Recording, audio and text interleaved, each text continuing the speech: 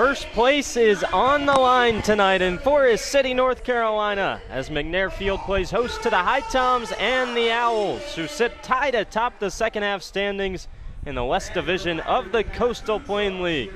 Good evening, everyone, and welcome to HiToms Baseball on HiTom Radio. Andrew Sullivan and Will Trubshaw with you as HPT battles for sole possession of the West Division for the first time since June 1st. As the HiToms have won their last four, and they come in tonight against the Forest City Owls looking for revenge, because the last time these two teams faced off here at McNair Field, it was 3 Hillier who walked things off in the 9th on fireworks night on July 2nd, as the Owls came from behind to beat the HiToms 6-5. Will, a big-time matchup between these two squads tonight. Yeah, I mean, that's putting it lightly. Now just 14 games left in the season. We're coming up on the home stretch here. Been saying a lot since the end of the first half, but it's for real now. These games mean a lot. This one, it's going to have a playoff atmosphere to it. I think these two teams in position at the top of the West Division here, and really, you take sole possession of first place here, and you like your chances. If you can keep things rolling, going downhill to maybe lock up that second half, first half spot and a playoff spot with it. Well, let's not waste any time. Let's get you the starting lineups first for the visitors, the Point-Thomasville HiToms, as we're just a few minutes away from first pitch. Here's how DJ Russ sends out his squad. A.J. Roush bats first and plays center field. Rowan Watt is the designated hitter, batting second. Jarrett Brown back over at third base again and batting third. He's hit 3 home runs in the last 3 games. Eric Grintz is behind the plate and bats cleanup. Vito Paterno out in left field. Brandon Stallman at first and batting sixth. Jose Vargas is over at second base and bats seventh. Josh Jones, a new HiTom, bats eighth and plays shortstop. And Cam Brantley plays right field and bats ninth. 2 new HiToms in the past day in Josh Jones, a shortstop out of Mount Olive, and Cam Brantley, an outfielder out of NC-A&T, in the starting lineup here against the Owls. The starting pitcher tonight for the HiToms is Hale Sims, the righty out of Charlotte. Yeah, take a look now at this Forest City Owls lineup. A little different look without Cam Fisher now. Power gone for the top of the lineup, but still very potent. They lead it off with the all-star Dylan Costa. He plays second base. Jacob Marcos behind him out in center field. Will Butcher, the slugger from UNC Charlotte, out in left field tonight, batting third. Will Samuelson over at first base. Clayton Keys gets the start at right field. 3 Hillier, who walked the Owls off last time the HiToms were here, bats sixth and is catching once again. Angus Pence over at third base. Garrett Dill in the 8-hole designated hitting, and Dalen Thompson, the shortstop, rounds out the starting lineup for the all-star lefty out of the University of North Carolina, Dalton Pence. That's right. It's time for baseball here at McNair Field. Will said it. The all-star Dalton Pence, his second straight start against the HiToms, his previous one coming back on that walk-off game on July 2nd. We're ready for first pitch at 7:05. It's hammered over to second, but right at the second baseman Costa. And A.J. Roush is retired on 1 pitch. Weather here at first pitch, 87 degrees, feels like 89. Some rain is possible later into the evening around 9 or 10 o'clock. Partly cloudy. Blue skies in front of us, dark skies behind us as Rowan Watt steps in from the right side. He's the DH today, batting second. 3 All-Stars in the starting lineup for Forest City, including Dalton Pence on the mound. His first pitch to Rowan Watt is sliced foul down the right field line.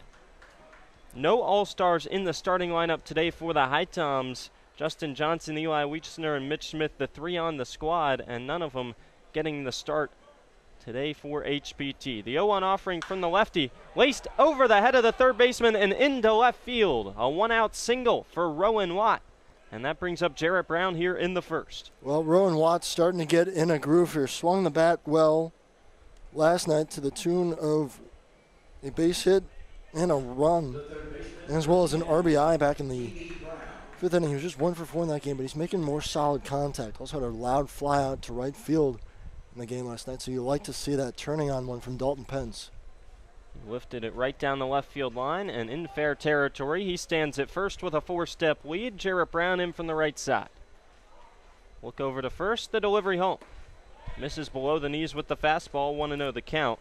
The umpires tonight, Scott Alexander behind the plate calling balls and strikes, David Mabe over at first, and Marcus Wilkie over at third. It'll be interesting to see how Dalton Pence pitches to Jared Brown here. Homers in 3 straight games for the HiToms third baseman. The 1-0 offering at the letters on the inside corner for strike one with the fastball. Well, you have your answer. Just pumping a fastball right by him. 3-pitch mix for the All-Star Dalton Pence. 4-seam, curveball, and changeup. 1-1 count, 1 on, 1 away in the top of the first in this battle for first place in the West. Swing and a miss and a nasty curveball in the dirt at the knees. Good velocity, too, for Pence from the left side, coming off Tommy John surgery, and he has been just remarkable this season. The ERA just a touch above 1. 1-2 the count to Jarrett Brown. 1 on, 1 away. Dalton Pence comes set on the mound. Look over to first, and he'll throw over that way to check on Rowan Watt. Watt picked up a stolen base last night against Tri-City. That makes him 2 for 2 on the season. He has a 4-step lead at first. Dalton Pence looks over there, now comes home.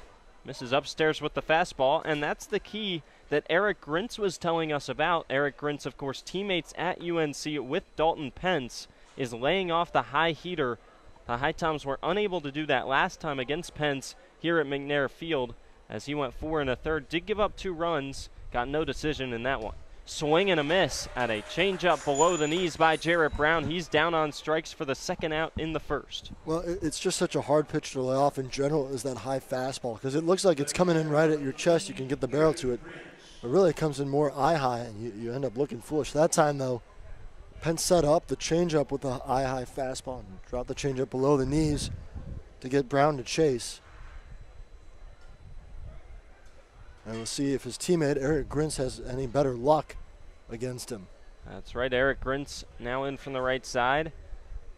7 righties in the lineup against the lefty Pence. First pitch on the inside corner for strike 1 to the HiToms catcher. Grintz, what felt like a slow night for him last night, was 2 for 4, 2 singles and a walk. Leads the team in batting average at .500 through his first 11 games played. Also leads the HiToms with 7 doubles. Runner goes from first. That one hit well out towards left. Staying right where he is and making the play just shy of the track is Will Butcher. So Grintz got jammed a bit on that one as he turned on it to left field. The HiToms get 1 hit in the first courtesy of Rowan Watt. Everybody else goes in order. And it'll be Hale Sims coming out for the bottom of the first. HiTom 0 and the Owls coming up on HiTom Radio.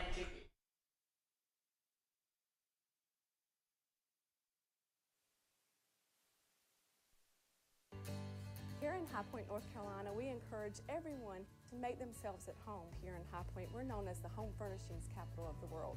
We have banked our past, present, and future highly on this industry.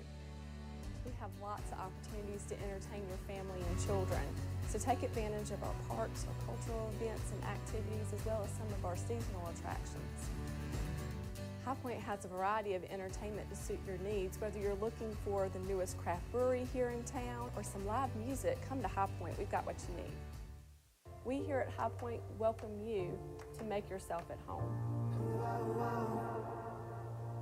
Novant Health offers unrivaled care for every woman at every age, stage, and walk of life. We know that the care you need today might not be the same care you need tomorrow, and we're proud to offer expert services that are as diverse and multifaceted as you are. So whether you're having a baby, battling cancer, or boosting your overall wellness, you can count on Novant Health to get you back to the things you love faster.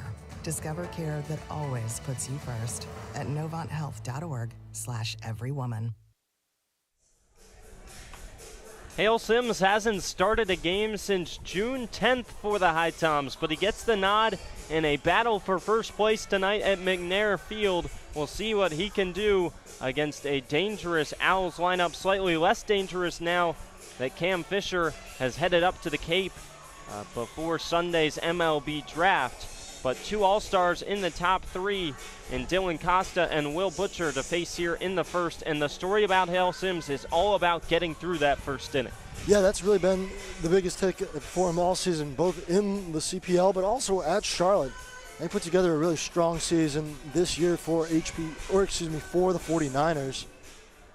That's right. He started 10 games in 18 of his appearances, 4.66 ERA and a 3-1 record, but that didn't translate to the starting role with the HiToms. Gave up 5 runs in each of the first innings of his 2 starts this season, a 15-2 loss to the Toms on June 5th, and a 15-4 loss to these Owls on June 10th, where he went 1 2/3, gave up 5 earned runs on 5 hits and 2 walks, just 1 strikeout on 15 batters faced. First pitch, up and away with the fastball as Costa showed bunt and pulled it back.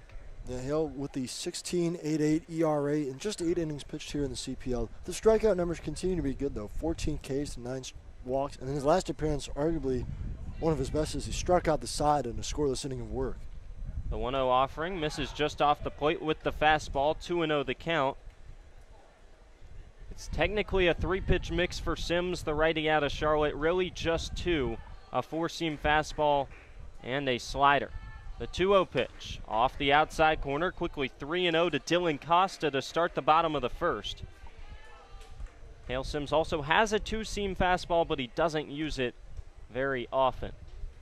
3 4-seam fastballs to start, all missing outside. 3-0 pitch at the letters for strike 1. You don't want to issue a leadoff walk to Dylan Costa here. More than anything for Sims, he works better too when there aren't men on base, as most pitchers will. Out of the windup, 3-1. Lifted right through the right side into right field. A 3-1 fastball, and Costa didn't miss it. It gets past the right fielder, Cam Brantley, and into second on an error is Costa to lead off the bottom of the first. Heads up base running by Dylan Costa. Saw that it was misplayed by Brantley out in right field. Just kind of picked the glove up a little too early. And Costa able to turn on the Jets. An auspicious start to Cam Brantley's time as a HiTom out in right, as he just bobbled that one, let it get right behind him.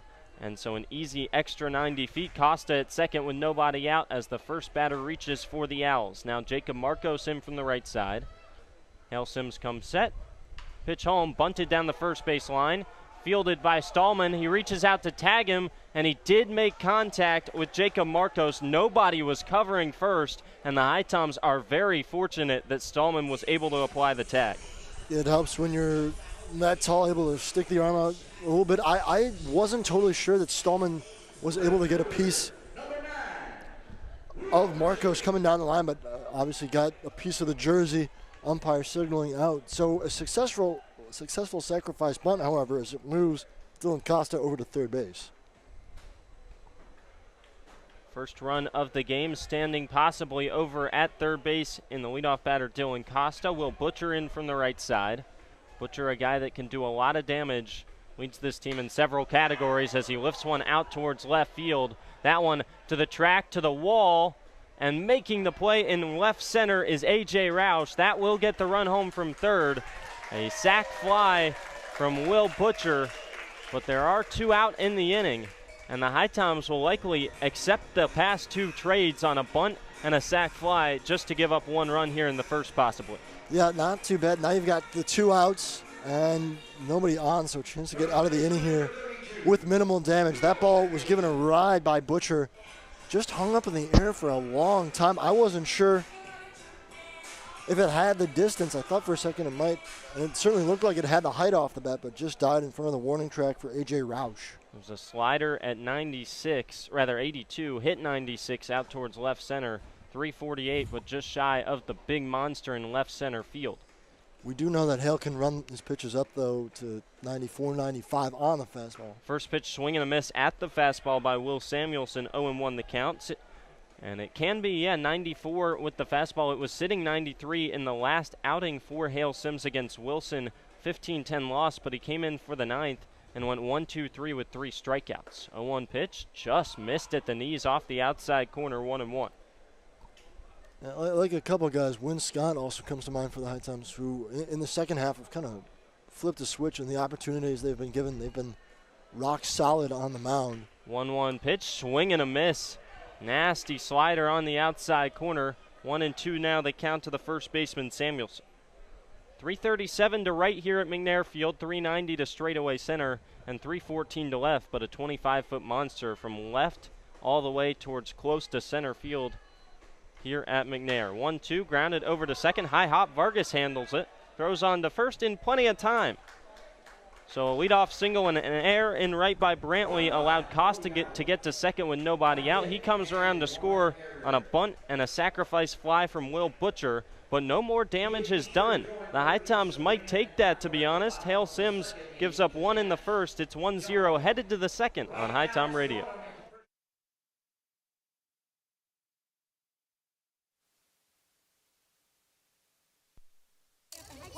Thank you for coming to my press conference. Don't worry, I just sprained my ankle. Novant Health said I'll be back in no time.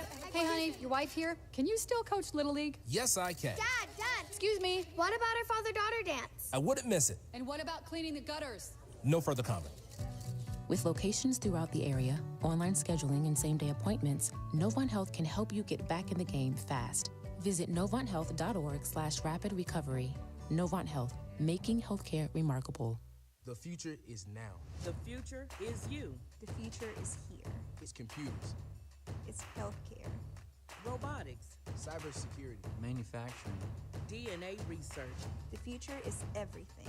the future is knowledge. community, Possibilities. hope, It's about family, having a career, Reaching goals, finding your purpose. your passion. believing in yourself. Davidson County Community College. The future is here.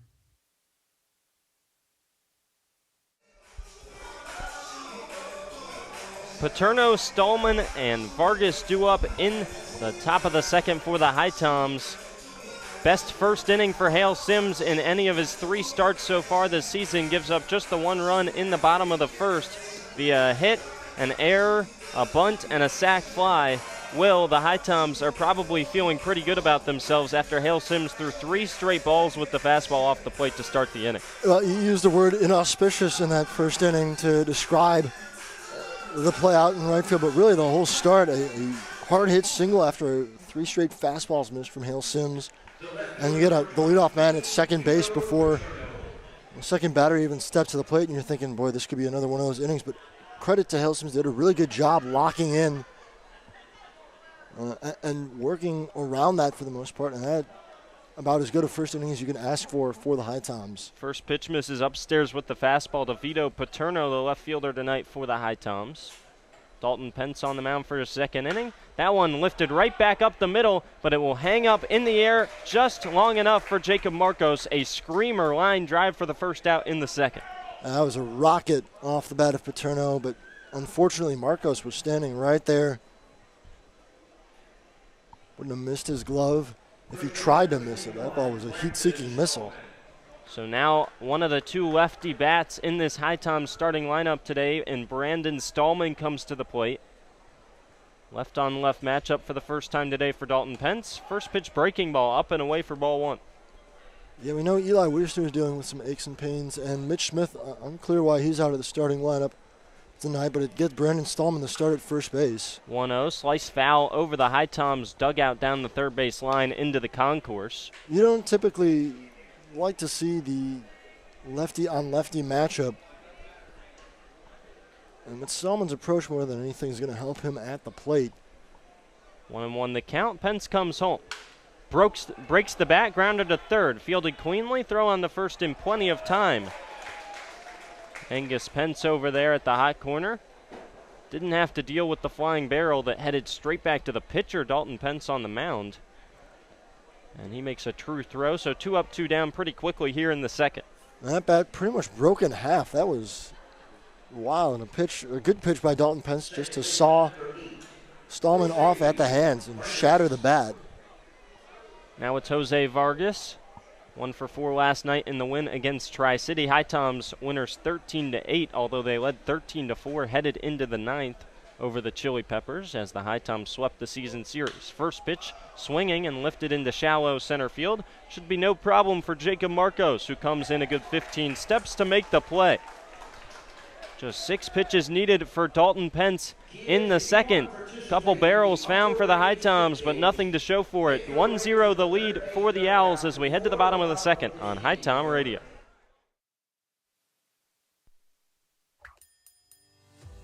So at Sheets, we really exist to make people's lives easier every day. In this moment, we have a once-in-a-lifetime opportunity to connect with some of our lucky fans to help make their dreams come true. How are you? I'm Ryan Sheets. Here's a brand new truck for you, man. A once-in-a-lifetime dream vacation to Turks and Caicos. Have you ever been there? No, I've never been anywhere. A check for $25,000? This is a testament to why everybody should be a Sheets freak. Hey everyone, Andrew Selliver here. Bring your group outing to Finch Field to watch the HiToms play all summer long.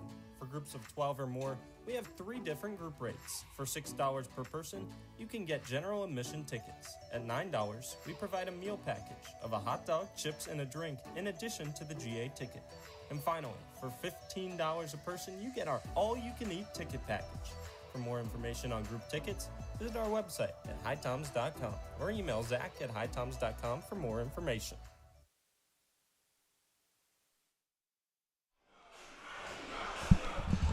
Two of the hottest teams in the Coastal Plain League doing battle tonight at McNair Field. At the moment, through 1.5, it's the Forest City Owls who lead it 1-0. Each team 1 hit thus far. 1 error on the HiToms out in right field by Cam Brantley as he misplayed a leadoff single from Dylan Costa in the first. Costa came around to score the only run of the game thus far. 5, 6, and 7 due up for the Owls, beginning with Clayton Keys in the second. Hale Sims on the mound for his second inning of work. Most recent 4 appearances for Sims have all been out of the bullpen, trying to make amends for his first 2 starts of the season that went relatively poorly. Out of the windup, the first pitch of the bottom of the second, chop foul on the fastball off the foot of Keys. Yeah, I mean, again, off to a good start in that inning, able to work around, allowing the 1 run off the leadoff hitter, but working around more damage. Whenever you get the leadoff man on like that and get him into scoring position via the air, you're worried about things spiraling out of control. Sim did a good job just to shut it down, and he stuck to the game plan. I think more than anything, just pounding the zone. 0-1 breaking ball, that pounds the zone. Right at the belt buckle, froze Keys. 0-2 for Hale Sims to start the second. Much better than the 3-0 count he found himself in against Dylan Costa to begin the bottom of the first. The righty winds and fires. Another breaking ball misses upstairs. Clayton Keys, the junior out of Southeastern, grew up in Calgary, Canada. One of 2 Canadians on this Forest City roster. The 1-2 pitch home. Fastball just missed upstairs. Yeah, how do you like that? Handful of famous baseball players from our neighbors up north. I think of Joey Votto, Larry Walker, a couple Hall of Fame type guys. The 2-2 pitch. Fastball that time finds the outside corner. Strike 3 looking, and Keys down for the first K of the day for Hale Sims. The other Canadian on this roster is Lucas Tuma, freshman right-handed pitcher out of USC Upstate who grew up in Toronto. Well, Hale Sims, well known as a strikeout guy, 14 Ks through 8 innings pitched for the HiToms. He also had 51 Ks in 46 1/3 this season for UNC Charlotte. Now it's 3 Hillier. First pitch swinging, lifted hard out towards right field. Going back now, coming in to make the play is Cam Brantley. 1 pitch, second out for the second inning for Hale Sims. And Will, what do you think it is that made Hale Sims struggle as a starter here in his first 2 starts of Coastal Plain League play? Well, you know, I think the thing is we've talked about his fastball. I mean, the velocity it's major league caliber, right? 94, 95 with the fastball. And he's got major leaguers in his family all throughout. Right? It's a baseball family, or the Sims. But I think it can be an adjustment, too, because when you're used to just throwing that all the time as your main pitch, and you get used to blowing it by guys, it's a different story in the Coastal Plain League. There are guys that can hit velocity. First pitch swinging, grounded to third. Easy throw across the diamond for Jarrett Brown. 3 up, 3 down for Sims in the second. It took Dalton Pence just 6 pitches. Hale Sims just needs 7. It's 1-0 Owls as we head to the third on HiTom Radio.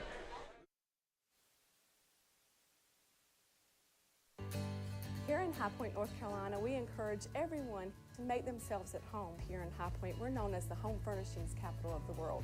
We have banked our past, present, and future highly on this industry. We have lots of opportunities to entertain your family and children. So take advantage of our parks, our cultural events and activities, as well as some of our seasonal attractions.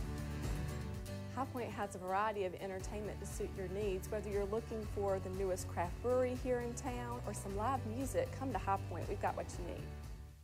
We here at High Point welcome you to make yourself at home.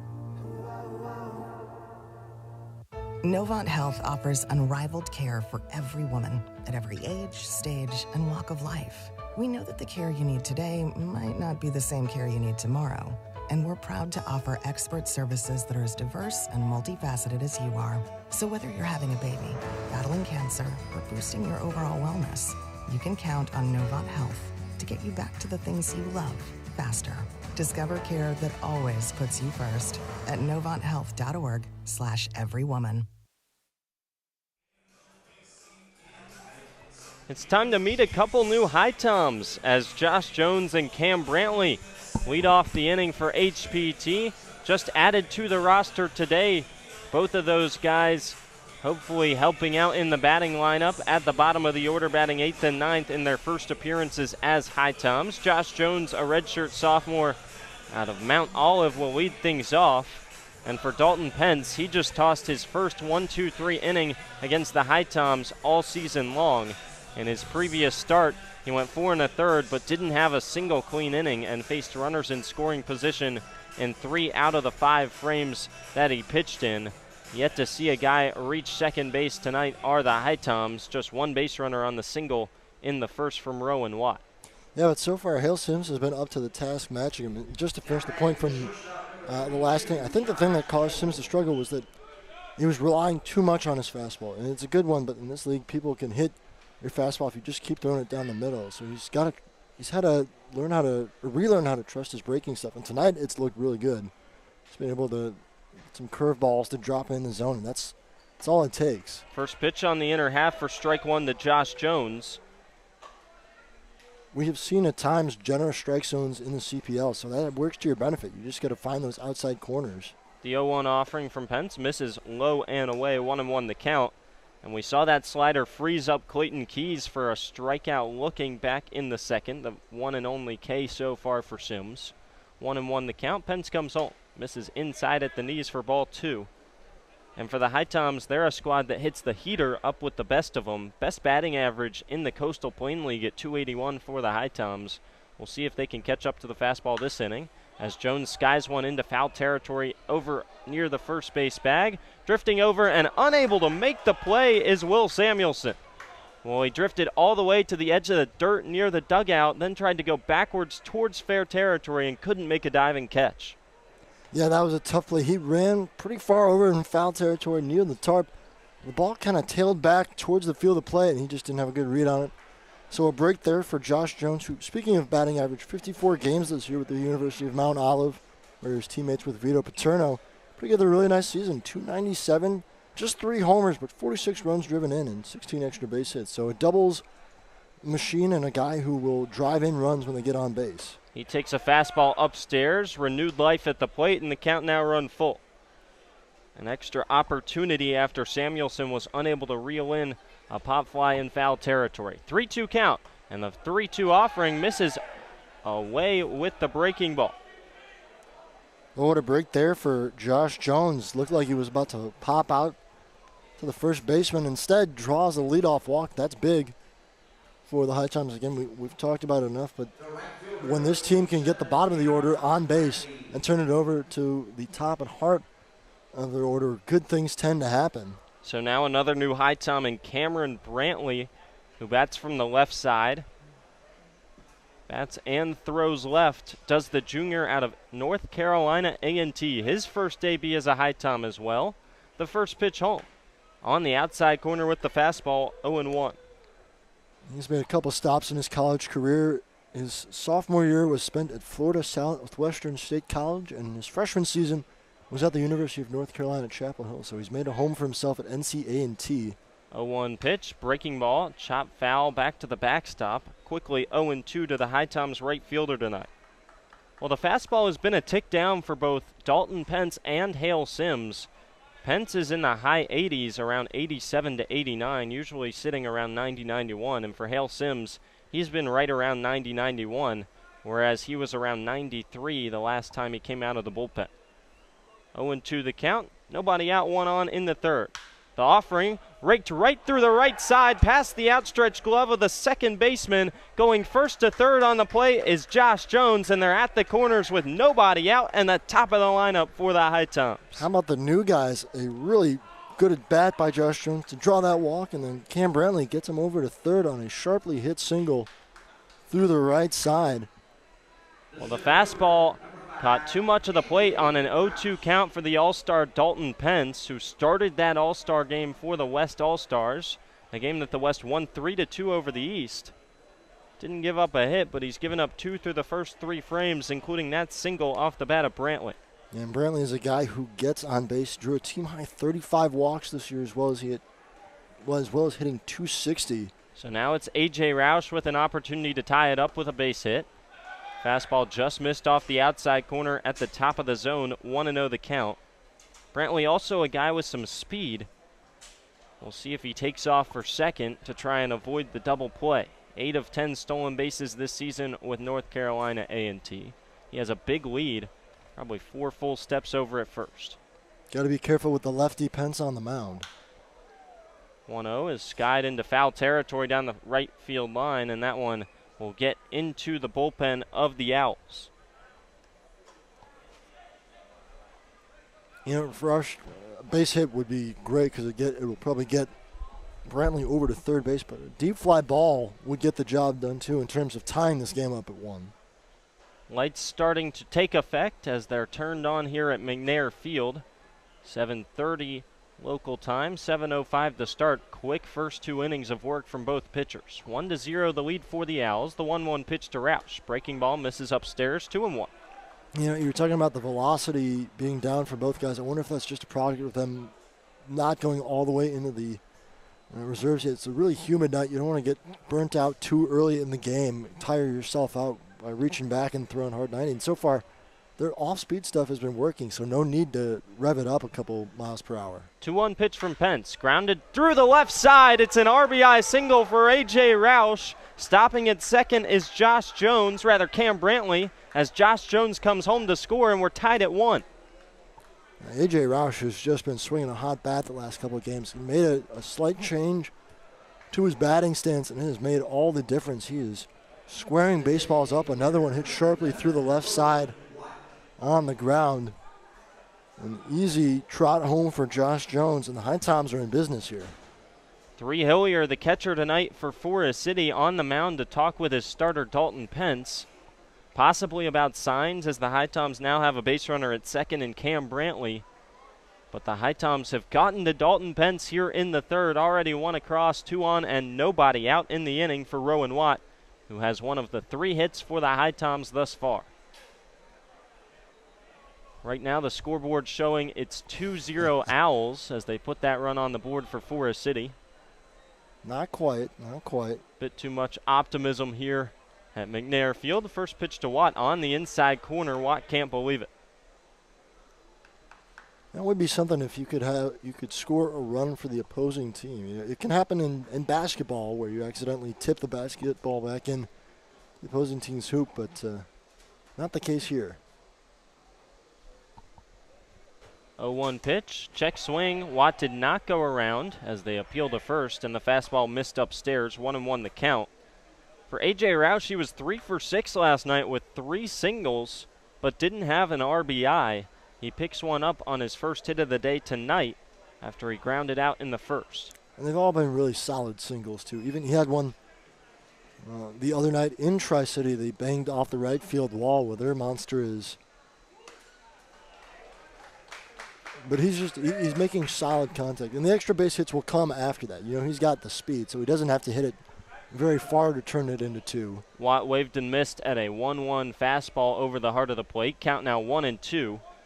2 on, nobody out here in the top of the third. HiToms threatening to take their first lead of the game. Pence comes set on the mound, looks back to second, and now delivers home. And it came up and caught Rowan Watt on the elbow. A fastball at 90 missed way up and in, and Connor Daly is out of the Owls dugout to come talk with his starter, Dalton Pence. Pence was on cruise control through those first 2 innings, but having some real difficulty here with the bottom of this HiToms lineup. A walk, a single, another single, and a hit by pitch. And the command has looked a little shaky too. So the base is loaded. First mound visit for either starter comes in the top of the third, as Dalton Pence has hit a roadblock and is in a huge jam with nobody out in the inning.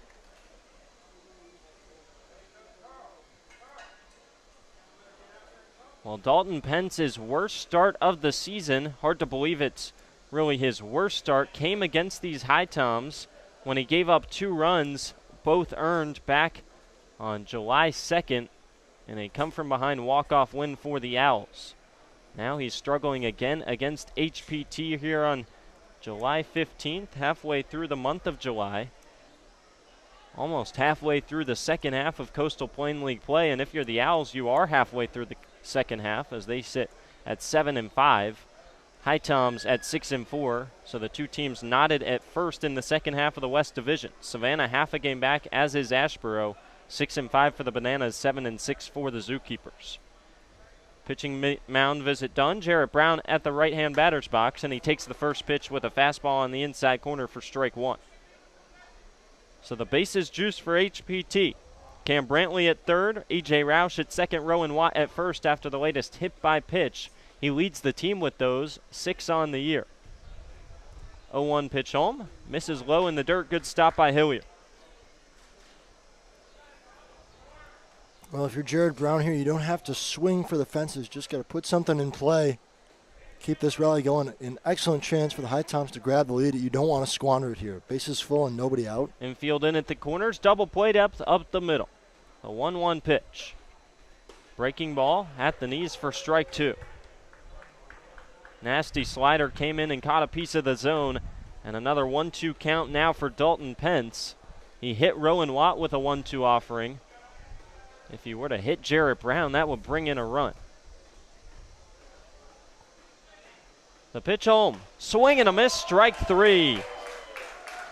Second K, both of Jarrett Brown so far for Pence, and there's 1 down, no more damage done thus far.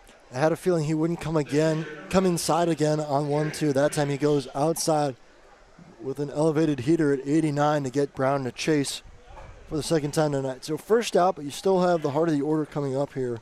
That's right, not out of the woods yet as the HiToms' hottest hitter and Eric Grins comes to the plate. Grins comes into tonight batting .500, flew out to left at his first AB. Bases loaded, the first pitch. Golfed out towards left, that one tails foul though. Had home run distance, but didn't quite have the right track. Well, the battery mates at UNC, that time Grins kind of knew what to expect on the first pitch, just out in front of it. Got a first pitch heater on the inside corner and cranked it, but well fouled down the left field line. Yeah, you're right. It had the distance. I don't know if it had the height, though. Might have banged off the wall. It's 25 feet high out in left field. The 0-1 pitch from Pence. Check swing on the elevated fastball. Grint's able to lay off. 1-1 the count. That's the pitch that the HiToms were fooled at so often in the first start for Pence, was that elevated fastball, as it appears as if that four-seamer just keeps on rising. This time Grint's able to hold up. 1-1. Pence looks over to first, now to second, now comes home. Swing and a miss at the breaking ball in the dirt. Nasty slider, and Grint's was fooled. He tried to hold up, he could not. No way to keep the barrel back on that one as the bottom just falls out of his slider. I mean, that was nasty. And underrated and good stop by Hiller. If he doesn't pick that with his backhand, probably gets to the backstop and will go ahead run scores. 4 strikeouts and 4 1/3 against HPT last time for Pence. 2 strikeouts through 2 1/3 now, and would love a second strikeout of Eric Grintz. Anything deep enough to the outfield should score Cam Brantley from third, who has great speed. HiToms hoping to get in the lead for the first time tonight. They left the bases loaded 3 times last night. 1-2 pitch, another breaking ball misses in the dirt. This time Grintz lays off. Skipped a couple feet away from Hillier, but not far enough away for anybody to advance on the base paths. Well, a good take by Grintz after he was fooled by a breaking ball in the dirt. This time wisens up a little bit and lays off. Not a bad idea by Forest City to go back to it too and try to induce another chase. After 16 pitches in the first 2 innings for Pence, 25 already into the third. 2-2 the count to Grintz. Bases loaded with HiToms, 1 away. Wind now blowing in from straightaway center. The 2-2 pitch home. Swing and a miss at the fastball off the outside corner. I think that time Grintz was expecting off speed and was just fooled. Couldn't get the barrel to the bat, and he's down on a strikeout. So back-to-back Ks for Pence after he loads the bases. You don't want to squander this opportunity. We saw the HiToms a couple times last night leave the bases loaded, but they were able to get more than 1 run out of it too. So the HiToms down to their final out here in the third. Pence an opportunity to leave them loaded. First pitch home, golfed up the middle, over to play it at short is the shortstop Thompson, and he steps on the second base bag. Well, the HiToms got 1 off a hit by pitch, rather an RBI single from A.J. Roush, had them loaded with nobody out and leave them loaded without getting another run home. A great effort out of Dalton Pence to escape a jam. HiToms even it up, though, as we head to the bottom of the third on HiTom Radio.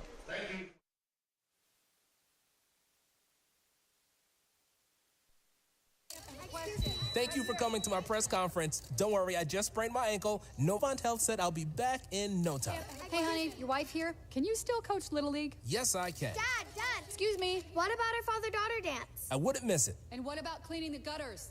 No further comment. With locations throughout the area, online scheduling, and same-day appointments, Novant Health can help you get back in the game fast. Visit novanthealth.org/rapid recovery. Novant Health, making healthcare remarkable. The future is now. The future is you. The future is here. It's computers, It's healthcare. Robotics, cybersecurity, manufacturing, DNA research, The future is everything. the future is knowledge. community, Possibilities. hope, It's about family. Having a career. Reaching goals, finding your purpose. your passion. Believing in yourself. Davidson County Community College. The future is here.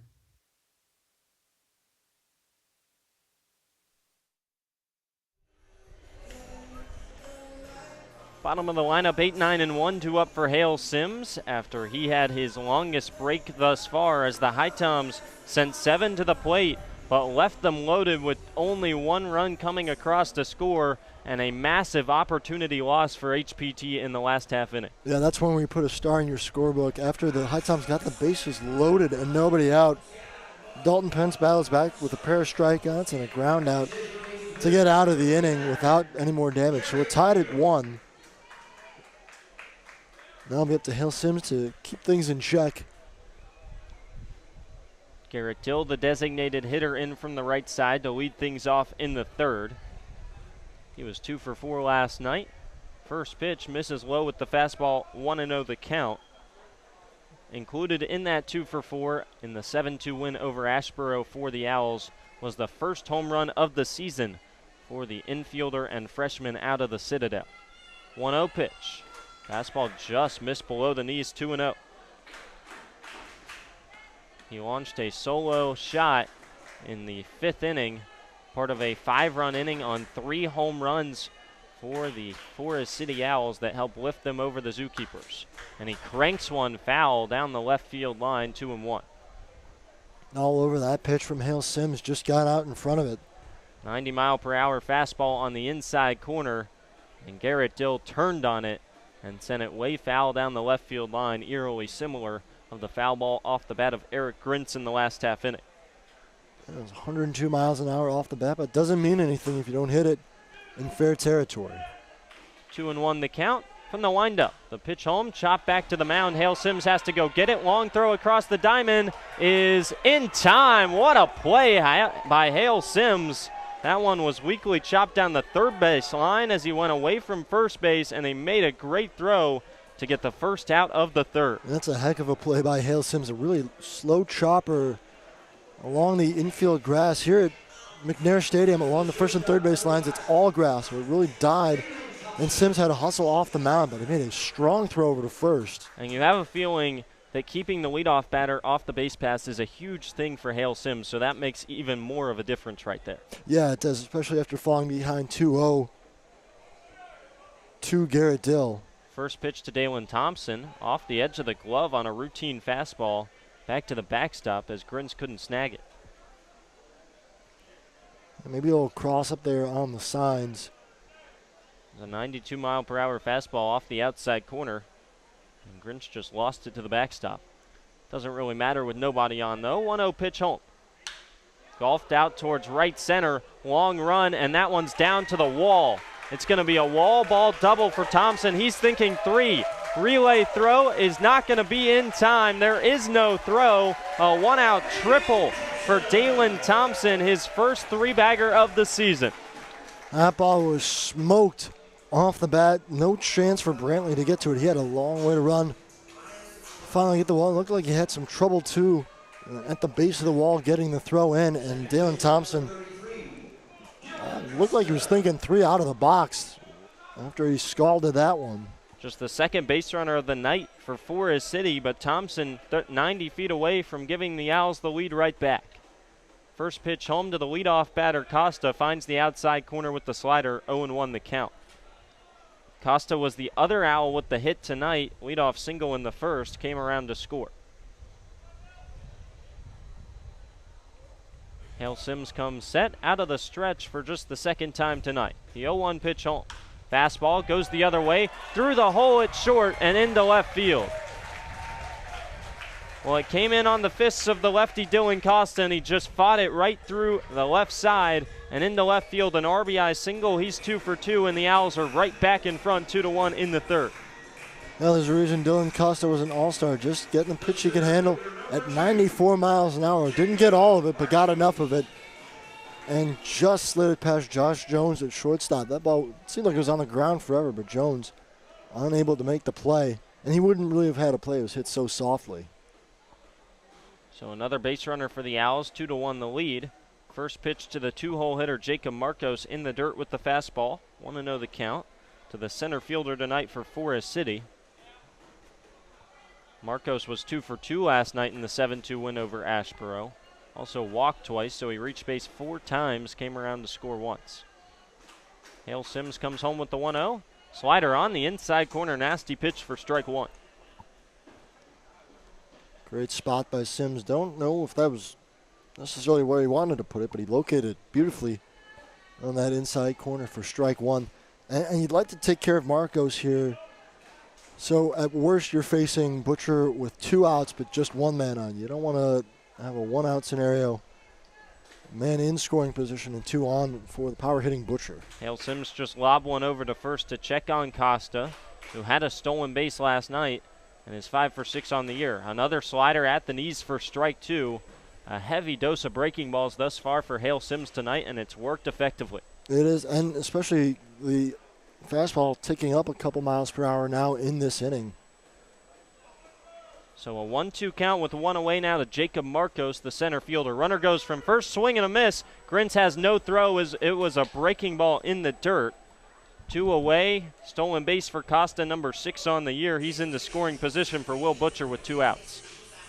Well, again, big to take care of Marcos with the strikeout. Another breaking ball that time going all the way down in the dirt. Marcos going down to a knee, trying to get it. So a big second out, runner in scoring position in Costa, but all you have to do is take on Butcher. That's easier said than done. Will Butcher leads this team in runs scored, hits, as well as home runs, RBIs, and walks.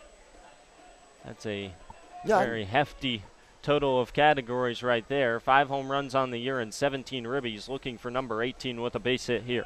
I didn't say it'd be easy, but First pitch, chop foul down the third base line. All you got to do is get one out as opposed to two while facing Butcher. 2 strikeouts now for Hale Sims after he used 3 straight sliders, all 3 for strikes to retire Jacob Marcos. Well, Samuelson waits on deck. Butcher at the plate from the right side. Sophomore out of UNC Charlotte, where he hit .249 this season with 11 bombs. 0-1, missed just below the knees, 1-1. It's an interesting season for Butcher at Charlotte. Similar power numbers to his first year, but with a handful more at bats, the average was down at .249. He batted .328 and was a freshman All-American for the 49ers. 1-1, nasty swing and a miss at a high slider. 1-2 the count to the left fielder. You know, the elevated slider, don't see that all that often. But Sims, again, going upstairs, and Butcher might have been expecting a fastball. Light rain starting to trickle down here at McNair Field as the skies darken behind us. There was a chance of rain coming into the evening, not expected until later. Slider goes all the way to the backstop. Not sure how it missed Will Butcher as it came inside. 2-2 the count, and an easy extra 90 as Costa stands now at third. I don't know how Miss Butcher or his bat didn't really get the barrel out of the way. Fortunate there for Hale Sims, but now you've got the runner 90 feet from scoring. So a base hit will get the job done. Light crowd here at McNair Field. Couple ducking for cover under the overhang in the seats here behind home plate. Wind stands still on the flags in center, but you can hear the rain on the metal roof. 2-2 the count, 2 away, runner at third. Pitch home, misses low with the fastball. I like the idea. Try to speed him up on the inside part of the plate, but Butcher would not bite. It was just a little too low. Butcher also contributed to that 3-home run inning last night with a 2-run blast of his own, that being his 5th. The 3-2 pitch home. Slider, chop foul, great play at third by the base coach for the Forest City Owls. He barehands it and tosses it right back to Hale Sims. Cat-like reflexes over there. That ball was coming in hot. Barely had to move. Two-handed snag with the bare hands. You think about it, most of the coaches in this league are not that far removed from their playing days, so they're still in very good playing shape. Certainly are not. Will Butcher, the all-star, in a 3-2 battle here with Hale Sims. Ball got onto the field in right field. Nobody noticed, so we'll play away. 3-2 offering. Misses low with the fastball. And a great AB from Will Butcher as he's aboard, and they're at the corners now with 2 away, and the cleanup batter, Will Samuelson, steps to the plate. Well, just a good job to battle back from down 1-2. In the count for Butcher, draws a walk. Not the end of the world for Hale Sims, better than giving up a run. But now with men on the corners, running out of room to put batters. You want to hopefully take care of Samuelson, who grounded out to Jose Vargas his first time up. Rain becomes a little bit more steady here in Forest City, North Carolina. As Will Samuelson in from the left side, right on left matchup. First pitch slider misses below the knees. Well, it seems almost as if Hale Sims has now almost split 50-50 between sliders and fastballs to try and keep these Owls off balance and guessing at the plate. A little bit out of the zone, though, lately, as the fastball misses low, 2-0 the count. Dangerous spot here against Will Samuelson, who hit his first home run last night. Also a part of that 3-home run inning. His as well, a 2-run blast, just like Will Butcher's. 2-0 the count. Hale Sims comes set, and the offering home. Misses upstairs, 3-0. Just 1 walk so far, that being the latest AB against Will Butcher, although Hale Sims also fell behind 3-0 to Dylan Costa to begin the first. That AB ended up in a single to lead off the inning as Costa came around to score. Hale Sims comes home with the 3-0, and he misses low with the fastball. So the base is now loaded for Forest City in the bottom of the third. This time with 2 away as Eric Grins takes a trip out to the mound. Back-to-back free bases allowed by Hale Sims. And Will, what do you think Eric Grins is talking things over with his starting pitcher about? Well, I'm sure for one, just going over signs, maybe going over the game plan for this at bat with a runner at second now. So you avoid having to put signs down, and maybe the Owls picking up those signs to get an idea of what might be coming. But other than that, maybe just settling down as big righty too. Got to the second out with a strikeout and had just a man standing at second base, and he thought, well, he might be able to get out of it when he did to head 1-2 on Will Butcher, but ends up walking him, and now he walks Samuelson back-to-back. So just tell him to relax, keep using what's been working. So the sliders haven't missed by a whole lot these last couple of bats. First 2 walks. Now the first pitch home at the knees with the slider for strike 1 to Clayton Keys. Both Wills were walked in this lineup here in the third on back-to-back free bases. And now Clayton Keys, who's just playing in his 4th game as a Forest City Owl, looking for his first RBIs with Forest City as well, and a big opportunity in the bottom of the third. 0-1 pitch, bounces at 58 feet. Great stop by Eric Grins. Took a big hop up into the chest protector. Even tougher play for Grins to make, but he kept it right on the chest, didn't let it kick away from him. Tucked the arms in and squeezed it right into the body, not allowing any advancement from Dylan Costa, who stands at third. It's Butcher over at second after he walked, and a walk of Samuelson puts him on at first. 1-1 the count now to Clayton Keys from the right side. Right on right, the pitch home. At the knees with the fastball, 1-2. Keys hit 175 this season with Southeastern. Went to Bishop Carroll High School up in Calgary. And he has a big opportunity to extend the Forest City lead in the bottom of the third. Hale Sims looking to leave him loaded.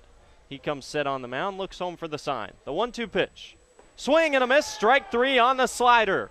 He got him to fish at an away breaking ball, and Hale Sims does just what the opposing starter Dalton Pence did in the top of the inning. He leaves him loaded. It's 2-1 Owls as we head to the 4th on HiTom Radio.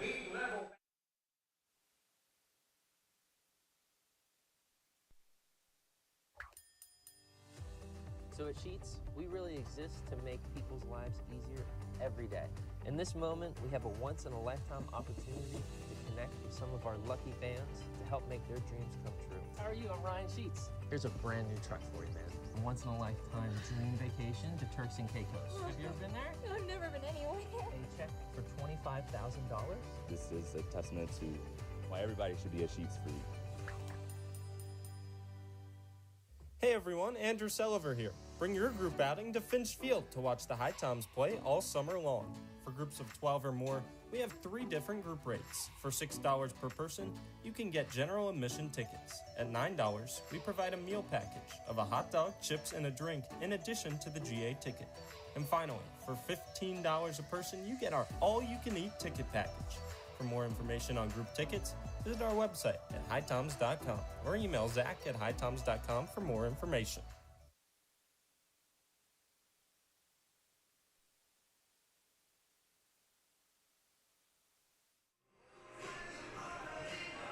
Both teams leave them loaded in the third inning, each team scratching across one as the starting pitchers have eerily similar lines so far. 43 pitches for Dalton Pence, who's on for his 4th inning of work. He's given up 3 hits and 1 run, 1 error in the field by the HiToms, none for the Owls. And for Hale Sims, he's thrown just 1 more pitch at 44, also given up 3 hits.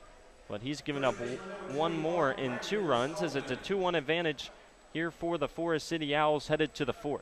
Yeah, Pence just a hair better in this start so far, but only because he's got the 1-run lead at the moment.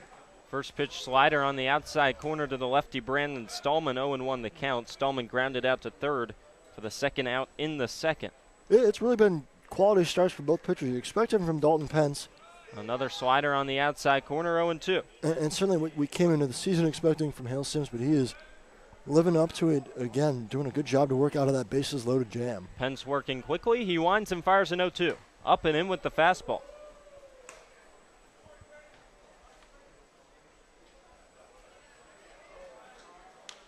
Long looking for the sign. He nods yes. Pence delivers.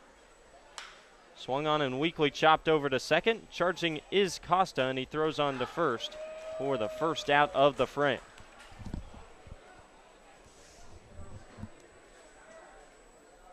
Now that time, Brandon Stallman didn't break his bat, but just turned on one to the right side and an easy 4-3 put out for Dylan Costa. I mean, the HiToms are continuing to see the ball well out of Dalton Pence's hand. They're making a lot of contact. It's just more often than not, it has been at the Owls. Especially that screamer off the bat of Vito Paterno at 101. First pitch misses for ball one to Vargas. Switch hitter bats from the right side against the lefty Pence, who winds and fires and misses low with the fastball 2-0. Next pitch will be number 50 for the lefty out of UNC. Didn't play in his freshman year as he was recovering from Tommy John. 2-0, sliced down the right field line, tailing into foul territory, and there is no play for either the first baseman or the right fielder for Forest City. 2-1 to Jose Vargas. Vargas offering at the 2-0, a little low. He kind of just one-handed it out in the foul territory. 2-1 pitch from Pence. Chop weakly over to third, but it will be fielded in foul territory to the left of the bag, and it's 2-2. So for Pence, the last time he pitched in live action ahead of this summer with Forest City was with Cherryville High School, where he was a all-state member as well as an all-conference member. He also played first base. 2-2 pitch. Misses low with the fastball, 3-2. Expected to be a key arm in the UNC bullpen or possibly starting rotation next year, a Tar Heels team that came up just short of Omaha this year, falling to Arkansas in the Super Regional. 3-2 pitch. Breaking ball lifted out towards deep left field. Going back and shy of the track is the left fielder Butcher to make the play. Slider hung up in the zone, but Vargas couldn't quite get enough of it to deep left field. And a tough pitch. Another swing for Vargas where it kind of looked like he was just reaching out over the plate. It was up in the zone, a little bit off the plate, and all he could do was fly it out to left field. But yeah, like you said, at UNC and at any school, quality left-handed pitching is hard to come by. So if you got a guy like Dalton Pence who's doing this in summer ball, if you can duplicate it next year, that's top of the rotation stuff for UNC. First pitch found the outside corner for strike one to Josh Jones, who walked in his first debut as a HiTom. He checks his swing at a fastball just off the outside corner for ball one.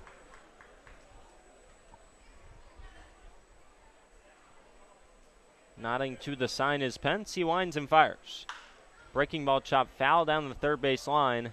DJ Russ decided not to try and bare hand that one. Hot screamer off the bat of the righty Josh Jones, and the head man for the HiToms thought smartly and quickly got out of the way. A 1-2 pitch home. Up and away with the fastball, 2-2.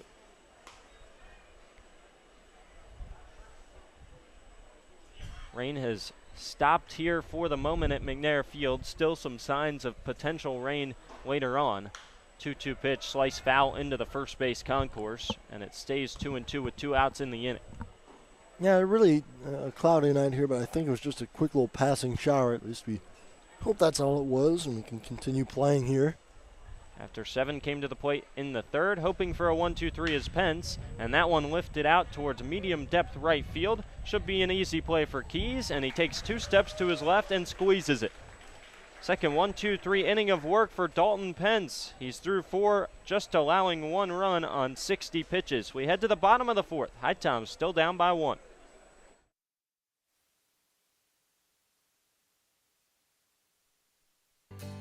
Here in High Point, North Carolina, we encourage everyone to make themselves at home. Here in High Point, we're known as the home furnishings capital of the world. We have banked our past, present, and future highly on this industry. We have lots of opportunities to entertain your family and children. So take advantage of our parks, our cultural events and activities, as well as some of our seasonal attractions.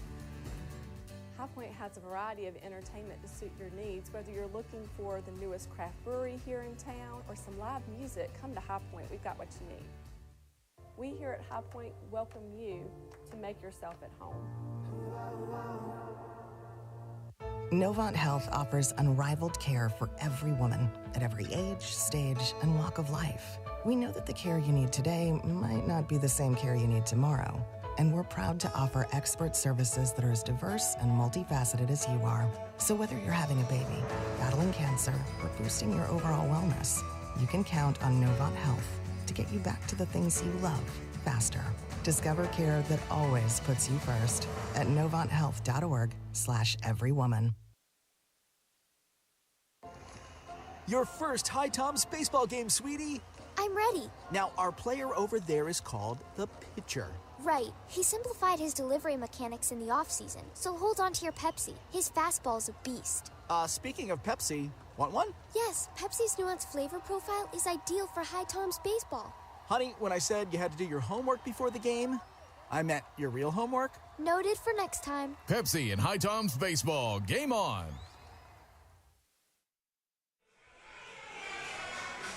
Well, the first three pitchers expected tonight for the HiToms were Hale Sims, Luke Barrow, and Wesley Buck, all three who have struggled of late, and they were going up against the all-star starter in Dalton Pence. Hale Sims' night is done, but the job was well done as he kept it close, just 2-1 the lead for Forest City as Barrow enters the game. Yeah, I mean, Hale did his part. 3 innings pitched, 3 hits, 2 runs, both of which were earned. He struck out 3 batters and walked 2, but those came in his last inning of work, and they wouldn't come around to bite him as he left the bases loaded. I thought a great start. I'm a little surprised that he came out after just the 3 innings of work. I thought he could have gone one more, but DJ Russ choosing to go to the bullpen here and get Luke Barrow out for his couple innings of work. 44 pitches against 14 batters faced for Hale Sims, a much improved start to his previous 2 with the HiToms. And it wouldn't shock me to see him back in the starting role a couple days from now as well. It was all about keeping it close and trying to get to the bullpen for the HiToms. They've done the first part. Can they do the second part? We'll have to wait and see as Dalton Pence is through 4, allowing just 1 run. Luke Barrow's most recent outing was one he'd like to forget. 8 pitches, all 8 balls against Tri-City, and the first pitch misses outside to the leadoff hitter in the 4th, 3 Hillier. On the season for Barrow, numbers have varied a little bit. The 1-0 pitch home, again misses outside 2-0. As I was saying, 8 straight balls, 2 straight walks when he came into the 8th inning for the HiToms against Tri-City on Tuesday in a close 1-run game. And then he was taken out in favor of Jacob Halford, who got out of a bases-loaded jam, keeping the lead, and then got out of the 9th as well to get the save. That one somehow found the outside corner with the fastball. Sarcastic cheers from the Forest City fans at McNair Field. 2-1 the count.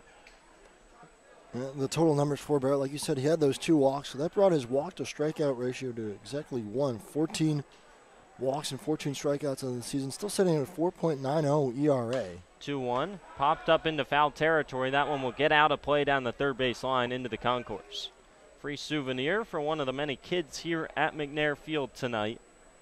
Count now even at 2-2 with the catcher 3 Hillier. Well, 3 Hillier was linked to the Coastal Plain League before he even played. His father, Bill Hillier, coached for the Ashboro Copperheads in 1998 before they changed their name to the Ashboro Zookeepers just a few years ago. 2-2 pitch to Hillier. Off the outside corner, 3-2 on the fastball missed. His father, Bill, has a great baseball background, played in the Cleveland Guardians system, and then he went on to coach as a pitching coach for Duke for 5 years in the 90s, head coach at UNC Asheville for 2 years before becoming the head coach at Duke for 5 years. Hillier in from the left side, the 3-2 from Barrow. Foul ball off the edge of the glove of Eric Rintz, a bit frustrated as he couldn't squeeze that one to secure the strikeout, and Hillier gets another opportunity. Yeah, frustrated, but not really his fault. That ball had some wicked backspin on it. Would have been impressive if he could have hung on for the foul tip out. After Bill Hillier finished his duties with Duke in 2005, he stepped away for the game for a while, and then he ended up coaching both of his sons, including 3 who's at the plate now at Asheville High School. 3, a sophomore at Liberty now, faces another 3-2, and he pops one up over our heads and into the parking lot. But, you know, you had to think that at least one of the sons of a pitching coach would end up being a catcher, right? Someone's going to know what signals to put down. What a good catcher at that in 3 Hillier. And he has come up with clutch hits all season for Forest City, and of course none more memorable than that walk-off he had against the HiToms on fireworks night here.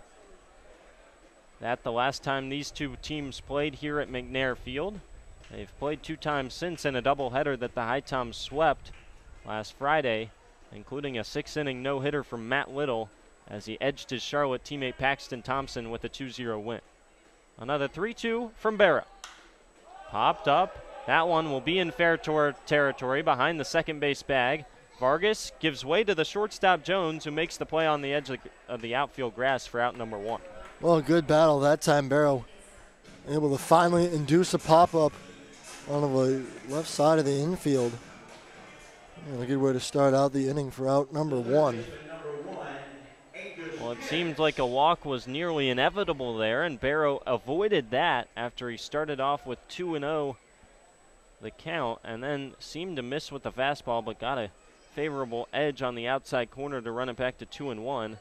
And a long battle on 8 pitches is won by the righty reliever out of Coastal Carolina. Now he faces Angus Pence, first right-on-right matchup for the reliever for the HiToms.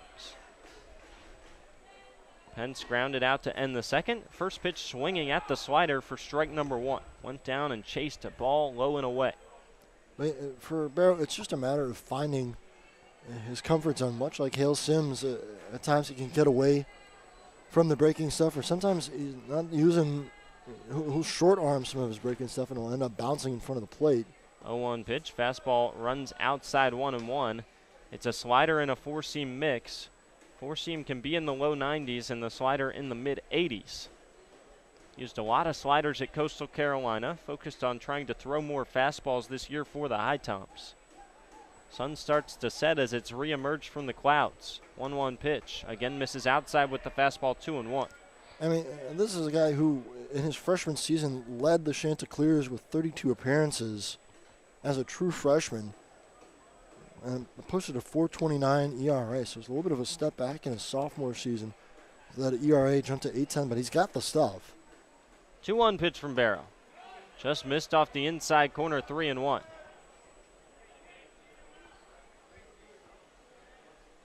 Heavy doses of fastballs here to start the AB against Angus Pence.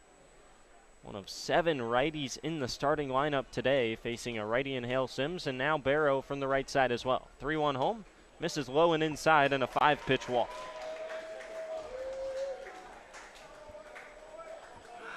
Well, that time Barrow unable to get it close enough to the zone to induce some swings as he was able to do with Hillier. Pence able to lay off and draw the 5-pitch walk. Well, walks were the story for Luke Barrow this season with Coastal Carolina. 13 appearances, 10 innings pitched, gave up 9 earned runs on 8 hits and 11 walks to just 8 strikeouts. Only 1 extra base hit, but the free bases came back to cost the righty with the Chanticleers. And that is already his 15th walk in CPL play to 14 strikeouts. Quickly behind Garrett Dill as he runs another fastball and pulls it past the outside corner for ball 1. Yeah, I mean, it's hard to throw when you're putting men on base. For one, you're working harder because you have to throw more pitches. He checks over on the runner Pence at first, comes set, and delivers home. Fouled back on the hands into the netting behind home plate. 1-1 the count to Dill. Luke Barrow, kind of the homegrown guy on this HiToms team, along with Avery Kane and Wynn Scott, a couple arms that grew up right around the High Point-Thomasville area. Luke Barrow growing up in Oak Ridge and attending Westland Christian Academy, just 15 to 20 minutes down the road from Finch Field. Runner goes, swing and a miss, no throw from Grintz as the slider missed in the dirt. It did draw the chase of Garrett Dill, who's behind in the count 1-2, but a second stolen base for the Owls tonight puts Pence in scoring position. You'll trade the stolen base for the strike there. Pence had a good jump, so even if if Grintz was able to field it cleanly, I don't know if he would have had a chance to throw him out at second base. 2-1 the lead for Forest City in the bottom of the fourth. Possible third run in scoring position now. A 1-2 offering to Dill. Lifted down the right field line, but that one will tail out of play. One hops the wall of the bullpen for the Owls, where nobody is even in the area. That hints, not even hints, just tells you that the Forest City Owls are perfectly fine to send Dalton Pence out for at least another inning. Well, like you said, he is working on an insane amount of rest. Having not pitched in a CPL game since July 2nd in the All-Star game, and the 10th was a full 5 days ago now. Only threw one inning in that one as well. Still 1-2 the count to Dill. Barrow comes home. Misses outside pretty poorly in the dirt. Good backhand stop by Grintz on the slider, 2-2. Well, that's been the miss so far tonight for Luke Barrow, has been to pull the pitches, whether it be the fastball or the slider, into the left-hand batter's box. We'll see if he comes in possibly with a challenge fastball in on the hands of the righty Garrett Dill here. The designated hitter waits for a 2-2 pitch that is delivered by Barrow. Foul tip on the fastball, elevated, and that one gets to the backstop. That was a great pitch by Luke Barrow. Dill just able to rise up to the challenge, get a piece of it with the bat. Challenged him with 91 on the heater.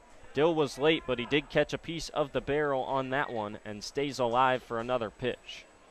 Dill bats .241 so far for Forest City. Through 16 games played, the freshman out of the Citadel, where he hit .261 in year number 1 in 9 starts. Time called as Pence retreats back to the second base bag. Garrett Dill steps out, readjusts the batting gloves, back into the right-hand batter's box.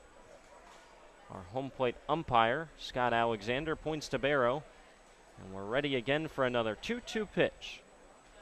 It's on the way, and it's lined right at the shortstop, Josh Jones. Quickly back to second is Angus Pence, a hot shot for the second out of the inning, and there's one left to try and get for Luke Barrow and try and hang another 0. To do so, he'll have to face Dalen Thompson in the 9-hole. Well, another good battle, this time with the 8-hole hitter, Garrett Dill. And the ball hit right on the screws, but right at Josh Jones. Wouldn't have had a chance to get Pence over at second base. Jose Vargas wasn't covering. But now 2 outs away. Make sure that you don't allow Pence to get over to third base. Several long ABs to start the inning. 1 on, 2 away. Dalen Thompson in from the right side. Barrow long look to second. Now comes home. Fastball up and in as Dalen Thompson ducks out of the way of that one for ball number 1.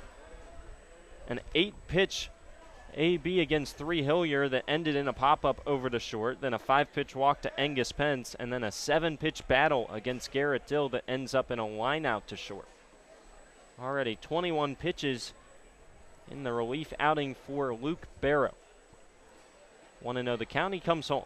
Swing and a miss at an elevated fastball. He challenged Dalen Thompson and evens the count to 1-1.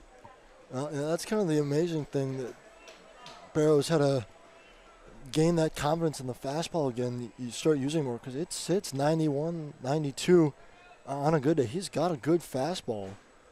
And right there just blew it right by Dalen Thompson. No reason to not use it. And set up the slider as well. 1-1 pitch from Barrow. Swing and a miss at another challenge fastball inside, 1-2.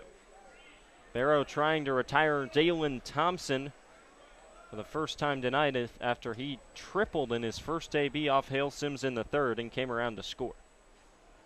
The freshman out of Campbell, where he batted .217, played in 26 games for the Camels. Another postseason team after they won the Big South and made it to the Knoxville Regional before being eliminated by the Georgia Tech Yellow Jackets. 1-2 pitch home. Swing and a miss on a chase in the slider in the dirt.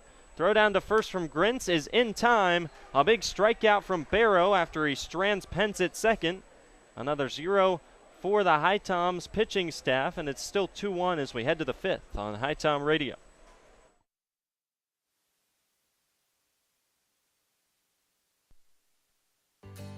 Here in High Point, North Carolina, we encourage everyone to make themselves at home. Here in High Point, we're known as the home furnishings capital of the world. We have banked our past, present, and future highly on this industry. we have lots of opportunities to entertain your family and children. So take advantage of our parks, our cultural events and activities, as well as some of our seasonal attractions. High Point has a variety of entertainment to suit your needs. Whether you're looking for the newest craft brewery here in town or some live music, come to High Point. We've got what you need. We here at High Point welcome you to make yourself at home.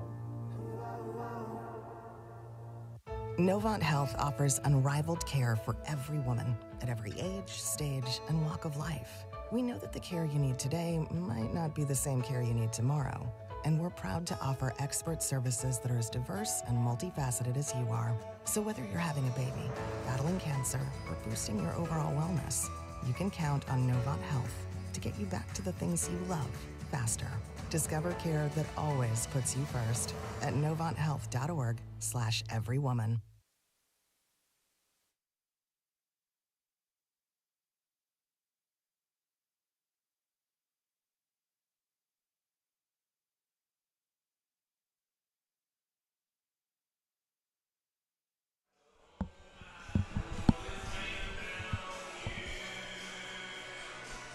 Well, Dalton Pence has gone over 4 innings in 4 of his first 6 appearances with the Owls, so it should come as no surprise that he's back on the mound here for the 5th.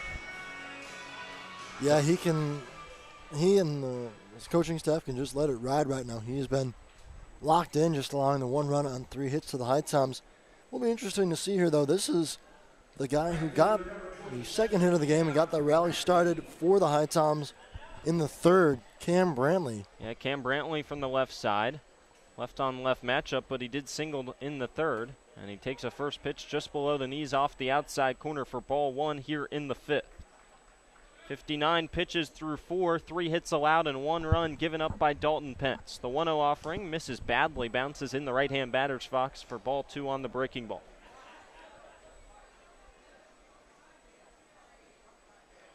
Well, Cam Brantley is a patient hitter, and he won't chase anything as he swings and fouls back a fastball in on the inside corner over the stands into the parking lot for strike number 1.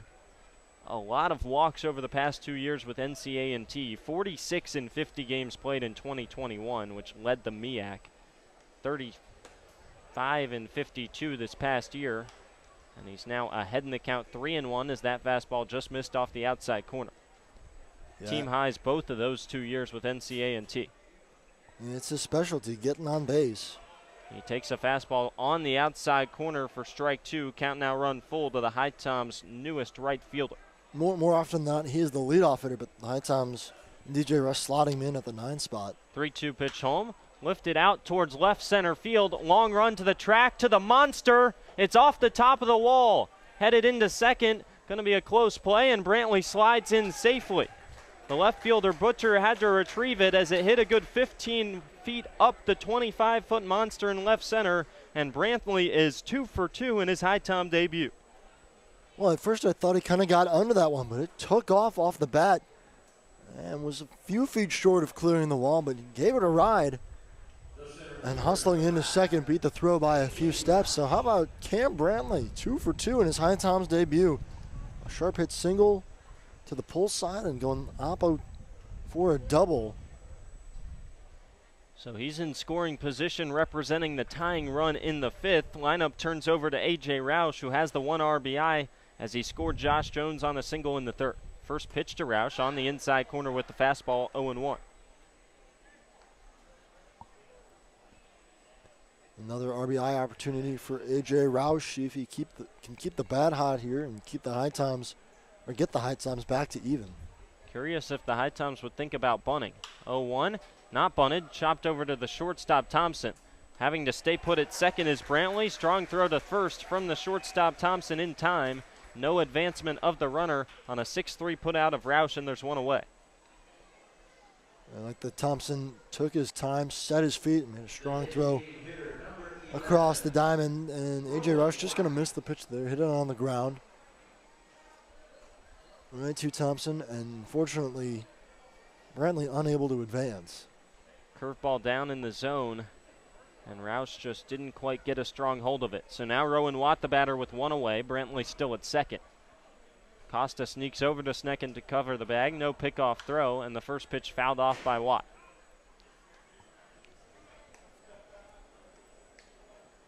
Well, Rowan Watt's batting average continues to climb, was below the Mendoza line for a while with the HiToms. A 1-for-4 night last night. Gets him to 213 on the season. Had an RBI last night as well.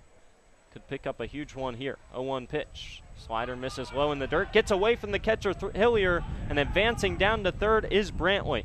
Well, it only snuck about 5 feet behind home plate, but Hillier lost it for a while. When he found it, it was behind him, and a big 90 feet advances Brantley to third.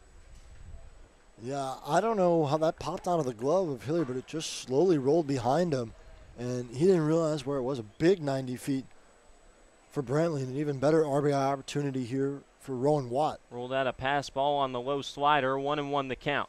Infield comes in. That one finds the outside corner for strike 2 with the fastball. 70 pitches now for Dalton Pence. Another big spot for the lefty here in the 5th. This was the inning the last time he faced the HiToms, where HPT got to him for 2 runs and kicked him out of the game. 1 away in the top of the 5th, the 1-2. Fouled back on the fastball.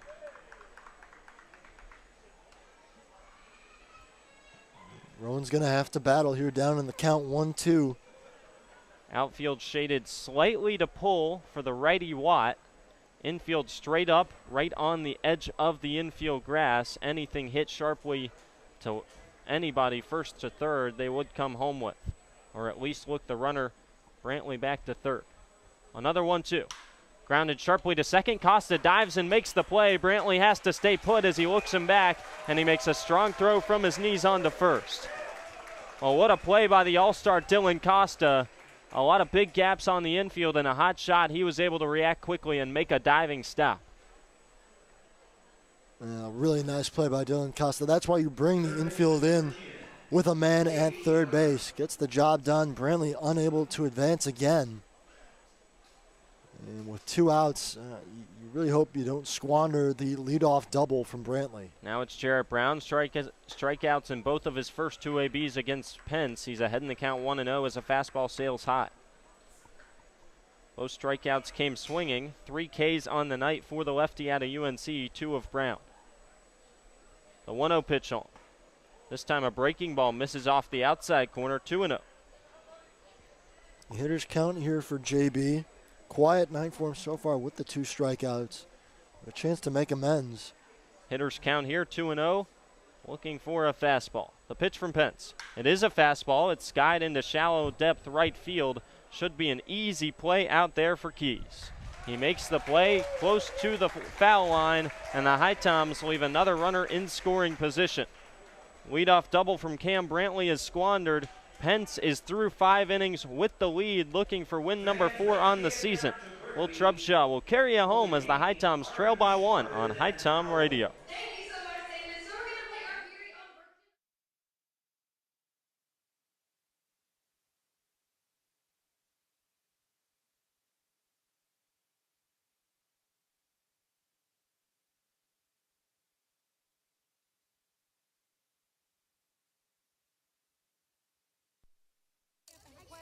Thank you for coming to my press conference. Don't worry, I just sprained my ankle. Novant Health said I'll be back in no time. Hey, honey, your wife here. Can you still coach Little League? Yes, I can. Dad, Excuse me. what about our father-daughter dance? I wouldn't miss it. And what about cleaning the gutters? No further comment. With locations throughout the area, online scheduling, and same-day appointments, Novant Health can help you get back in the game fast. Visit novanthealth.org/rapid recovery. Novant Health, making healthcare remarkable. The future is now. The future is you. The future is here. It's computers, It's healthcare. Robotics, cybersecurity, manufacturing. DNA research, The future is everything. The future is knowledge. community, Possibilities. hope. It's about family. Having a career. Reaching goals, finding your purpose, your passion. Believing in yourself. Davidson County Community College. The future is here.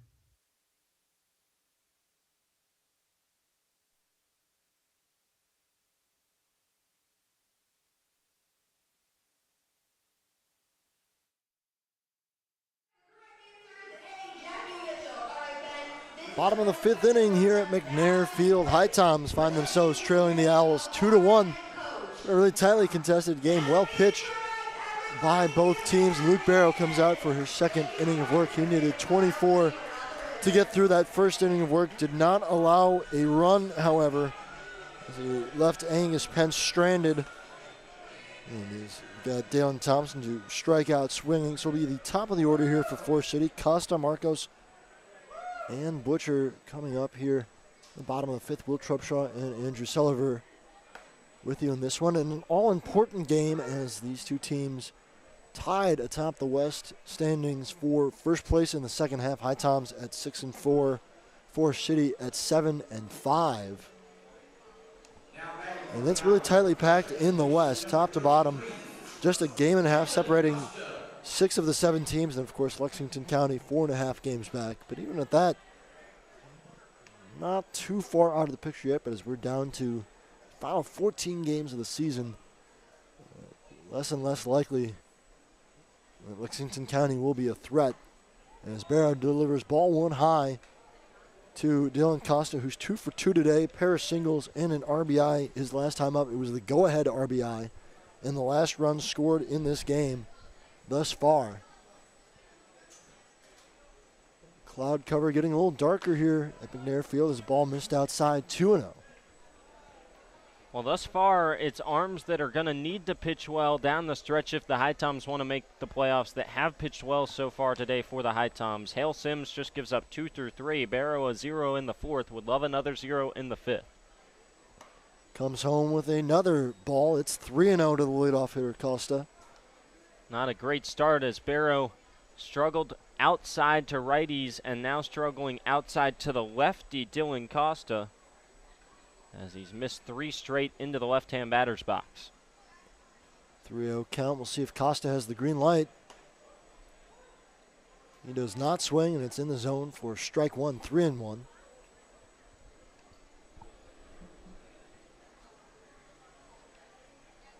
So Barrow able to locate the strike zone there, see what he does on the 3-1 pitch. Fastball high and tight, and it's ball 4, so the leadoff walk is issued. Barrow had started out 3 Hillier with a 2-0 count back in the 4th inning, but was able to battle back and get a pop out this time. Issues the leadoff.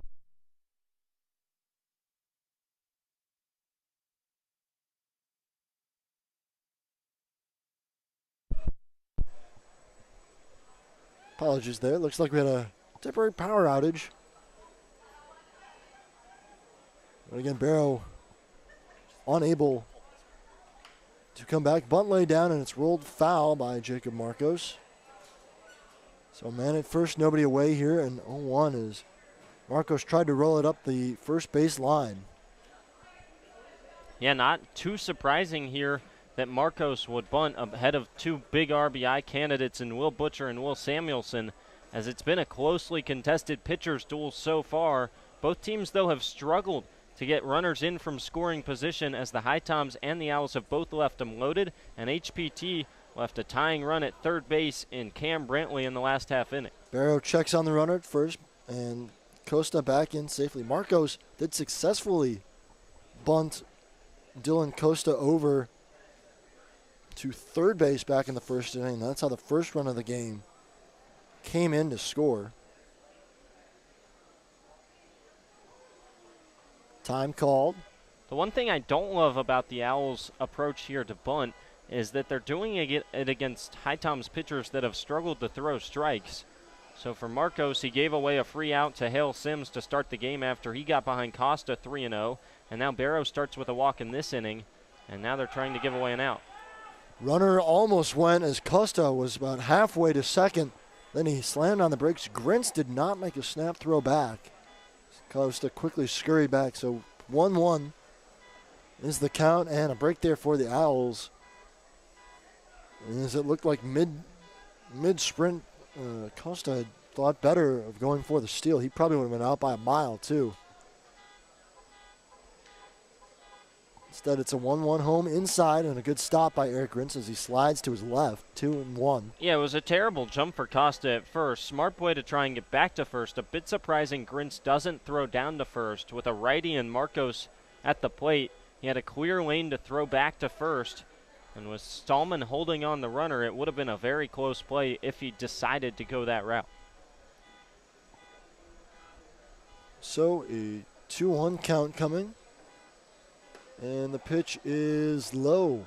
Breaking ball missed, and it's 3-1. Well, you never want to walk the leadoff man. Certainly don't want to walk the first two batters in the inning, especially with Will Butcher looming on deck. Butcher is 0 for 1. And this is why I was a bit surprised to see Marcos square around the bunt, because now after squaring around and not getting it down fair for the first strike, 3 straight balls from Barrow. This time he finds the strike zone, and it runs the count full, 3-2. Nobody out here in the bottom of the 5th. It's a 2-1 game. As some car alarms going off in the background. The sights and sounds of Forest City, North Carolina. 3-2 as Barrow gets his sign and delivers home. Pitch is swung on and missed. Strike 3. Throw down is latest. No one was covering the bag. Jose Vargas had to make a late break towards second, and the throw was a little low. He couldn't get a tag. Well, that's a tough break there for Eric Grintz at the plate, because he had the base runner Costa thrown out with a good throw. If someone's there to cover the bag in time, instead of Vargas trying to run across the bag and apply a swipe tag, that's an easy strike him out, throw him out, as it was a late break from Costa from first, but he fooled the HiToms middle infield. Part of that might come from Josh Jones's lack of experience with this team, as nobody was there in time to cover the bag, and a missed opportunity for HPT to erase a base runner. So 1 out now after the strikeout of Marcos. A big first out, but yeah, for the HiToms, a missed opportunity to get the strike him out, throw him out double play. Ball 1 misses low to Will Butcher. Yeah, perhaps some miscommunication between Vargas and his new shortstop, Josh Jones. But another late break for Jacob Marcos. Kind of surprising with a right-hander on the mound. You might expect to see that more with a lefty holding runners on at first base. But unable to read Barrow's delivery as he kicks and delivers home and bends one into the strike zone. Count even at 1-1. Yeah, great spot there with the slider and a fastball count after he missed with the fastball to start the AB. He dots the slider on the inside corner, taken all the way by Butcher. Important for Barrow to continue to find spots with that slider so he can stay in counts, as he struggled to command the fastball thus far tonight. Butcher looking for his team-high 18th RBI. Man in scoring position, but Barrow blows one by him. It's 1-2. Barrow laid on the swing. Or rather, Butcher laid on the swing, and Barrow put him in the rocking chair here, 1-2. Well, now look for Barrow to try and go either high fastball or come back with that slider and probably run it off the plate and get a chase for a swing and a miss, either low or off the plate if he goes with the slider, or elevate a fastball. You don't want to find a lot of the zone in a 1-2 count. Time called. Is Butcher going to step out of the box? Marcos does have good speed at second now, 8 of 9 in stolen bases this year. Rather, 9 of 10, as he's 2 for 2 tonight, so he would score on anything to the outfield grass here off the bat of Will Butcher. The speedy center fielder is Marcos. Covers a lot of ground in the outfield and solid base runner as well. 1-2, he goes off for third, and Butcher fouls it out of play over the first base concourse. So Marcos was going with the, Costa was going with the pitch. Yeah, and Costa lifted his head up to the sky in frustration as Butcher fouled that one off. A great jump from second from Costa. Would have had third stolen easily if it wasn't a foul ball off the bat of Butcher, but it was in the zone, so he had to swing with 2 strikes. Would have had third stolen. If Butcher puts that in play, he might be scoring before the ball even hits the ground. Instead, it's still 1-2. Barrow looks back at the runner. Vargas holding Costa on.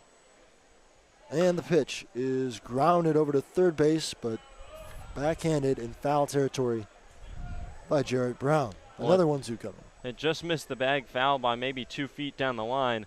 Even if it was fair, might have been a play for Jarrett Brown. We saw him make one similar last night, deep in the hole to end the game. Just to the right of the bag, he was almost on the outfield grass as he backhanded it and fired a strike to Mitch Smith to end the game. What a play that was. That was just unbelievable. A SportsCenter top 10 caliber play. It was a rocket that took a hop and almost ate Brown up, but he managed to get a glove to it and make a strong throw across the diamond to end the game. Sparrow comes home with the 1-2. This time it is rocketed towards Jarrett Brown. Stopped it with the glove, but it popped out. And it'll be an infield single for Will Butcher. Well, another ball scorched, and Brown able to stop it. But as he came back to his feet, lost it out of the glove. That puts men at the corners. Well, that would have been even better a play if Jarrett Brown was able to make it. He actually got the glove, got up, but when he tried to transfer, just dropped the baseball. Butcher not the fastest guy, so he might have had a chance at first. A long throw it would have been, but Jarrett Brown does well to keep that on the infield even, because that could have been a double down the left field line if it got past him. Still no runs in, and he keeps the base runner in Costa at third. DJ Russ making his way out to the mound now, and the whole infield going to come in. Wonder if we see a pitching change here. Well, Wesley Buck just started warming up for the HiToms, so I doubt that DJ Russ goes to the bullpen right now. Probably out just to talk things over with his reliever. And only one hit given up so far by Luke Barrow, and that being the infield single off the bat of Will Butcher. That was hit hard, though, 93 off the bat. But it's been the free passes that could come around to hurt the reliever, Luke Barrow. He gave up a walk back in the fourth, stranded Pence over at second, trying to get away with giving up another walk here to start the inning of Dylan Costa.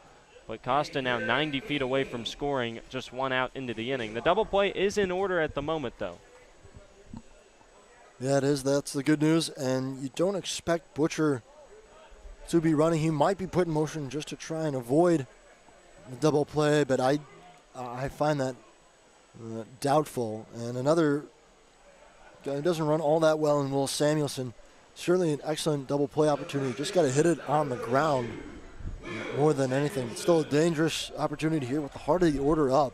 Butcher just 3 stolen base attempts this season with Forest City, so I would doubt that he takes off as his lead is very minimal over at first. Man at the corners, one out here in the bottom of the fifth. Luke Barrow trying to work through some trouble, and he deals home. First pitch is low to Will Samuelson, who is 0 for 1 on the day. He walked back in the third inning and grounded out to end the first.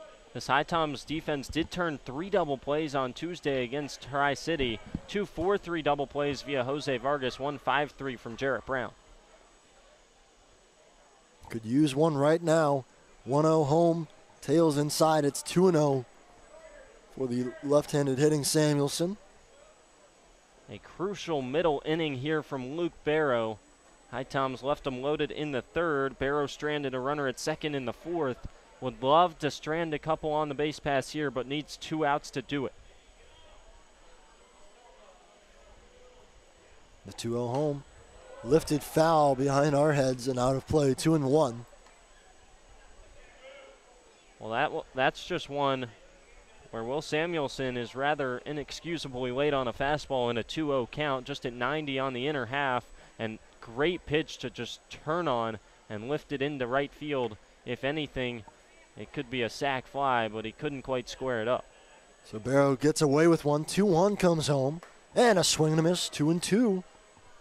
That time elevated the fastball at 89, and Samuelson was behind it. Yeah, much better spot that time by Luke Barrow. 2-0 found a lot of the plate that time at the top of the zone on the outside corner. Hard pitch to hit for the lefty Samuelson, and he couldn't catch up to the fastball one more time. If I were Luke Barrow, I'd try to go right back to that spot, maybe even a little higher or a little more off the outside corner with the heater. Let's see where he goes. Grinch set up, going to the outside part of the plate. Check swing. Doesn't matter. It was in the zone for strike 3. Second K of the inning, third of the outing for Luke Barrow, and it's out number 2. That's exactly what he did. He put the fastball maybe another ball or two off the outside corner. Got a swing on Samuelson where he tried to check it, couldn't quite hold up. And a big second out. A strikeout was huge there. The second best result to just a double play as it keeps the runners at the corners. And now 1 out away from getting out of a jam is Luke Barrow. Clayton Keys steps to the plate. He is strikeout candidate tonight, already 0 for 2 with a pair of Ks. Barrow close to getting out of this inning unscathed. Swing and a miss, strike one.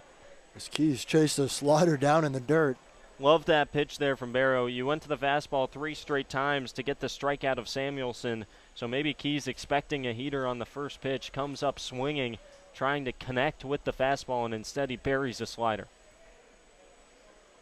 Good mix of the pitches by Barrow. Now he comes home with an 0-1. This time a slider missed badly outside, and Butcher takes off for second. He's in safely. No throw from Eric Grins. Yeah, that one missed low and away in the dirt, but it wasn't even a dirt ball read, just a design delayed steal from Butcher at first.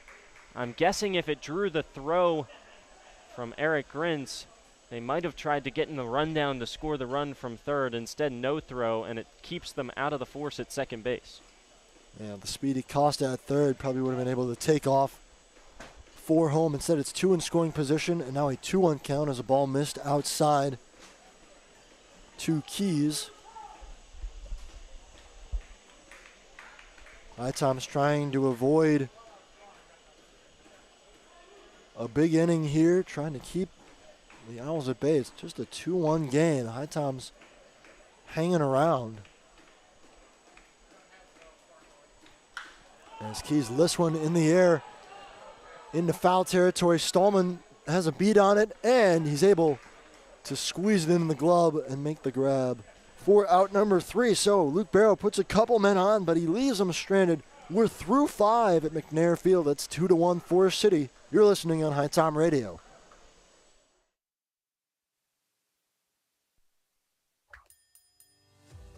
So at Sheets, we really exist to make people's lives easier every day. In this moment, we have a once-in-a-lifetime opportunity to connect with some of our lucky fans to help make their dreams come true. How are you? I'm Ryan Sheets. Here's a brand new truck for you, man. A once-in-a-lifetime dream vacation to Turks and Caicos. Have you ever been there? No, I've never been anywhere. A check for $25,000? This is a testament to why everybody should be a Sheets freak. Hey everyone, Andrew Selliver here. Bring your group outing to Finch Field to watch the HiToms play all summer long. For groups of 12 or more, we have 3 different group rates. For $6 per person, you can get general admission tickets. At $9, we provide a meal package of a hot dog, chips, and a drink in addition to the GA ticket. And finally, for $15 a person, you get our all-you-can-eat ticket package.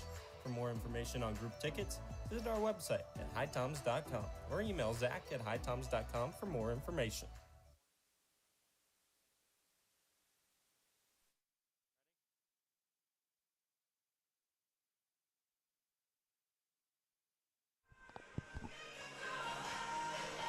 Dalton Pence out to start inning number 6. He's at 75 pitches through 5, so you have to expect that the night will be coming to a close sooner rather than later. But he has been awfully good for Forest City, as has been the norm this season. He had earned the start in the All-Star game for the West Division, and showing again why, just a 1.24 ERA and the 23 Ks coming into the night. And he has continued to keep the HiToms at bay. Well, he's facing his UNC teammate Eric Grins here to start the 6th. Big opportunity for the HiToms. Just 3 strikeouts on the night for Pence, an appeal down to first. And they say Grins did not swing, so it'll be ball 1.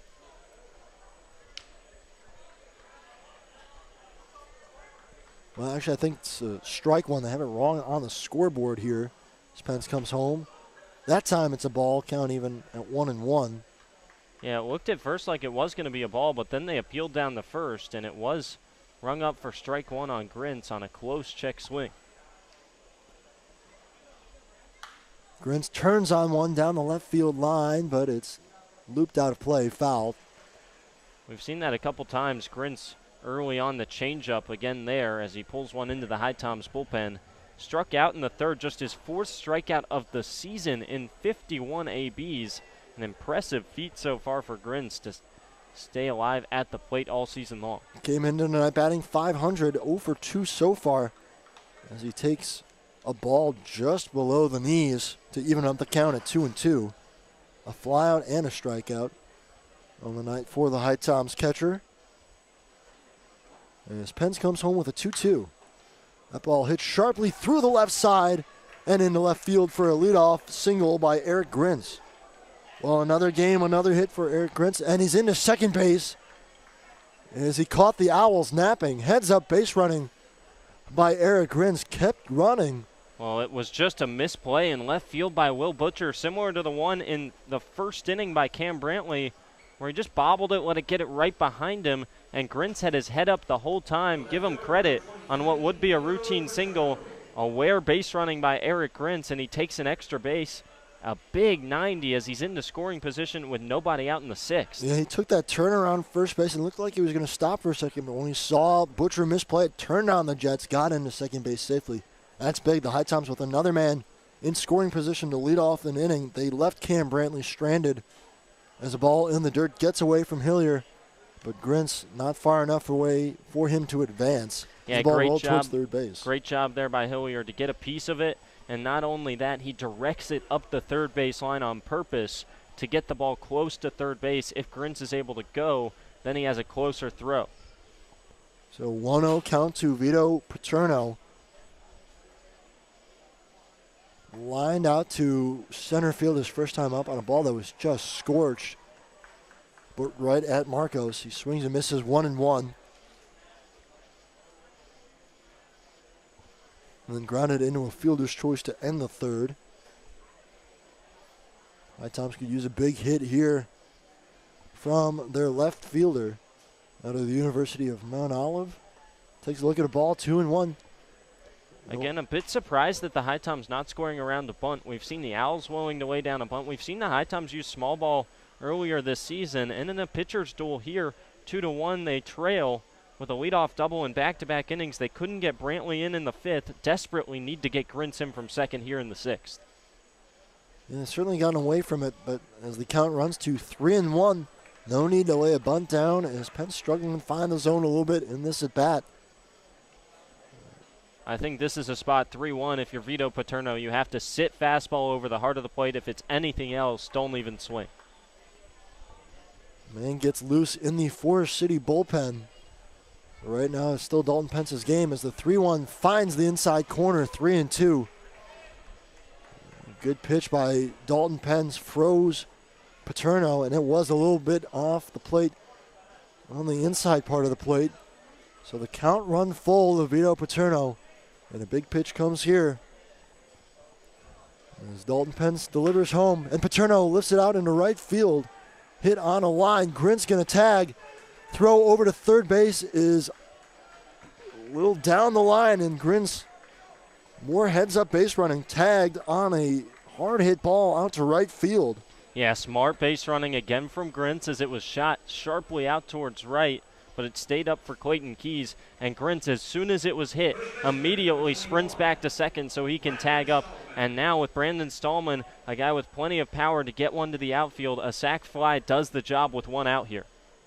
Yeah, that a ball where if you hit it to left field, probably doesn't allow Grins to tag up, but it hit sharply into deep right field, and now an RBI opportunity for Brandon Stallman, who's been stuck at 11 ribbies for quite some time now.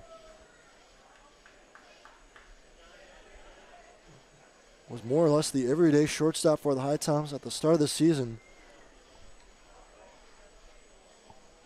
But he bats 289 from the left side and takes a look at ball one to even up the count. A huge, huge RBI opportunity here as the HiToms trail at 2-1 in the top of the 6th inning. HPT's lone run came back in the 3rd after A.J. Roush singled home Josh Jones. That tied the game at 1. All the HiToms been able to muster as the ball bounces in front of the plate. Good stop. The count 2-1. Good opportunity here from Stallman. I know it's a left-on-left matchup, which makes things a little bit harder for the HiToms hitter, but he has to try and see a fastball in a hitter's count and elevate it over the head of the infield that sits on the edge of the infield grass. Connor Daly coming out to talk to his starter. And I'm wondering if this might be the last batter that Dalton Pence will face. Well, they were warming up in the bullpen for the Owls, and now the righty reliever, haven't gotten a number on him yet, has stopped warming up. He hasn't thrown a warm-up pitch in maybe 5 minutes, so it doesn't seem like it's an imminent pitching change coming if Pence struggles here against Stallman. He's behind in the count, 2-1, obviously not going to take him out in the middle of an at-bat. But I'm sure a reminder from Connor Daly that the leash is getting a little shorter here as he is well past the 75 pitch mark. Stallman rips one down the left field line, but foul. Just laid on it with Stallman. And if he dumped that one into fair territory, it would have been extra bases for him. And for sure the tying run, but instead it's 2-2. That's one a fastball where Stallman just laid on it. You want to be on time and get one up in the air to the outfield to score the run, just late and fouls it off. 2-2. Check swing. Well, he held up, but I believe it's called strike 3 anyway. So Brandon Stallman goes down looking on a pitch that was outside, a delayed call from Scott Alexander behind the plate. And DJ Russ coming out of the third base coach's box to have some words with Scott Alexander. I don't think he agreed with the strike call on that pitch. Well, I think they were ruling that Stallman went around because that one missed the zone outside. Unless he rung him up on a strike 3 looking, I think they called it that he went around. Looked like Stallman checked his swing, though. Yeah, there was no appeal. The call was made by the home plate umpire, Scott Alexander. I've had a look at Marcus Wilkie for the appeal, but didn't see anything from him. So a 1-0 count now for Jose Vargas. 2 away and another man at third base, but the HiToms in danger of leaving another man in scoring position. Vargas has had plenty of timely hits this year for the HiToms. Driven in 7 runs on the season. And that ball comes in and catches him on the back foot. And Jose is down in a little discomfort at home plate, but now he'll head down to first base. Looked like a backdoor breaking ball just came in too close and caught Vargas on the foot. So he will head down to first. Men on the corners now with 2 away. Yeah, back foot breaking ball from the lefty Dalton Pence to the righty Jose Vargas. Just lost control, missed it inside, and it came in and caught Jose Vargas. Not the end of the world if you're the lefty Dalton Pence, as you're facing another righty in Josh Jones now. And maybe even you think about facing the lefty Cam Brantley on deck. But since first base isn't open, I wouldn't intentionally walk him, especially since Brantley is 2 for 2 in the left-on-left matchup. Brantley has seen the ball the best out of any of the HiToms hitters tonight from Dalton Pence. Josh Jones, though, at the plate. And he swings at a high fastball behind in the count 0-1. A chance for Jones to make a big splash in his first game as a HiTom. Still looking for that first hit, and he was trying to hit a 4-bagger there. High fastball swung right through it with a massive cut. Pence looks at Vargas at first, then delivers home a breaking ball that misses low. Might we see the HiToms try and duplicate what the Owls tried to do in the last half inning, send Vargas and maybe create a rundown to score the run, or at least get the Owls off balance and find a way to get Grintz home, manufacture a run. Doesn't matter as a ball missed badly outside 2-1. Yeah, I wouldn't be shocked to see Jose Vargas take off for second here, at least avoid the force out at second, and maybe try and create some panic on the base paths. We saw the HiToms do that on Tuesday, and it came around for a big insurance run with Sam Yelton running the base paths aggressively. 2-1 coming to Josh Jones. Swing and miss right through it, 2-2. 87 miles an hour. The velocity dipping a little bit now for Dalton Pence. Yeah, he's upwards of 90 pitches at 97, quickly approaching 100. Back-to-back 2-1 counts where the HiToms just haven't been able to square up the fastball. 2-2 coming. Dalton Pence ready to deliver pitch 98 on the night. Vargas goes, and it's high. No throw. As Hillier just throws it back to his pitcher, who doesn't even get off the mound. Well, I think this is it here. If you walk Josh Jones, then you'll bring in the righty Porthen, who warms up the all-star in the bullpen to face the lefty Brantley. Payoff pitch coming here, 3-2, 2 outs, and just getting a piece of it is Jones to stay alive. That was pitch number 99 on the night, so Pence emptying the tank here, coming up on his 100th offering of the night. Well, we didn't talk too much about that stolen base. No throw from Hillier, but now a base hit could give the HiToms the lead. That's how important that extra 90 feet is. 3-2, 2 outs, 2 in scoring position, and Jones swings and misses for strike 3. How about Dalton Pence on his 100th pitch of the night? Rears back to touch 89 and strike out Josh Jones. HiToms leave 2 men stranded in scoring position. We go to the bottom of the 6th. It is still 2-1 for City.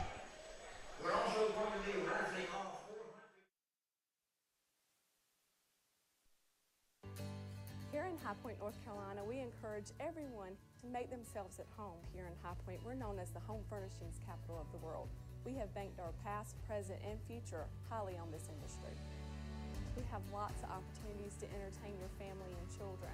So take advantage of our parks, our cultural events and activities, as well as some of our seasonal attractions. High Point has a variety of entertainment to suit your needs. Whether you're looking for the newest craft brewery here in town or some live music, come to High Point. We've got what you need.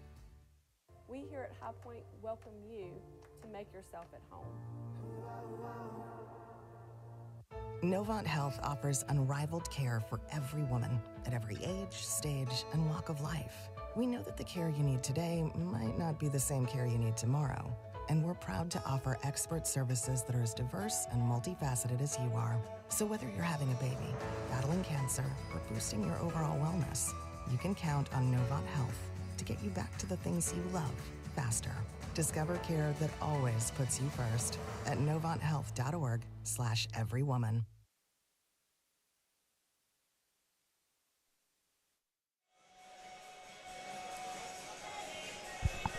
Bottom of the 6th, Wesley Buck is out to start the inning for the HiToms. But before we tell you about him, let's get a CPL scoreboard update from Andrew Sullivan. Andrew? Well, that's right, Will. New pitcher for the HiToms is Wesley Buck, as Luke Barrow's night is done. Plenty of big games in the Coastal Plain League again tonight.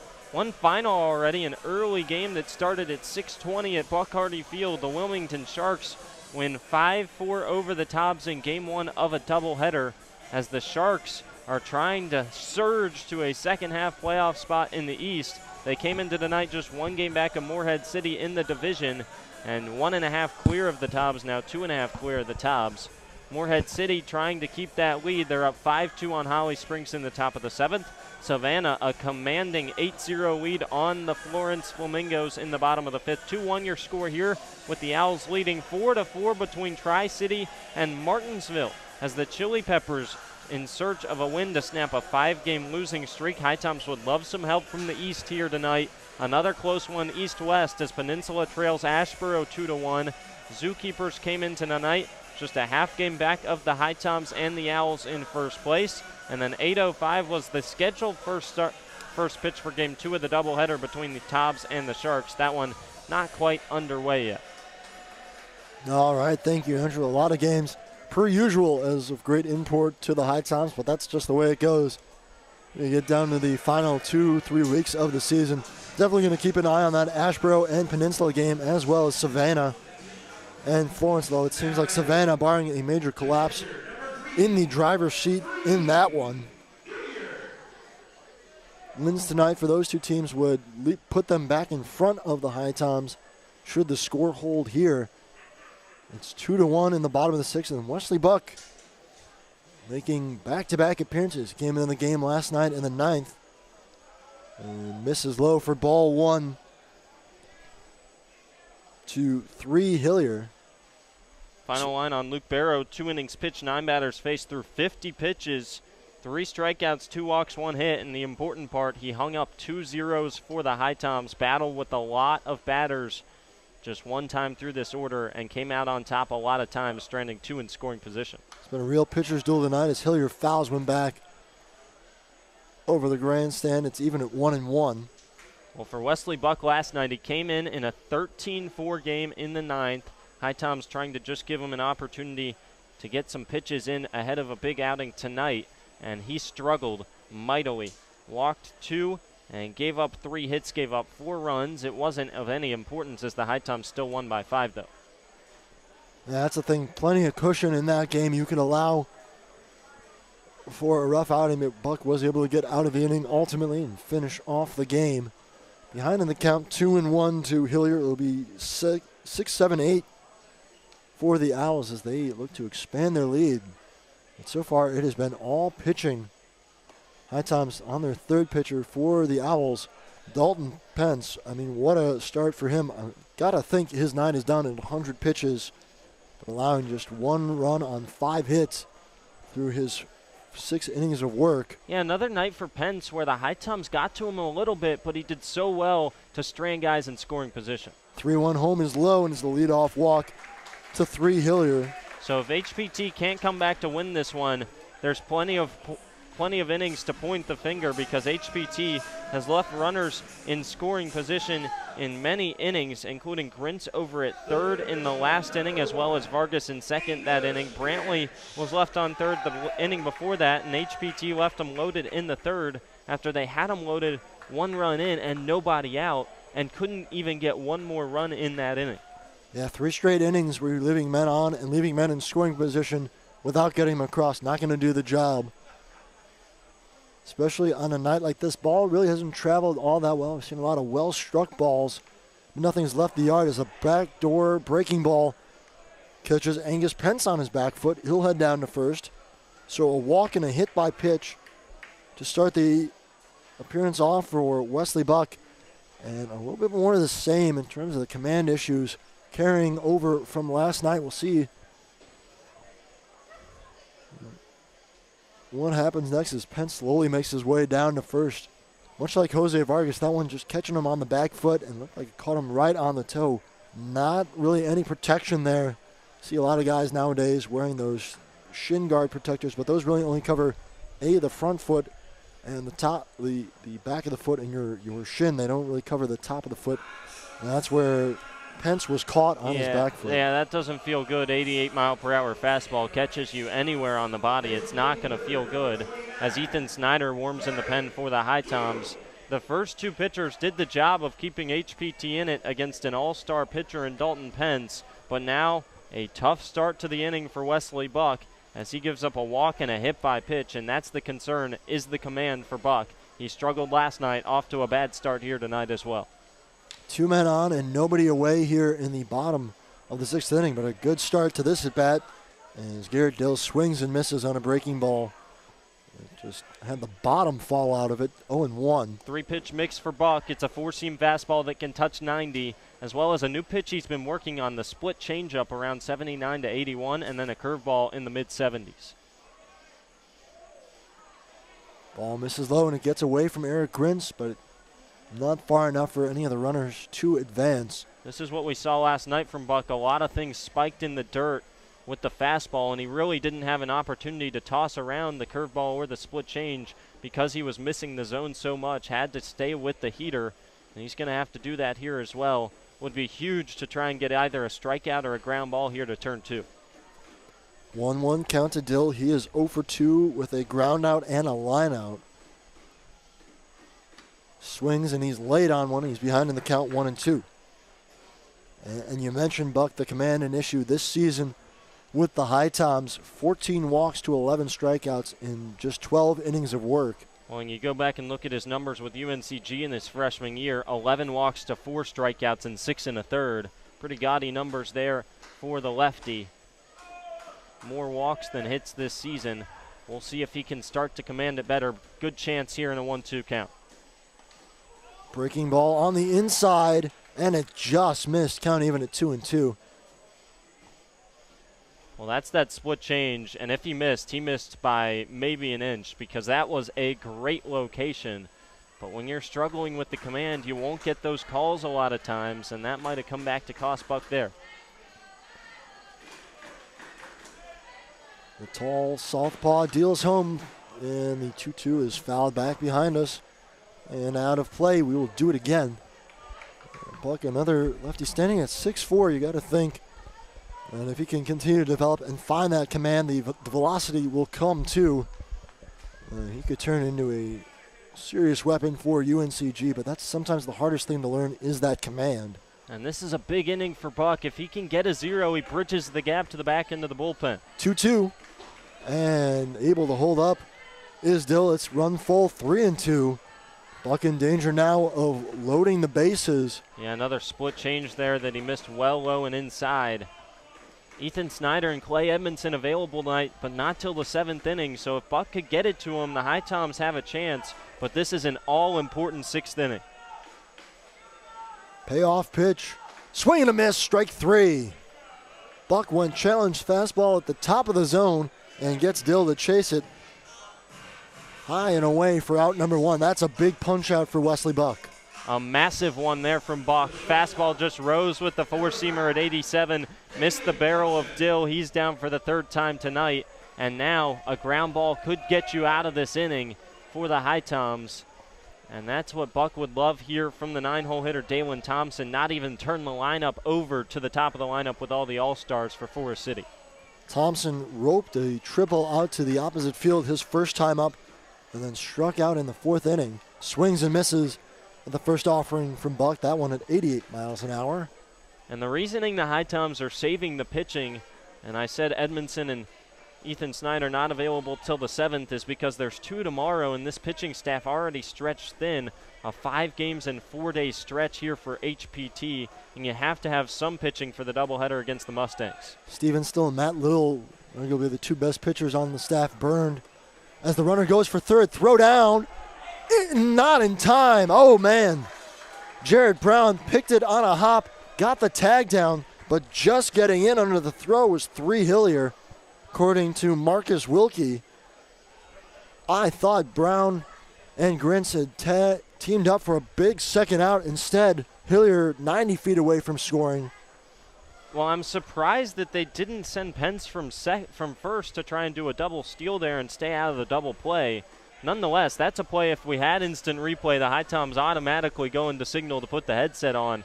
Very close play. Call doesn't go the HiToms' way on a good pick from Jarrett Brown to try and apply the tag at 3rd. So the 1-1 home from Buck is low, and it gets away from Grintz to the backstop. That's going to score a run. And now heading to 3rd and getting in safely is Angus Pence. Well, Eric Grintz, a little lackadaisical behind home plate, didn't really hustle to the ball. And Angus Pence wisely rounding 2nd and heading to 3rd. So the wild pitch coming back to bite the HiToms twofold as it brings a run home, and it gets another man within 90 feet. So what looked like a chance for the HiToms to maybe roll a double play instead turns into a run. And now another man in scoring position, still with just 1 out for Dalen Thompson. Thompson skies one out into right field. Over is Brantley. He makes the grab. Throw into the cutoff man. Not going to be in time as Pence tags from 3rd. 2 runs in on 1 at bat. Dalen Thompson gets the RBI that time on a sacrifice fly out to right field, and it is now a 4-1 game.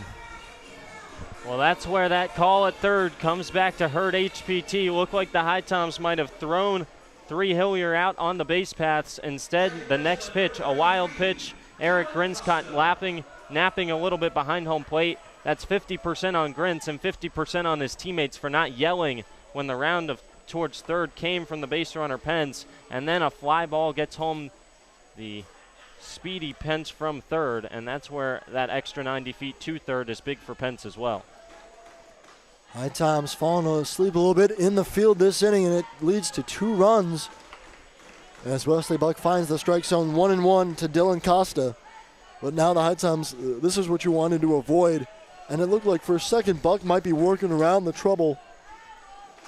But instead, 2 runs in on his watch. It's a 4-1 ball game, and now you're really worried about the back end of this bullpen as the ball rocketed out to right field, but playable for Cam Brantley.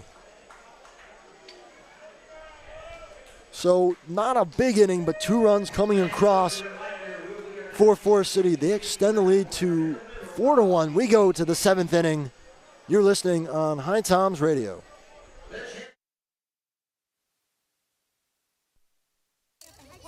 Thank you for coming to my press conference. Don't worry, I just sprained my ankle. Novant Health said I'll be back in no time.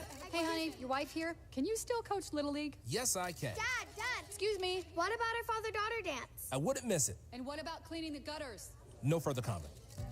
With locations throughout the area, online scheduling, and same-day appointments, Novant Health can help you get back in the game fast. Visit novanthealth.org/rapid recovery. Novant Health, making healthcare remarkable. The future is now. The future is you. The future is here. It's computers, It's healthcare.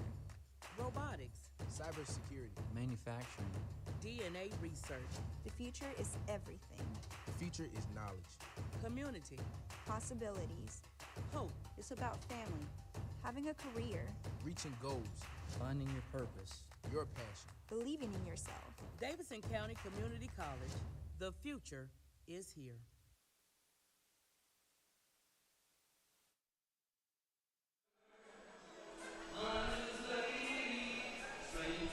Well, the HiToms finding themselves now down by a score of 4-1, and they're going to have to face the back end of a very potent Forest City bullpen.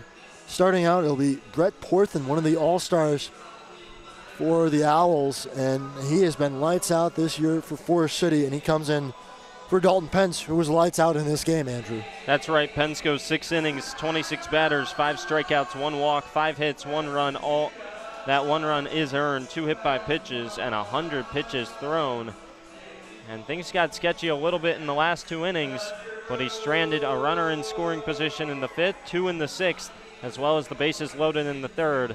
And against an all-star pitcher, you can only expect a handful of opportunities at the plate if you're the HiToms, and HPT just didn't take advantage of them tonight.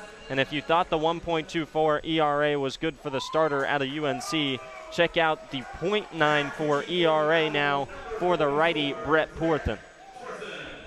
He just does not give up runs. He'll get to face the 9-1-2 hitters here as Cam Brantley will lead it off for the HiToms. Brantley arguably has had the best game of any HiTom so far. He is 2 for 2 with a single and a loud double off the wall in left field. Unfortunately, no one was on base in front of him when those 2 hits came, unable to drive in any runs. And we'll have to try and get things started here. Ball 1 to him from the righty Porthen. Swing and a miss. That evens the count. Well, for Porthen, that fastball is pretty lively. 92 on the first pitch, 90 there, and he gets a big cut and miss from Cam Brantley. Comes home and catches the outside corner for strike 2. Porthen from Dixie State University. Had a 6.85 ERA there this year in 69 2/3 innings pitched. Racked up 57 Ks as he gets a swing and a foul back by Brantley, who stays alive at 1-2. Yeah, Porthen not an easy guy to face out of the pen, but it feels like it has to be now for the HiToms with 9-1-2 due up, and the hottest guy on the team right now in Cam Brantley. Ball comes inside. Brantley has to back out of the way, 2-2. Yeah, and with, again, Porthen coming out here.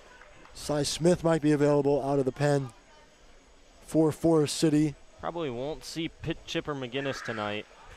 Breaking ball misses inside again to Brantley, able to lay off, and now the count 3-2. Yeah, that's a tough pitch to lay off on the slider that starts on the inner half and breaks just off the plate. Good take again by Brantley. Brantley waits for the 3-2 pitch, and he lifts it in the air out to left field.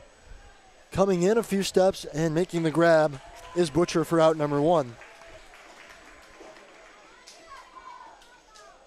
Well, another ball hit sharply out to left field, but that time Brantley got a little under it and playable for Will Butcher for out number 1. It brings up A.J. Roush, who's 1 for 3 on the night. He has driven in the HiToms' lone run with an RBI single back in the 3rd. Well, we said Porthen had that .94 ERA. He also has a win and 2 saves in 17 innings pitched. Been a versatile guy. Breaking ball almost hits A.J. Roush for the first pitch, 1-0. Usually used as a starter this season at Dixie State, where he won 74 and 2/3 innings, but not so far for the Owls. Check swing. Roush did not mean to offer there, and he gets a piece of his bat. That evens the count at 1-1. Yeah, and that's kind of the thing about this four-city team is they've been pretty deep rotation-wise, so it allows you to move a guy like Porthen to the bullpen, where he has been extremely dominant. Gets Roush to swing at one in on the hands, 1-2, as he just lifts it out of play onto the roof. Nighttime in full effect here at McNair Field. The other thing about Porthen, he won't walk you. 4 walks in 17 innings to 22 strikeouts. You're going to have to do the work yourself. 1-2 home to Roush, and he skies one out to center field. That ball's given a ride back, and making a catch as he runs onto the warning track is Jacob Marcos for the second out. Well, Roush got a hold of one, but it just held up long enough with the wind gently gusting out to center field. Yeah, breaking ball down in the zone, and Roush gave it a ride, but not quite enough. Wind blowing in tonight, and the field playing pretty deep. Only one really hard hit ball was we saw the ball off the wall by Cam Brantley, I believe, for the double. Yeah, some of the hardest hit balls tonight have turned into outs for the most part, as that ball is crushed out to left field when caught on the warning track again by Jacob Marcos. Another ball given a ride, that time by Rowan Watt, but it died just in front of the warning track. A 1-2-3 inning for Brett Porthen. That ERA dropping down even further. It's stretch time here, and Forest City HiToms trail at 4-1.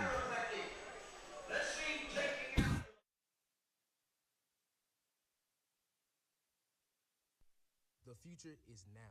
The future is you. The future is here. It's computers, It's healthcare.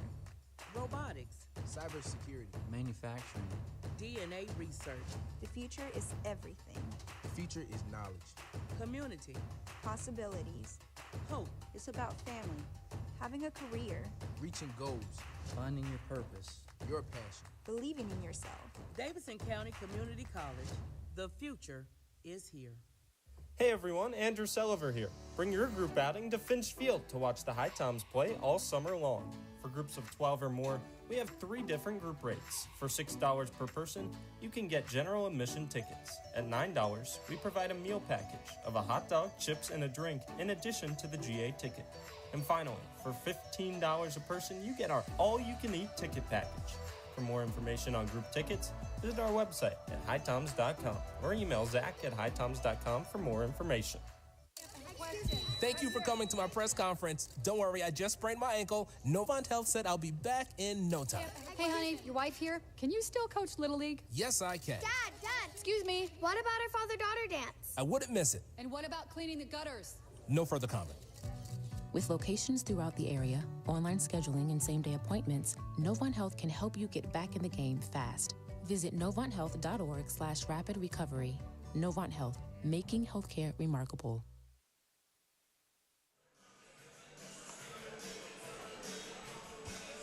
Ethan Snyder comes into the game for the HiToms, relieving Wesley Buck after just 1 inning of work, as the 7th inning stretch wrapping up here at McNair Field.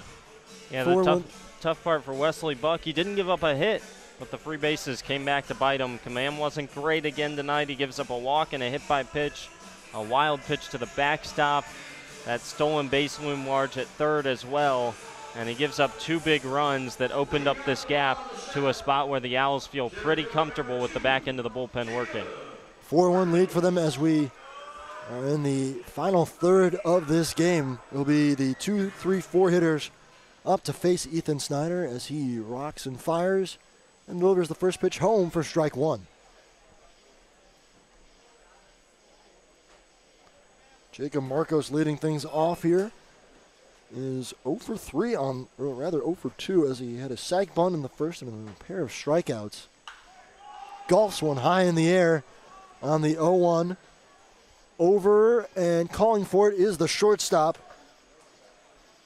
Josh Jones, for out number 1. He was right behind Jarrett Brown. Came all the way over from short, but made the grab. And that'll bring up Will Butcher with 1 away here in the 7th. Actually, I'll beg your pardon. We've got a pinch hitter coming up here for the left fielder, Butcher. It's Wade Kelly stepping into the box. Yeah, pretty surprised to see this. Maybe just trying to give Wade Kelly an extra AB. Will Butcher didn't have a bad night, and it's not a matchup thing because Butcher's a righty, as is Wade Kelly.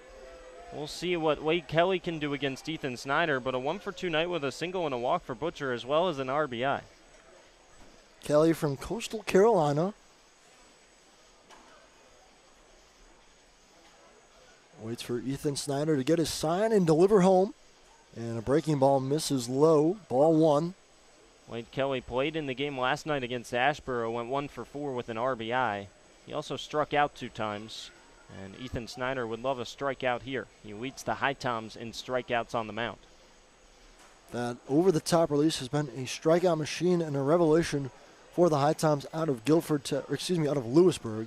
2-0 to Kelly, who this season with the Chanticleers hit .331, 4 homers, 37 RBIs, and how about this, 35 stolen bags. So he's a guy you don't want to let get on base. As Snyder able to find the strike zone, 2-1. Yeah, Kelly hasn't quite translated that over from his college ball. .331, as you said, just .286 this summer. Would love to get a base hit here. Skies one in the air out to left field. But calling for it and making the grab will be A.J. Roush. Vito Paterno was in the area too, but his center fielder calls him off. So a pop out and a fly out to start the outing for Ethan Snyder. Good results so far, but we'll have to face Will Samuelson here. Important part here for Ethan Snyder. Probably going to see him here in this inning and maybe Clay Edmondson for the 8th. Or maybe we'll see Snyder in the 8th as well if he can keep the pitch count low. But that's the key. Pitch count, pitch count, pitch count. And keeping the arm as fresh as possible heading into a doubleheader tomorrow. The HiToms would love to have those two still available.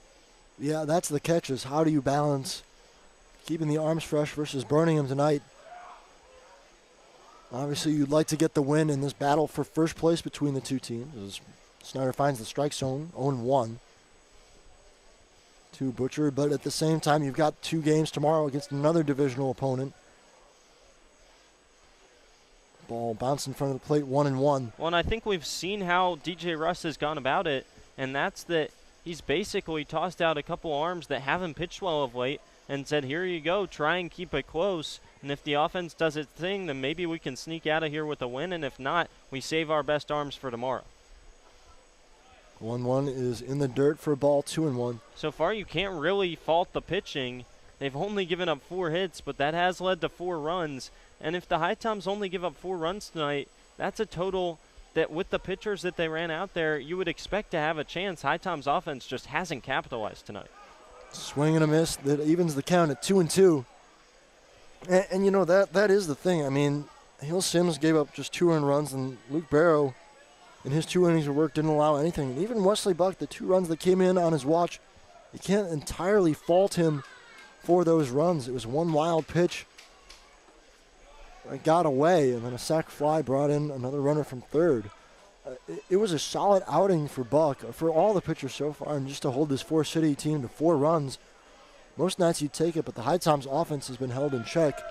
And again, it feels like the type of night where you're going to see the best arms out of the pen for Forest City as they look to grab sole possession of first place in the second half. Samuelson laid on one, and he fouls it out of play.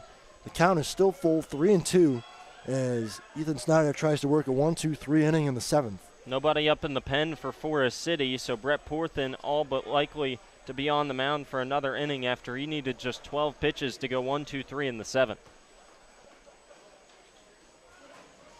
Snyder rocks and fires home the 3-2, lifted in the air out to the left side again. Jared Brown gives chase in foul territory, backpedals a couple steps, and makes the grab for out number 3. It's a 1-2-3 inning for Ethan Snyder. He does his job out of the pen. We go to the 8th inning at McNair Field. HiToms still trailing it 4-1. You're listening on HiToms Radio. Here in High Point, North Carolina, we encourage everyone to make themselves at home here in High Point. We're known as the home furnishings capital of the world. We have banked our past, present, and future highly on this industry. We have lots of opportunities to entertain your family and children, so take advantage of our parks, our cultural events and activities, as well as some of our seasonal attractions. High Point has a variety of entertainment to suit your needs. Whether you're looking for the newest craft brewery here in town or some live music, come to High Point. We've got what you need. We here at High Point welcome you to make yourself at home. Novant Health offers unrivaled care for every woman at every age, stage, and walk of life. We know that the care you need today might not be the same care you need tomorrow, and we're proud to offer expert services that are as diverse and multifaceted as you are. So whether you're having a baby, battling cancer, or boosting your overall wellness, you can count on Novant Health to get you back to the things you love faster. Discover care that always puts you first at novanthealth.org/everywoman. Getting down to the wire again for the HiToms. Down to their final 6 outs. They trail at 4-1 here in this division game in CPL play. And the Forest City Owls, Brett Porthen out for his second inning of work. He deals ball 1 low to Jarrett Brown. It'll be 3-4-5 for the HiToms. Brown, Grins, and Paterno. And Brown takes a ball high, 2-0. He's been scorching coming into this game. He's hit home runs in 3 straight nights, but so far 0 for 3 with a pair of Ks in this game. 2-0 home is ripped on the ground and through a base hit by Jarrett Brown. Hit it sharply to the left side. Diving for it was Angus Pence. He couldn't get a glove to it. And a leadoff single, just what the HiToms need. Get that leadoff man on. Well, it seems like this offense just needs something to jet start it and kind of get it rocking tonight. Nothing really to pride itself on or to be excited for outside of an A.J. Roush RBI single. This is a big opportunity for Eric Grins. Maybe get an extra base hit. He has 13 of those in 11 games played. Lift one over the left field wall. That could give a jump start to the visitor dugout and get him right back in this game. Porthen was hit hard in his first inning of work. It just turned into 3 outs as Grins dumps one into right field and down. Brown takes a turn around second. He's heading for third. The throw in time. Jarrett Brown was hustling, but a throw right on the money by Keys. I mean, that was an absolute bullet. And DJ Russ puts his hands on his head, frustrated by just a really good play. Not much you can do but tip your cap to Keys. Right on the money to get Brown. Brown can't believe it.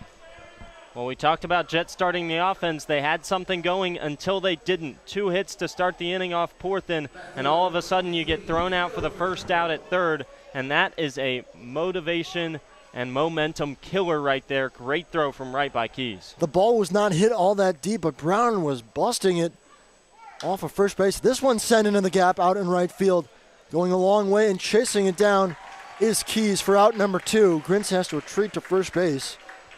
So another ball struck well off the bat of Paterno. Again, the HiToms are making solid contact over Porthen, but so far it has not really come back to bite them. Just the 2 hits here, but got a hit out of one of the outs as well, and out of one of those hits as well. So now 2 away for Brandon Stallman, who represents the last hope in this inning for the HiToms. When you start the inning with 2 hits, you think you're going to be in business, but instead still just a man at first base and 2 away. The HiToms in danger of squandering a leadoff man reaching. Leaving another man on base. 0-1 to Stallman. As he chops one over the first baseman's head and into right field. Grins takes a turn around second. He will get into third standing. This time Brandon Stallman comes through on a chopper that got past Samuelson. Well, we've already pointed out multiple spots on the scorebook to point your finger to if the HiToms can't come back and win this one. And a big single there from Stallman, but if HPT doesn't come back to win, point your finger at that 9-5 putout from Keys over to his third baseman Pence to throw out Brown for the first out of this inning. 3 hits from 4 batters and 3 balls hit really hard this inning, and the HiToms still just 1 out away from leaving 2 on the base pass and another in scoring position. Jose Vargas into the box, swings at the first pitch and fouls it back. He's in the left-handed batter's box this time as he faces the righty. His prior 3 plate appearances come from the right-hand side of the box with Dalton Pence on the mound. He was 0 for 2 and got hit by a pitch back in the 6th inning. Just trying to put something in play here. It's the 0-1 home. Misses outside for a ball, 1-1. Eric Grint stands at third, Brandon Stallman at first. This game doesn't feel over if you're the HiToms, but it does feel like you need at least 1 run here, because then it's a bloop in the blast and you're tied in the next inning. But if you leave another runner at third and trail by 3 headed to the 9th, that feels like a tall mountain to climb against the Forest City bullpen. Ball comes inside, but it catches the corner for strike 2 to Jose Vargas. He had to back out of the way of it, and it did just catch the plate. So good breaking ball, had him fooled. And it's a 1-2 count. HiToms trying not to leave another man in scoring position. 1-2 away, and the pitch is low for a ball. Taking off for second and getting it easily is Brandon Stallman on a delayed steal. Absolutely love that call on the delayed steal. Nobody even moved defensively for Forest City. Now you get a base hit, and you're 1 run away from tying it. 2-2 to Vargas. Turns on it, but it's foul back into the netting. He was right on time, just a little beneath the ball. And he will do it 2-2 again. Josh Jones waits on deck. He is 0 for 2 on the day. Feels like Vargas is the man of the moment right now. Porthen comes set and deals home. Vargas grounds it up the middle and through a base hit. Grins comes home. Stallman getting the wave. No throw. He'll score standing. RBI base hit for Jose Vargas. He comes up clutch again, and it's a 1-run game. Well, a great piece of hitting there by Jose Vargas. 92 on the fastball. Didn't try to do too much. Just sent it right back where it came on the ground. Not even hit that hard. It was 90 off the bat, but it just went right through the infield. Nobody could get to it. A big 2 RBI single, and now just 1 hit away are the HiToms from maybe tying this game. Another clutch hit for Jose Vargas, who stands at first. First pitch to Josh Jones is high for ball 1. And again, Porthen has been hit hard by the HiToms so far, but some good breaks now for the HiToms in this inning as they continue to square up the all-star righty. And Jones chases a breaking ball low and away, 1-1. Nasty slider below the zone. That's one you just need to read out of the hand if you're Josh Jones, helping the pitcher out there. After the HiToms have gotten to Porthen a little bit this inning, giving him a strike, you could have been ahead 2-0 and expected fastball in this count. Jones again had a good season with Mount Olive. Hit .297 for the Trojans. Drove in 46 runs too. He's behind in the count, 1-2. Still searching for his first base knock as a HiTom. Now with 2 strikes, I would feel free to send Jose Vargas from first. Just take a chance there and maybe get him into scoring position so a hit could score him. Vargas stole second base back in the 6th inning. Does not go here as Jones chops one up the middle. Only play is going to be at first, and Thompson makes the throw to retire Jones. So the HiToms leave Jose Vargas at first, but not before he's able to drive in 2 runs and cut the deficit to 1. We go to the bottom of the 8th. It's a little bit closer now, 4-3. HiToms and Owls duking it out for first place. You're listening on HiTom Radio. Thank you for coming to my press conference. Don't worry, I just sprained my ankle. Novant Health said I'll be back in no time. Hey, honey, your wife here. Can you still coach Little League? Yes, I can. Dad, excuse me. What about our father-daughter dance? I wouldn't miss it. And what about cleaning the gutters? No further comment. With locations throughout the area, online scheduling, and same-day appointments, Novant Health can help you get back in the game fast. Visit novanthealth.org/rapid recovery. Novant Health, making healthcare remarkable. The future is now. The future is you. The future is here. It's computers, It's healthcare. Robotics. cybersecurity, manufacturing. DNA research. The future is everything. The future is knowledge. Community. Possibilities. Hope. It's about family. having a career, reaching goals, finding your purpose, your passion, believing in yourself. Davidson County Community College, the future is here. All right, Ethan Snyder out for inning of work number 2 through 13 pitches in his first inning of work in which he retired the side in short order, and the HiToms would like him to duplicate that effort. 1, to keep it a 1-run game going into the 9th inning, and 2, to make sure that he is available tomorrow as well for at least one game of the doubleheader. But Jose Vargas coming up clutch again, a 2-run single with 2 strikes and 2 outs on him. That made it a 1-run game. Snyder will face Clayton Keys to start off the bottom of the 8th. And this is a massive inning here. HiToms have a little bit of momentum off 2 runs in the last inning. If you can get a shutdown inning, go 1-2-3 for Ethan Snyder, 9-1-2, chance for HPT in the 9th. Certainly not out of it yet. Ethan Snyder rocks and fires, and the first ball is low for a ball to Clayton Keys, who's 0 for 3 on the day, pair of strikeouts and a pop out. Trying to get the Owls jump started here. Takes a look at ball 2 that just missed on the inside part of the plate. And Keys ahead in the count with a friendly 2-0 hitters count.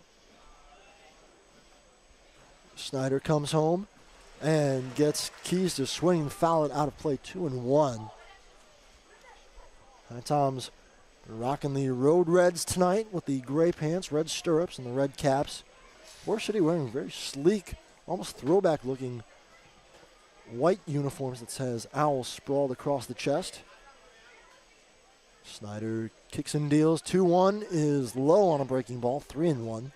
Try to induce a chase from Keys again. Wisely laid off, so it's 3-1. And Snyder in danger of walking the leadoff man board. We've seen the HiToms do that a couple times tonight. But a 3-1 home and a swing and a miss. Yeah, challenged him with the fastball on the outside corner, and late on it was Keys. Probably a chase on probably ball 4 just off the outside corner. Big opportunity for Snyder to get back into this count and get a first out. Keys had the green light, 3-1. Now it's a full count. Snyder comes home, and that ball is ripped into left field down and played on a hop by Paterno.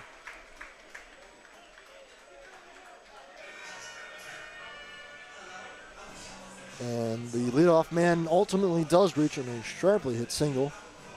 Clay Edmondson up and working for the HiToms. Bullpen emptied out for Forest City.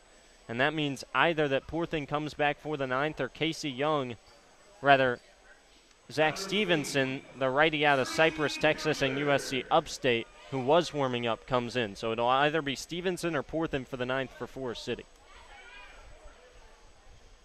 We'll see. Porthen has gotten knocked around, but still maintaining the lead for Forest City. 1-0 now to 3 Hillier. The man on first, it's Keys. Hillier is 0 for 2 with a walk tonight. He came around to score back in the 6th inning. And how big do those 2 runs that came across in the 6th loom now for the HiToms? Could be a lead for HPT. They're able to work out that inning cleanly. Ball gets away from Eric Grins. He loses his balance and doesn't have a throw. As Key is able to advance to second base. It'll be a pass ball as it just popped out of the mid of the HiToms catcher. Well, Ethan Snyder looks a little bit tired right now. Fastball dipping into the low 80s, around 83, as Edmondson warms up quickly. It would be pretty surprised if Ethan Snyder isn't able to come back and get Hillier here if the HiToms don't go to Edmondson down in the pen. After getting within run, you don't want to fall behind anymore. That time, Snyder able to locate a breaking ball over the zone, 2-1. Certainly, it's been a long and hot day here at McNair Field. It's cooled off considerably, down to 75 right now. Game at first pitch was right around 88, 89. Turned in a very pleasant night here, but long day leading up to it. As the ball missed outside, now 3-1. And Snyder behind in the count again to Hillier. Angus Pence looms on deck. Snyder just trying to take care of the Owls catcher. able to find the strike zone on a 3-1 count. That runs the count full again. So Snyder having to work here in this second inning of work. Yeah, good fastball there, right at the knees. Gets it back to 3-2, but now he needs to win the battle. He can't afford to give up a free base here to Hillier, especially with Pence looming on deck. And that would likely end the night for Snyder. 3-2 home.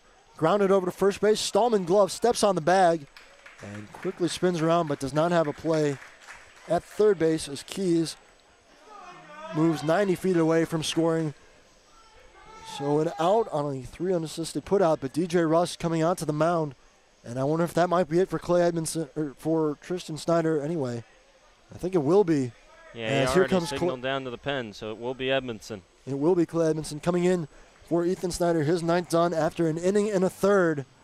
Hasn't allowed a run yet, but is responsible for the man at third, and that looms as a large go-ahead run if the Owls can push it across. But Clay Edmondson going to try and prevent that. We'll step aside really quick for a commercial break, and when we return, we'll see what Clay Edmondson can do against the bottom of the Owls' order here in the eighth.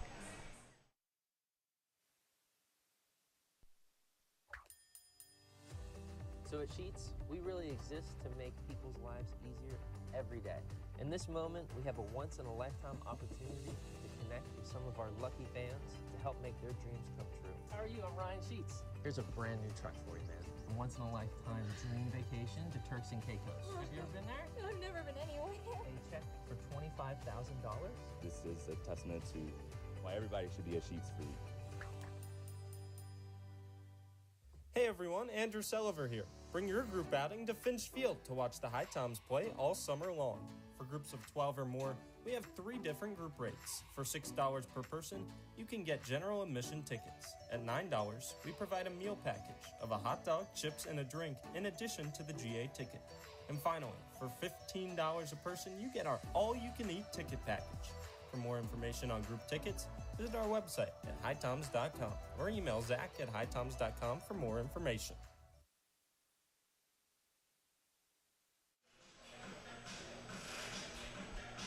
All right, we're back here in the bottom of the 8th inning. The Owls threatening to attack on an insurance run. They've got a man at third base. It's Clayton Keys who led off the inning with a single. Advanced to second on a passed ball. Got to third on a ground out by 3 Hillier, so it means Angus Pence steps to the plate with an RBI opportunity, but it'll be Clay Edmondson trying to shut him down. And Edmondson having a tremendous year for the HiToms. 27 strikeouts, which is 3rd overall on the team, 2nd among relievers. And it's actually going to be a pinch hitter, I believe. Or no, it's not. It's actually going to be still Angus Pence. I wouldn't be shocked if Forest City tried to go with a pinch hitter if they have a lefty bat available on the bench, because Edmondson's splits are so significant. He is nasty to righties, a lot easier to hit from the left side. Yeah, so far nothing evident as it's Pence stepping into the box and Garrett Dill still in the on-deck circle. Both righties who will face Clay Edmondson, who needs to get 2 outs here. Try to do so while stranding the runner at third. Chopper over to third base. Brown looks the runner back, throws across, and that's a good start. 1 pitch and 1 out for Clay Edmondson in his relief appearance. Oh, huge effort there from Edmondson. A great pitch there as he dots the 2-seam fastball on the inner half, gets a weak chopper, and with the infield in, no opportunity for Keys to come home. Jarrett Brown fields it smoothly, and now the infield can go back. Any out will do and keep it at 1 run. Couldn't have been hit any better. Brown standing just in front of the bag, hit right to him. Hardly had to look the runner back and made a strong throw across the diamond to Stallman at first. So 2 away as Edmondson deals to Garrett Dill, who swings and misses on an awkward-looking cut 0-1. And that's what Clay Edmondson can do to right-handed hitters. That's the nasty 2-seam that comes in on the hands. Ugly cut there. Then he'll run the slider off the outside corner if he needs to.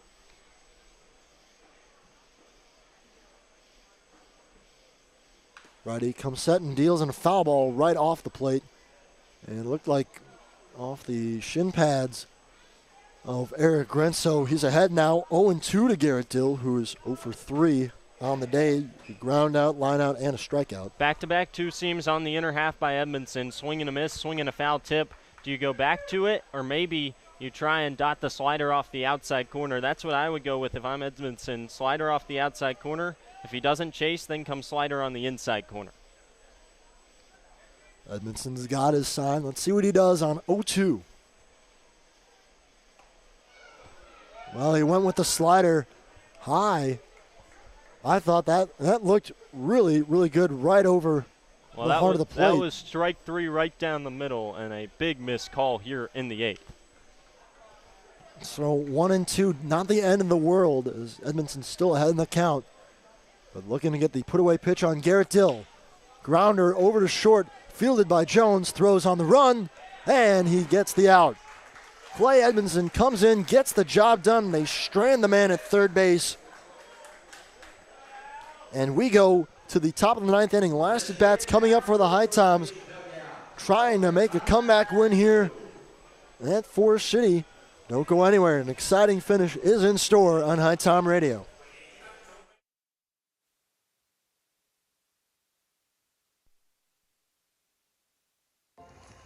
Your first HiToms baseball game, sweetie. I'm ready. Now, our player over there is called the pitcher. Right. He simplified his delivery mechanics in the offseason, so hold on to your Pepsi. His fastball's a beast. Speaking of Pepsi, want one? Yes, Pepsi's nuanced flavor profile is ideal for HiToms baseball. Honey, when I said you had to do your homework before the game, I meant your real homework. Noted for next time. Pepsi and HiToms Baseball. Game on.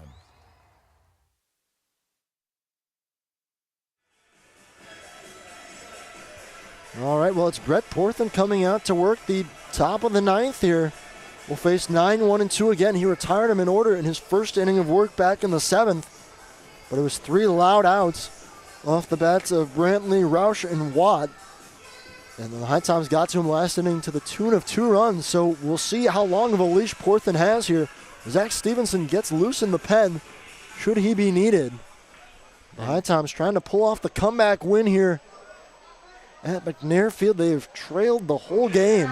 Forest City trying to piece it together with just 2 All-Stars on the mound.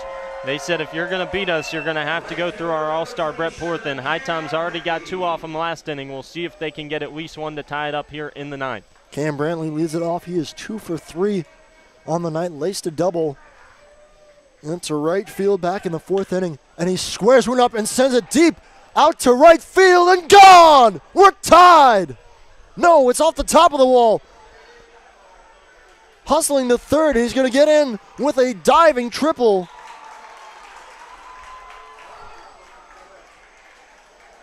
How about Cam Brantley? I thought that ball was gone. It hit off the top of the wall and stayed in play.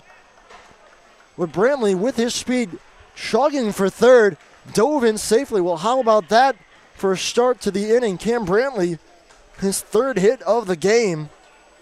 First pitch, breaking ball, hung in the zone, and he absolutely crushed it to right.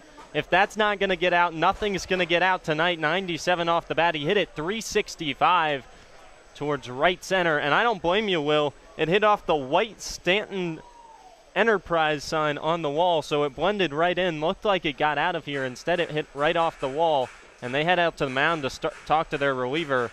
Things getting very hot here in the pen for Zach Stevenson, and very interesting in the 9th all of a sudden. 1 pitch and already a mound meeting and a triple, and can't set it up much better for the HiToms right now with Brantley standing 90 feet from scoring the tying run as A.J. Roush into the box. And again, the HiToms just squaring the ball up off of Porthen.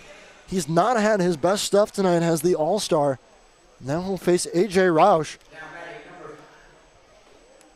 And for A.J. Roush, he already has an RBI single. The important part here is over at third, if you're Brantley, the infield in, you have to make sure a ball gets through the outfield before you come home. You can't afford to be erased on the base paths. First pitch swung on and missed. Roush trying to join in on the ambush, but was caught chasing one down in the zone, 0-1. Roush has 1 hit on the night, 1 for 4 after he flew out his last time up. This time looks at a strike on the outside corner, 0-2. Great placement of the fastball after he got a chase with the fastball below the zone. Porthen goes right on the outside corner. Roush taking all the way with that one. behind the count 0-2. Back-to-back 91 mile an hour heaters. Roush is going to have to try and stay alive here. Able to lay off a heater again at 91, but well above the zone.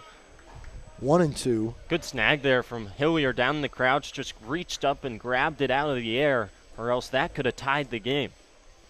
Brantley stands at third base after narrowly missing the game-tying home run. And Roush on a 1-2. This one in the air, out to center field. That ball is going to drop.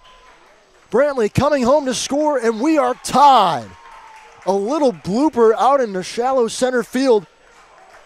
Marcos and Butcher had a long way to run. Neither of them could get to it. And we have a brand new ball game in the ninth, a couple of base hits. And the third run scored off of Brett Porthen, who came into tonight's game with a sub-1 ERA. Going to look a little different after tonight, but how about the HiToms just continuing to string hits together here? No quit. That was their 11th hit of the game. That's right. Mr. Porthen has only given up 2 runs coming into the night in 17 innings. How about 3 for the HiToms in 2+ so far off the All-Star? Rowan Watt takes a look at strike one as he has to duck out of the way of it. Owls were playing no doubles defense in the outfield. They still are, and that's what led to that bloop hit. It was up in the air for a while, but the outfielders in left and center, and Wade Kelly and Jacob Marcos were so deep, too long of a run to get to that one. 0-1 to Rowan Watt is low for ball. That evens the count, 1-1. As if you can't add to the drama, light sprinkles of rain coming down now at McNair Field as well. Getting flashbacks to Game 2 of the doubleheader last week at Finch Field, where it was a close game heading into the bottom of the ninth. Matt Little was an out away from recording a no-hitter before the rains just came down. 1-2 to Rowan Watt. Yeah, slider just caught the outside corner for strike 2. Watt didn't like it. Man at first, it's A.J. Roush. And Watt will head down to first as the ball comes in and hits him. Looked like it caught him on his right arm. Second time that's happened tonight. And he's chirping with Brett Porthen. Porthen not happy. Umpires coming out to separate the two as Watt came down to first. Porthen, I think more than anything, frustrated by the performance here. He had Watt in a 1-2 count and he let him get away with a hit by pitch. Not sure what was said between the two. But Watt stands at first. Porthen still being talked to by the umpires, trying to calm him down. His shortstop, Dalen Thompson, coming in to chat with him as well. But now 2 men on, and a man, more importantly, in scoring position. It's A.J. Roush, who represents the go-ahead run for the HiToms as Jarrett Brown steps to the plate. 1 for 4 with a single.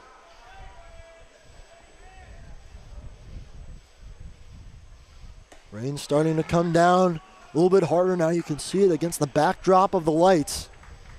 And boy, what high drama here. That's the 7th hit by pitch of Rowan Watt twice tonight, up and in on the elbow. He just kind of crowds the plate. He does a good job of getting on there. And take your base any way you can. 1-1 to the HiToms third baseman Jarrett Brown, who has a base knock today. Well, that's it, but how clutch could he come up here for the HiToms as the wind's really starting to pick up now at McNair Field. Pitch home and it missed outside for a ball, 2-1. If you're the HiToms, you want to add to the lead right now. You don't want to have to wait if there's a possible rain delay to come back out. You want to get the lead right now and snatch all of the momentum. 2-1 to Jarrett Brown. It's tied 4-4. First time the HiToms have been tied in this game since the 3rd inning, and it was a short time in which they were tied. As the Owls would come back and take the 2-1 lead in the 3rd.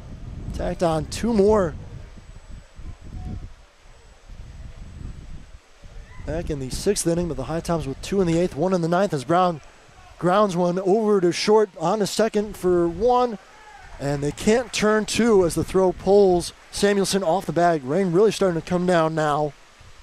Yeah, that's a big play there, as it looks like we're possibly going to have to go into a weather delay. We'll see as it really starts to come down. Big play that they didn't turn 2 there, and Jarrett Brown hustling beats it out. So now just 1 out as opposed to 2. 6-4 on the putout as Eric Grins gets ready to step in the box. Everyone taking their time, though, as the rain is just coming down, a deluge all of a sudden here at McNair Field. Say play on for now. And for the HiToms, boy, if you could push the go-ahead run across here, A.J. Roush just 90 feet away from scoring. Strike 1 to Eric Grins. All you need is a fly ball to get the job done. Well, that was the fastball Eric Grins would like to see again. That one caught the outside corner. If one catches more of the plate, just try and lift it deep to the outfield. Grins again, 2 for 4 on the night. He swings and misses, and he's behind in the count, 0-2. Nasty breaking ball there. He thought it was fastball, tried to lift one to left field, and swung right through the breaking ball. Roush stands at third. Jarrett Brown at first. 1 run in the inning after Roush singled home the game-tying run. Brown goes. Runner will not have to see a throw as Hillier wisely holds up. Love that there from DJ Russ and the HiToms, as that one was way upstairs. You stay out of the double play now because a ground ball should score the run. They'll actually bring the infield in now. Grins swings and a chopper on the infield. Bobbled, and it's not going to be made at home. Ball gets away from Hillier, and coming in to score is Brown. Well, a chopper on the infield. The shortstop, Dalen Thompson, made the right play, threw it home, but bobbled it, and it got away from the catcher. Hillier allows 2 runs to score, and the HiToms take the lead in the 9th, 6-4. Oh, baby, what a comeback. Well, it goes an RBI fielder's choice for Eric Grins. The problem for Thompson, it was hit rather hard on a high chopper, and by the time he bobbled it, he was trying to do too much, not even a force out at home plate. And so then he should have gone to first. Instead, he came home, wide throw, and it allows on an E6 another run to come in. You can hear the rain just pelting the roof of McNair Field, as it's a now 6-4 lead for the HiToms. The wheels coming off for Forest City. Vito Paterno lifts one down the line in foul territory, making the grab. In foul territory was the right fielder, Keys, having to sprint back to second base as Grins, and he puts his hands on his head as he could have tagged up on that ball and advanced to third. Instead, it's the second out. Grins still stands at second base, and the umpires calling everyone off the field, and we'll be entering a rain delay here with 2 away in the top of the 9th. The HiToms taking the lead with 3 runs in the inning. It's 6-4. And we'll see if they bring the tarp out here at McNair Field. Well, the interesting thing here, they're not going to tarp the field. They're going to tarp the mound and home plate. It's not because of lightning, just rain right now. But what I don't know is if this gets suspended and doesn't get finished, they would have to go back to the last inning played, and Forest City could possibly come away with the win, I believe. Yeah, if this game goes suspended, it is an official game as we're through 5 innings. So it's entirely possible they could call this game too, and the HiToms would win, although I don't think that's likely because Forest City, trailing as the home team, would like one more at bat. So they put the tarps out on the pitcher's mound and home plate, as it is just exploding with rain here, a lot like the rain we saw last week at Finch Field. Umpires coming up to the press box, and more than anything avoiding the rain. So how about this? What is this with the HiToms getting rained out in the 9th inning? Especially against Forest City, a number of rain delays against the Owls and the HiToms so far tonight. The rain seems to follow these 2 teams wherever they go. Well, again, Andrew, what a scintillating comeback for the HiToms, down 4-1 in this game and having to face the all-star pitcher Brett Porthen. But they have managed to tie it up in the 9th and then take the lead on a fielder's choice by Eric Grins that turned into 2 runs, a ball that didn't get past the pitcher's mound. But somehow the HiToms able to grab a 6-4 lead. We'll get you a CPL scoreboard update here, and then we'll likely take a quick break on HiTom Radio, as you can probably barely hear us over the rain at McNair Field in Forest City, North Carolina. We already informed you that Wilmington beat Wilson in game 1 of a doubleheader 5-4. Morehead City wins at 5-2 over Holly Springs tonight. Savannah is up 10-1 on Florence in the bottom of the 8th. Bananas wins in the second half mean good things for the HiToms. Peninsula has now come from behind against Ashboro. The Zookeepers led it 3-2 headed to the 9th. Peninsula puts up 1 in the 9th and now 6 in the top of the 10th and lead it 9-3 over Ashboro in the bottom of the 10th. Zookeepers down to their last 3 outs. That's good for the HiToms, as any East wins over the West mean good things for HPT as well. Another opportunity for that is in the Tri-City Martinsville game, where the Chili Peppers hold a 7-4 advantage over the Mustangs in the bottom of the 8th. Tri-City looking to snap a 5-game losing streak. HiToms now lead at 6-4 here in a weather delay in the top of the 9th with 2 out and a runner on second base. And Wilmington leads at 3-0 in the top of the 3rd of game number 2 against the Tobbs. Remember, doubleheader games are 7 innings, so Wilmington trying to sweep a doubleheader over the Wilson Tobbs and get within a half game of the first place Marlins in the East. There you go. A lot of baseball still happening. We are in a delay here at McNair Field. We'll step aside really quick, take a quick commercial break, and let you know if we find out any more about the status of this game. It actually sounds like the rain's starting to ease up, well, for about 2 seconds. As it comes down, we're getting a little wet up here too. But hang tight, we'll take a commercial break and be right back. HiToms leading at 6-4 in the 9th in a rain-delayed game at McNair Field.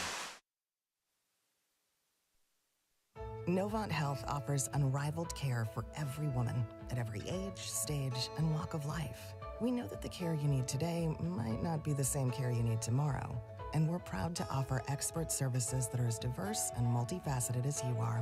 So whether you're having a baby, battling cancer, or boosting your overall wellness, you can count on Novant Health to get you back to the things you love faster. Discover care that always puts you first at novanthealth.org/everywoman. So at Sheets, we really exist to make people's lives easier every day. In this moment, we have a once-in-a-lifetime opportunity to connect with some of our lucky fans to help make their dreams come true. How are you? I'm Ryan Sheets. Here's a brand new truck for you, man. A once-in-a-lifetime dream vacation to Turks and Caicos. Have you ever been there? No, I've never been anywhere. A check for $25,000? This is a testament to why everybody should be a Sheets freak.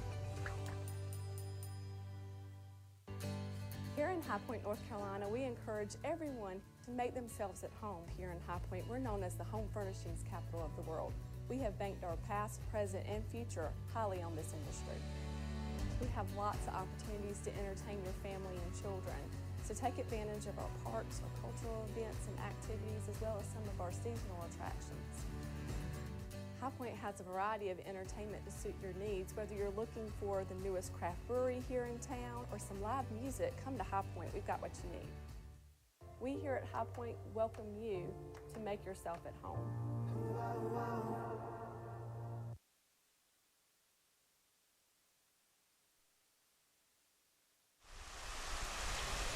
All right, we're back here on HiTom Radio. Good news for you about the rain is it should be ending soon. It's a small cell that came through at the last minute here in our game between the HiToms and the Owls.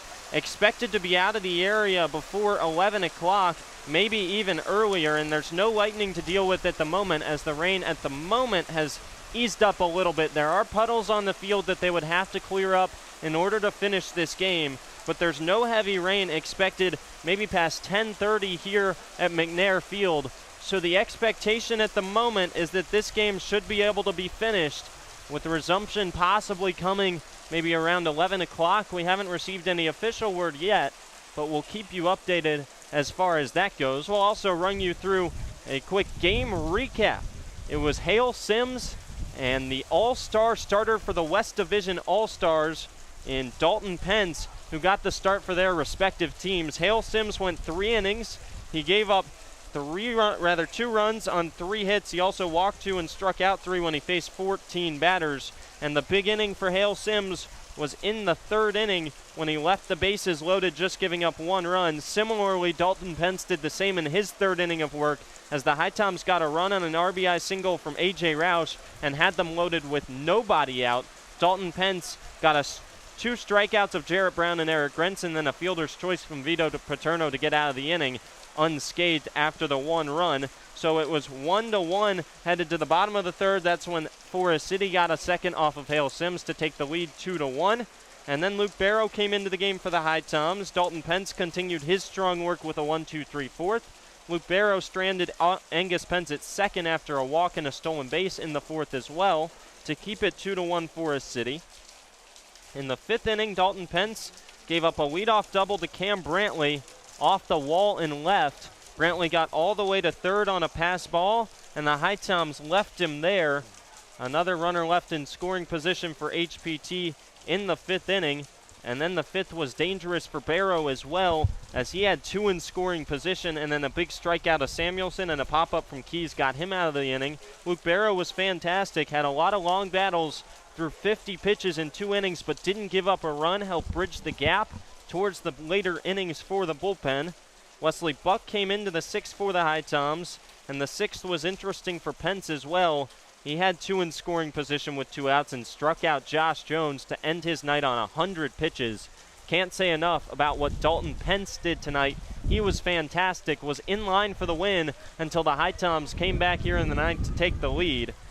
Forest City tacked on 2 off of Wesley Buck in the bottom of the 6th on no hits. A hit by pitch and a walk came around to score via some chaos, a wild pitch, a stolen base, and a sac fly. And then the 7th, HiToms went 1-2-3, as did the Owls. Ethan Snyder was into the game for HPT, and the reliever Brett Porthen was into the game for Forest City. Both had 1-2-3 innings. The 8th got a little sketchy for both relievers as Porthen gave up 2 runs on 4 hits, a single from Brown, then a single from Grinz. Brown was thrown out at 3rd on a 9-5 putout. A fly out to right from Paterno allowed Grinz to tag up to 3rd. Stallman got a single. He stole 2nd, got to 2nd, and then Jose Vargas scored both of them on a 2 RBI single before a big strikeout of Josh Jones ended the inning. And then it was a scary 8th for the HiToms as well, as Ethan Snyder allowed a leadoff single to Keys, got a pop-up, and then Edmondson came in with a runner on 3rd via a pass ball and got out of the inning with a 5-3 ground out and a 6-3 ground out. That kept it where it was. That was a huge 2 outs from Clay Edmondson in the 8th. And then in the 9th, it's where we stand. The HiToms led off the inning with a triple from Cam Brantley off the middle of the right field wall, almost gone. And then he scored on an RBI single from A.J. Roush, blue hit to left center. That tied the game. And then a hit by pitch of Rowan Watt put 2 on. A fielder's choice from Jarrett Brown put runners at the corners. And then Eric Grinz grounded one over towards short with the infield in after Jarrett Brown stole 2nd, and there were 2 in scoring position with 1 away. It was bobbled by Dalen Thompson. He still came home with it. It got all the way to the backstop. An RBI fielder's choice from Grinz scored 1 run on A.J. Roush, and then on the air, Jarrett Brown came home, and the E6 to the backstop allowed Grinz to reach 2nd as well. And that's where we kind of stand. The fly out from Paterno means there's 2 outs in the top of the 9th and a runner still on 2nd, with Porthen still in the game as of now as we enter the rain delay. And the rain is easing up here. It looks like there was a conversation out around second base between management and the coaching staff for the Owls trying to determine what to do. The rain is easing up, still coming down, and there are some puddles on the field, especially on the right side of the infield. Not super deep puddles, not large lakes per se. It would probably take a little while for them to get dried off. So as we await a decision here, a lot hangs in the balance. Again, this is a battle for first place between these 2 teams. HiToms came into the night 6-4 in the second half, and Forest City at 7-5. So both these teams with a lot to play for, but the HiToms mounting a comeback, 5 runs across the 8th and 9th innings to take the lead in a game where, again, you watch how Dalton Pence pitched, again, like an all-star, and then you see Brett Porthen coming out, and you think, well, man, how many chances are the HiToms going to get? But really, from the jump, Porthen didn't look like he had his best stuff. Retired the HiToms in order in the 7th, but got squared up on all 3 outs. They were all flyouts, and then floodgates opened in the 8th with 2 runs, and then 3 more here in the 9th. And the HiToms still not done. Whenever we resume play, there's still 1 out to get for Forest City. And it appeared as if the HiToms were in trouble because they had squandered so many opportunities, Will. And you don't get a ton of opportunities facing 2 all-stars tonight in Pence and Porthen. But finally, HPT got a little momentum on that big swing in the 8th from Jose Vargas with the 2-out, 2 RBI single. And then a big-time triple to lead off the 9th. Just kept that momentum going after Edmondson slammed the door in the 8th. So we'll see if the HiToms can add on another one, up by 2. Currently 6 runs on 11 hits and 1 error for HPT. 4 runs on 5 hits and 1 error for Forest City. It's now 9-6 Peninsula over Ashboro, as the Zookeepers have tacked on 3 in the bottom of the 10th, but are down to their final out. And that's it. It's actually officially gone final. The Zookeepers fall 9-6 to Peninsula. That continues the losing streak for the Zookeepers. That's 3 in a row that Ashboro's dropped. Savannah continues to dominate Florence, up 10-1. And Will, almost lost in this mess is the fact that this game's for sole possession of first place in the West Division of the Coastal Plain League. And the HiToms are now in front. And what a steal of a win this would be. Huge. Just huge is all you can say. Obviously, you don't mind if the Bananas keep winning. If the HiToms win, too, I mean, it's not a bad thing. It's the 2 best-case scenarios. HiToms either winning first place or having the Bananas grab second. And the explanation for that is that Forest City is, Savannah won the first half, so they've already secured their playoff spot. And so if Savannah wins the second half, it comes down to overall record. With the HiToms finishing the first half at 12-12, they actually have a couple games on the overall as opposed to the second half over everybody, because the HiToms finished in second place in the first half to the Bananas. So they would prefer it come down to overall rather than just second half. So if Savannah wins, that's the case, and the HiToms pick up maybe another game or 2 in hand over a couple people in the West to hold on to. Because right now, overall, coming into tonight, the HiToms were at 18-16, and that's 2 games better than any other team outside of Savannah in the division, with Macon at 16-18 and 17-19 for Forest City. That's both a couple games back in the overall. So if the HiToms can keep winning and the Bananas keep winning, that spells good things for HPT and their playoff chances this year. And with the HiToms here tonight, they tossed a couple guys in Hale Sims, Luke Barrow, and Wesley Buck, who all came off struggling appearances outside of Hale Sims, who came off a 1-2-3, 3-up, 3-down, 3 strikeouts outing against Wilson. But the starts had been bad for Hale Sims, giving up 5 in the first in each of his 2 starts so far this season. He proved himself worthy on the mound, giving up just 2 runs through 3 innings. Luke Barrow hung 2 zeros on the board as well.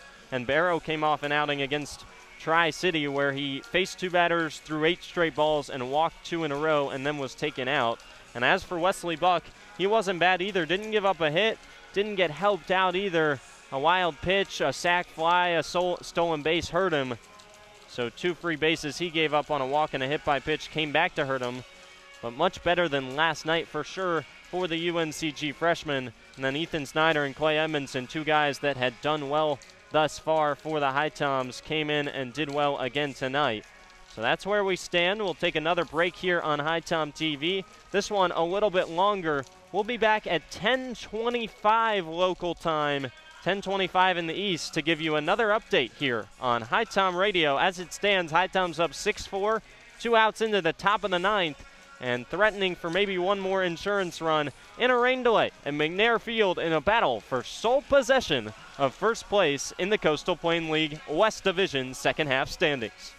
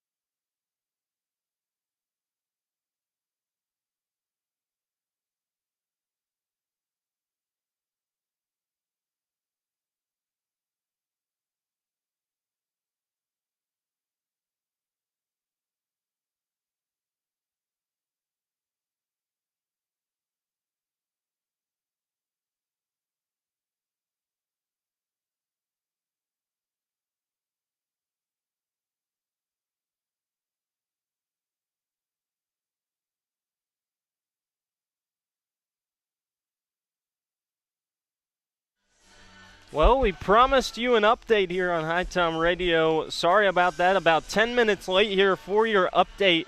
And the update is essentially that there is no update. But that's good news for the HiToms. Here's how the rules in the Coastal Plain League work.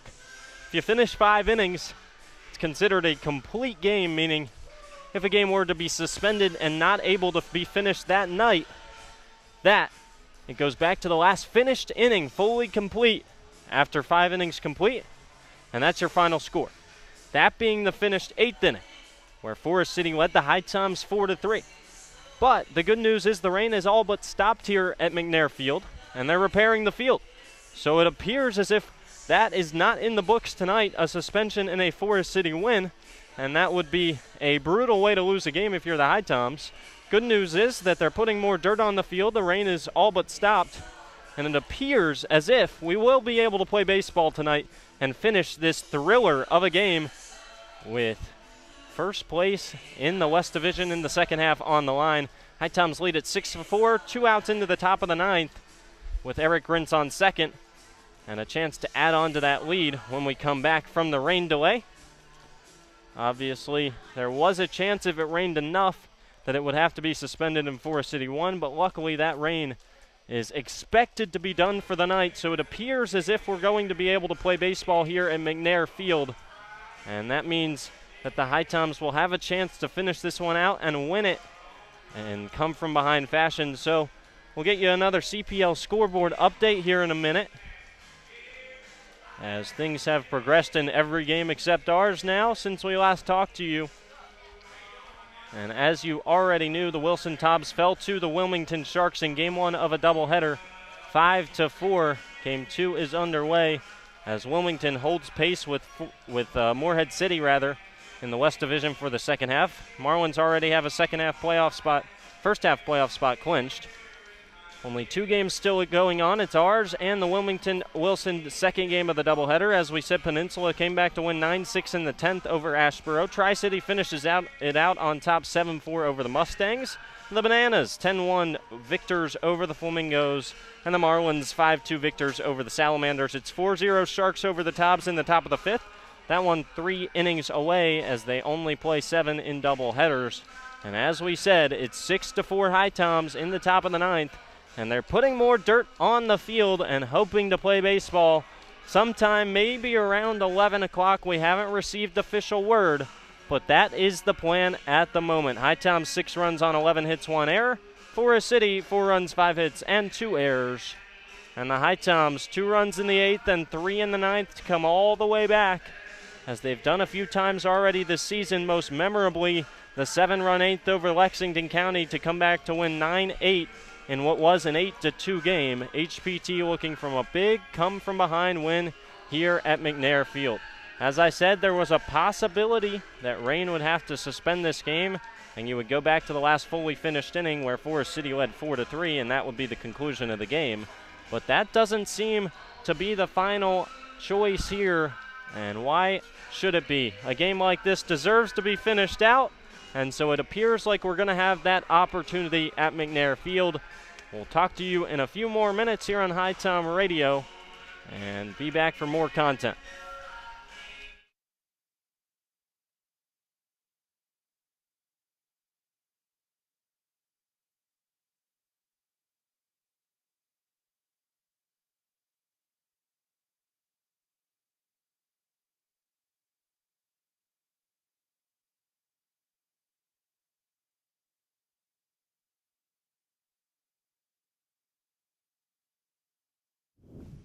Well, you thought we were going away pretty quickly, didn't you? We're right back here on HiTom Radio. Jose Vargas has come to join us here up in the booth at McNair Field.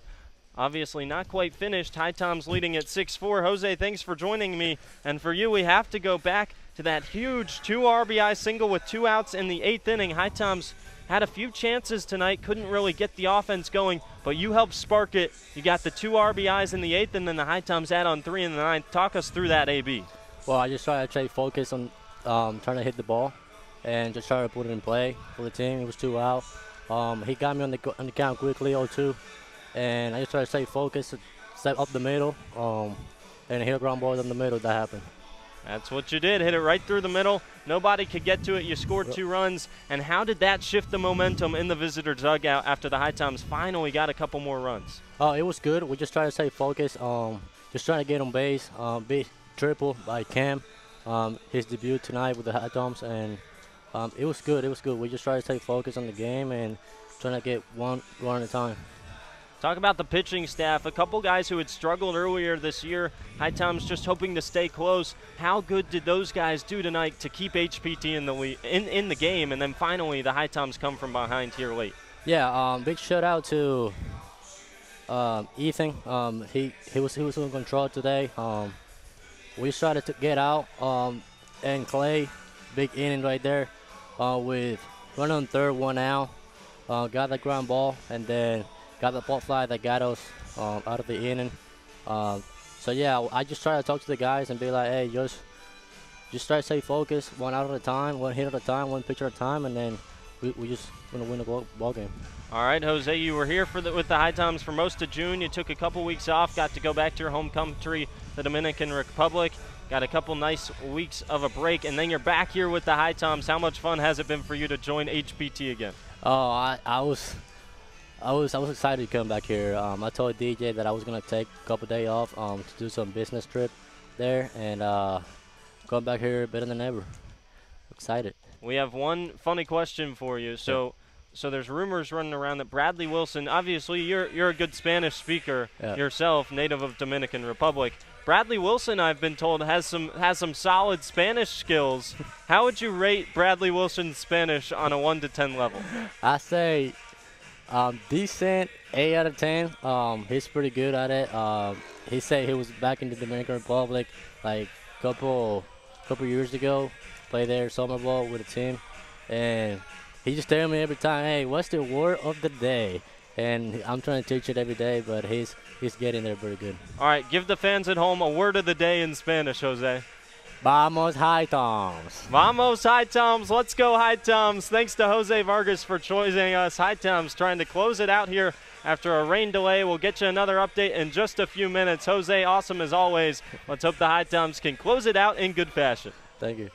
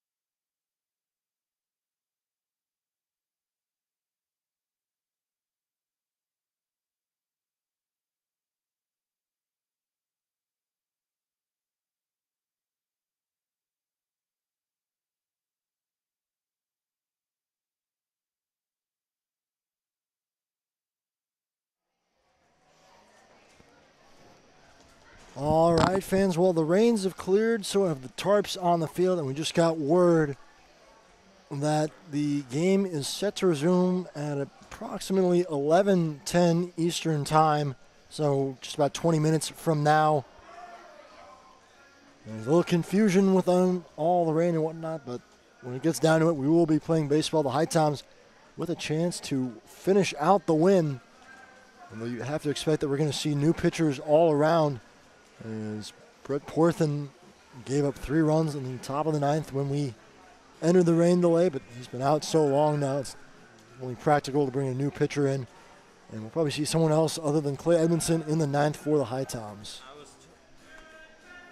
I was actually told, Will, that Clay Edmondson should be okay to go here for the 9th for the HiToms, and if not, Jacob Halford is available in the bullpen. So the expectation for the HiToms is that Clay Edmondson will likely come out for the 9th if he goes back to the pen and is feeling okay with the arm. If not, expect to see Jacob Halford, who has been locked down the last outing, when he came in relief on Tuesday, got out of a bases-loaded jam in the 8th against Tri-City, came back for the 9th, and got the 4-out save. He was really good that day. So if needed, he can come out of the pen. And if Clay Edmondson were to run into trouble in the bottom of the 9th, then you would expect to see Halford as well in that scenario. Indeed. When we do resume play, it'll be Eric Grintz over at first base and Brandon Stallman at the plate with 2 away. It's actually Eric Grintz at second base. Yes, that's he right. He reached on an error on the throw home that got to the backstop. So runner in scoring position. And that's a big turn of events here. HiToms had the momentum, and then it went into a rain delay, and it was huge for HPT to snatch that lead before it went into a rain delay, take the momentum, and now can they expand upon that? A big AB here for Brandon Stallman. If he's able to get a hit, then the HiToms keep all the momentum and get a 3-run lead. That should be a comfortable lead going to the 9th, but you never know. Can always see comebacks in this league, as we've seen tonight. But should Forest City be able to come out and get a 3rd out, then they get a little bit of momentum, and who knows, they might be able to sneak back into it in the bottom of the 9th. So this will be a big spot here when we come back in about 20 minutes, whether the HiToms can tack on a big insurance run or not.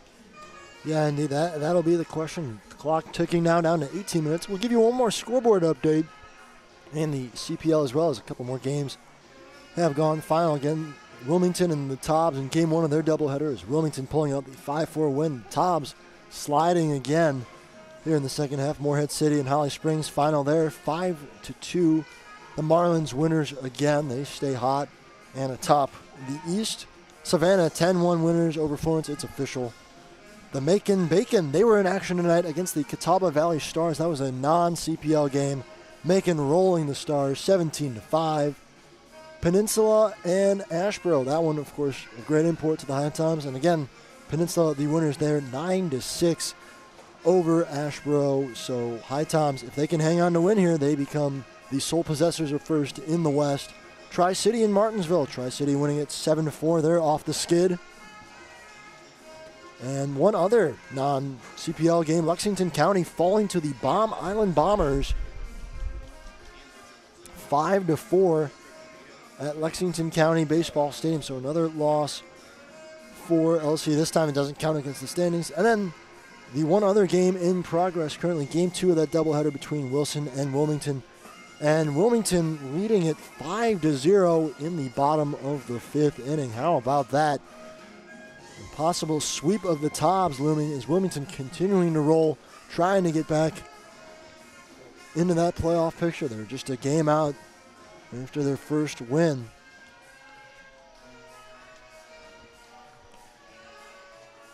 All right. Well, the tunes rolling on here. Much emptier crowd now as most fans have left the stadium, mostly staff for the Owls still in the building. Will Trubshaw and Andrew Selliver with you here, bringing you rain delay baseball. Wouldn't expect anything different for a battle for first place in the West Division in the second half. A crazy night as the HiToms struggled to scratch across runs with runners in scoring position, a couple opportunities against Dalton Pence, but that's all you're going to get against a guy who started in the All-Star game for the West Division, and the HiToms didn't capitalize all too well against the lefty out of UNC, only one in 6 innings against Pence. But then they finally got to Portland in the 8th and now in the 9th. Got 2 in the 8th on a Jose Vargas 2 RBI single. We just talked to him a minute ago.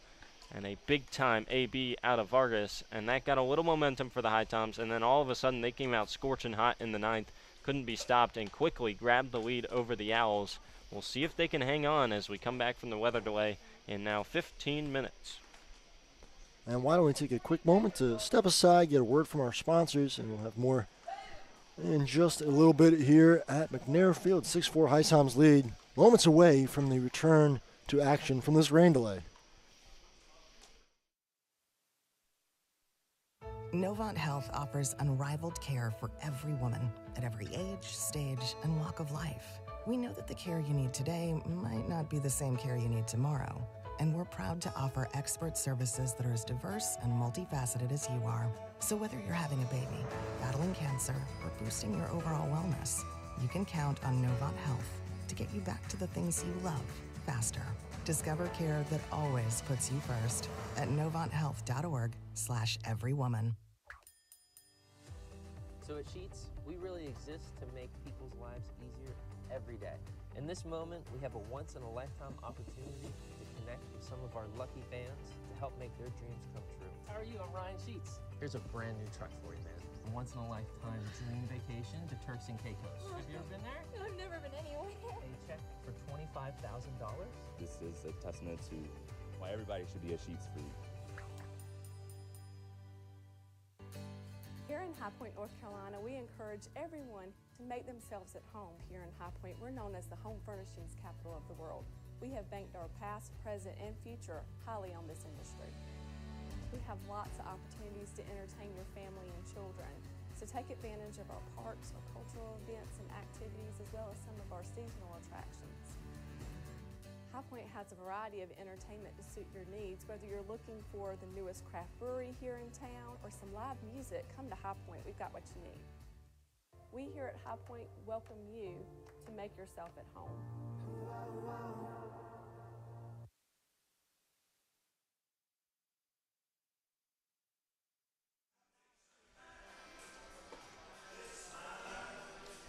Welcome back to HiTom Radio. If you're just joining us, you have missed a lot here. The HiToms are leading the Forest City Owls 6-4 in the top of the 9th inning. However, this game is still in a delay. We're about 13 minutes out from the resumption of play here at McNair Field.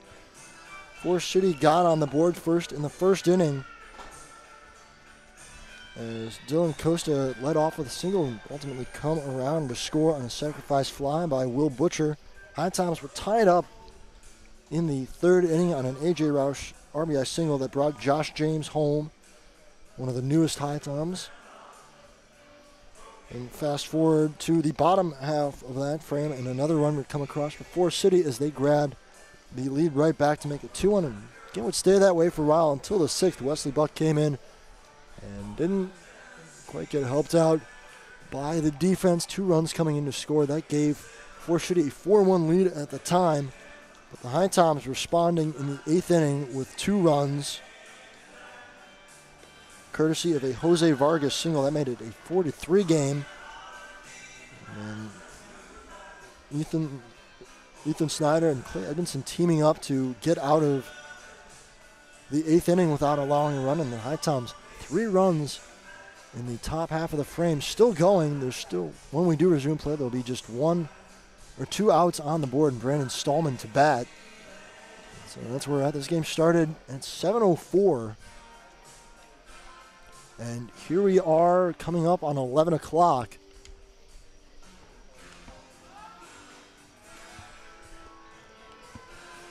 We're so glad you all have chosen to join us, HiTom and Owl fans alike.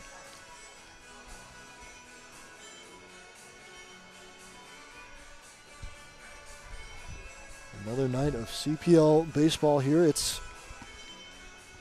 Quite a compact stretch here for the HiToms coming down the stretch. You take a look at the schedule. Tomorrow they start a 4-game homestand against Martinsville. It'll be a doubleheader against the Mustangs. First pitch in game 1 will be 4 o'clock, and then game 2 will be shortly after the completion of that game. HiToms get an off day Sunday before taking on the Lexington County Blowfish. That'll be a 6:30 start. And then one more game against the Mustangs on Wednesday after another game. And it's 6:30. Busy schedule as we get down to the final weeks of the season here.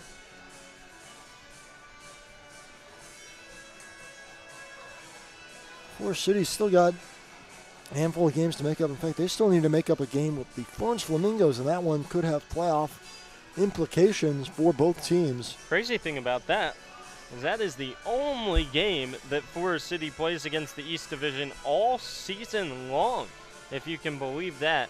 The HiToms have taken on a number of East Division teams in the Wilson Tobbs, Peninsula, Wilmington, add Tri-City to that list. Only a couple teams in the East that the HiToms don't play, and that's Florence and I believe Morehead City. HiToms also played a couple against Holly Springs. So the other thing that the HiToms don't do is they don't play Savannah and they don't play Macon in their own division. Forest City does play both of those teams a few times, 2 against the Bananas, I believe 3 against the Bacon this season. For Forest City, rather.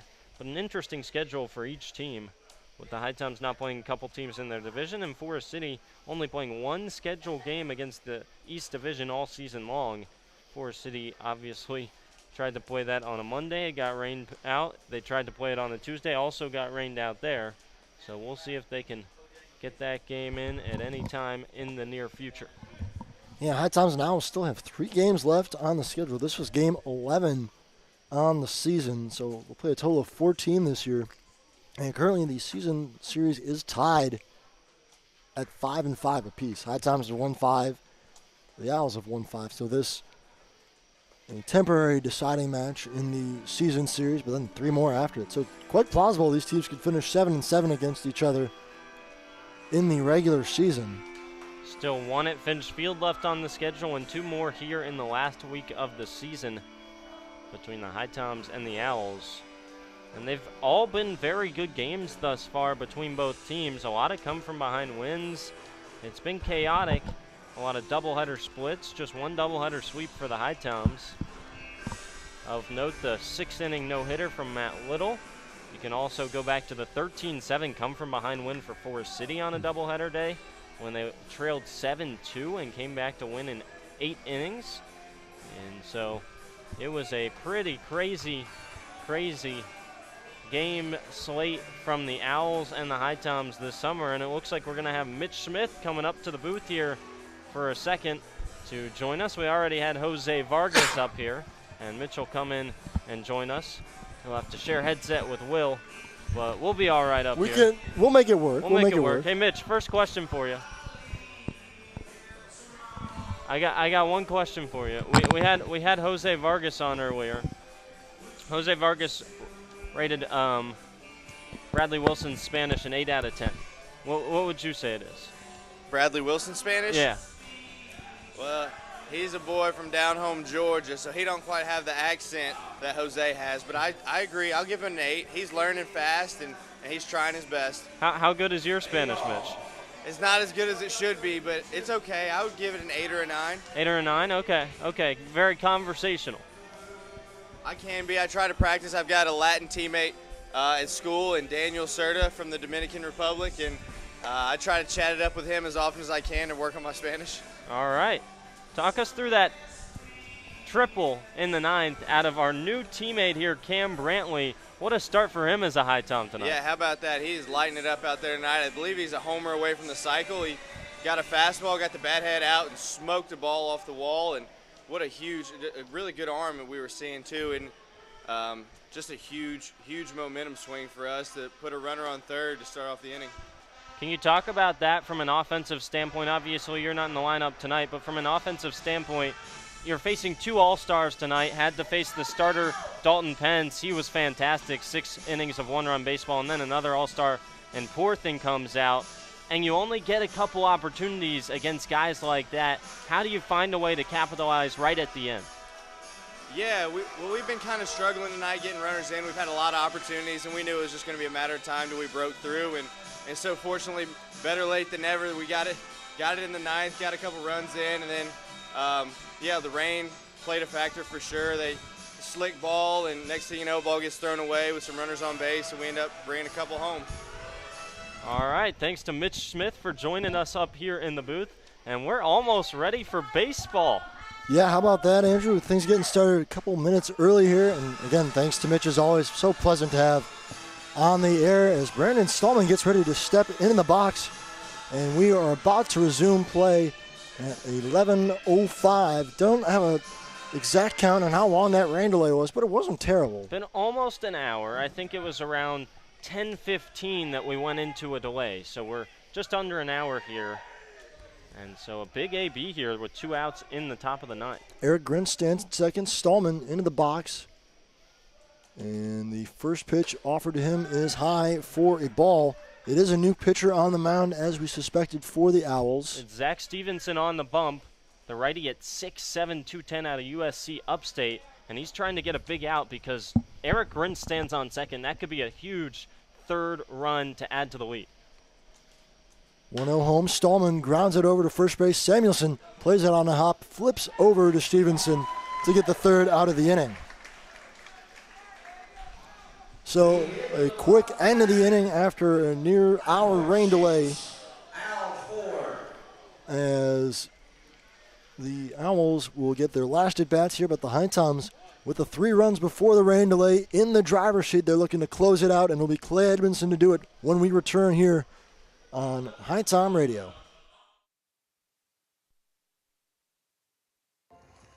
Your first HiToms baseball game, sweetie.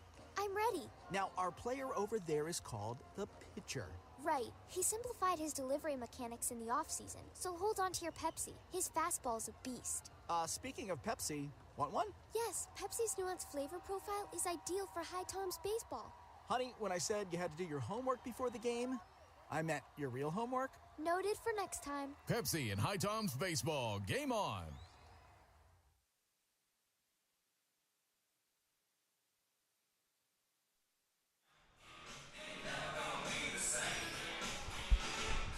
All right, Save a Horse, Ride a Cowboy plays as the HiToms take the field trying to earn a hard-fought win here at Forest City. Look at Will Trubshaw with the country music knowledge out of Chicago, Illinois. You know what? I mean, this is, if I'm going to know a song, it's going to be this one. A good pump-up song, too. I know it's probably meant to pump up the Owls, but if I'm Clay Edmondson, I'm getting charged up to this song.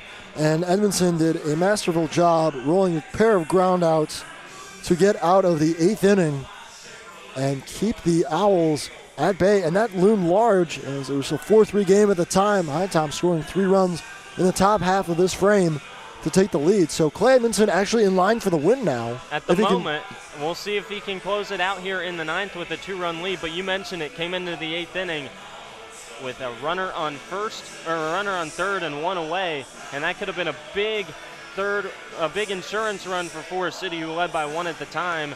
And Clay Edmondson got a chopper to third on the first pitch to Angus Pence, 5-3 to put out with the infield in, had to stay at third to Keys, and then he got a ground out to short to end the inning.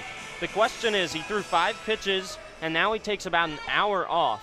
So how fresh is he? He got down to the pen to warm up a little bit, and now he gets a few warm-up tosses on the mound. We'll see how fresh he looks here to start the 9th as Jacob Halford warms in case he is needed here in the 9th. Yeah, it will be interested. Of course, Porthen, a little easier to take him out since it was during an inning, but Edmondson, like a normal inning of rest, and will be tasked with taking care of the 9 1-2 hitters here as Dalen Thompson steps to the box to lead us off in the bottom of the 9th. The first pitch home, Thompson swings and fouls it out of play, and he falls behind the count 0-1. Nasty slider on the inside corner at the knees from Clay Edmondson. That's the pitch. It's a slider and a two-seam fastball. Slider 70 to 75 usually, and then the two-seamer can be in the upper eights. So we'll see how he can command this 9-1-2 to start the ninth. 0-1 home. Just low for ball, count even at 1-1. That's another slider, and he ran it low and off the outside corner, trying to get the chase from Dalen Thompson. Don't mind that pitch. We'll see when he goes to the fastball for the first time in this AB. Edmondson in decisions this year is 1-0. So has a save to his credit. But this, again, not a save situation. As a ball finds the bottom of the strike zone, 1-2. That time he did go back to the fastball for the first time in this AB, and he dotted it right where he wanted it. HiToms looking to get back to 3 games over 500 with a win, and furthermore solidifying first place in the CPL West for the first time since June 5th. Grounder back up the middle, diving play by Jose Vargas. He can't come up with it. It's a leadoff single by Dalen Thompson. Well, that's one on a 1-2 count where Edmondson just didn't get the movement with the two-seam fastball, and it left it right over the middle of the plate, and Thompson didn't miss it. It was grounded past Edmondson's glove. Thought he had a chance to knock it down, but hit it a little too sharply. And then Jose Vargas laid out for it up the middle, but he just couldn't get to it. So a leadoff single on. That is the 6th hit of the night for the Owls. 4 runs on 6 hits and a pair of errors. For the HiToms, 6 runs, 11 hits, just 1 error. And it's the top of the order now. Dylan Costa watches ball 1 sail outside. Good grab by Eric Grins. And that's important because you might think that that run over at first in Dalen Thompson isn't the important one with the tying run at the plate, but that does keep the double play in order without letting that ball get to the backstop by Grins. HiToms could get a key double play here if Clay Edmondson can roll a ground ball. 1-0 home. Finds the outside corner, 1-1. Crowd is, for the most part, emptied out here, but some lone stragglers have struck around to see the end of this crazy baseball game. You can hear both dugouts right now, though, from where we are. A couple of the diehard Owls fans still here. I think I see a few HiToms fans still in the building as well. Making the trip out here to Forest City. Ball 2 misses outside. Edmondson went back to the same pitch, but couldn't locate it on the strike zone. So it's 2-1 to Costa, who is 2 for 3 on the day. Pair of singles, an RBI, a walk, and a flyout for the leadoff hitter and batting average leader for these Owls. 2-1 missed outside, now it's 3-1. And they're going to get Halford up in a hurry down the left field line in case he's needed. That one just lost way outside with the two-seamer. 2 of those in this AB where Edmondson just hasn't controlled it well. Yeah, that's the thing. Bottom of the 9th, you can't really waste a lot of time because opportunity for the walk-off is there for the Owls. 3-1 home, misses low for ball 4. And the first 2 runners reach via a single and a walk. And that'll bring up Jacob Marcos. And this will likely be the last batter for Clay Edmondson if he doesn't retire Marcos as Halford hurries up down the left field line to get warm. We'll see if Clay Edmondson can get a big out here of Marcos. Would love a strikeout. A ground ball would also do the trick as the infield's in at the corners and at double play depth up the middle. Jarrett Brown and Brandon Stallman in on the grass. Jones and Vargas double played up the middle. Ball gets away as Marcos tried to square around the bunt. Evidently pulled the barrel of the bat back, and it looked like it just came and caught the blocker of Eric Grins. Kicked away from him, so the runners move up into scoring position, and that is a big development here as the tying run now stands at second base.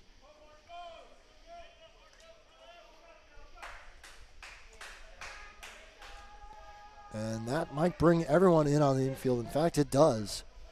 Well, no, second base and short. Going back, still the corners in for the HiToms as Edmondson gets aside and comes home 1-0. Again inside. That runs the count to 2-0. Marcos represents the winning run for the Owls.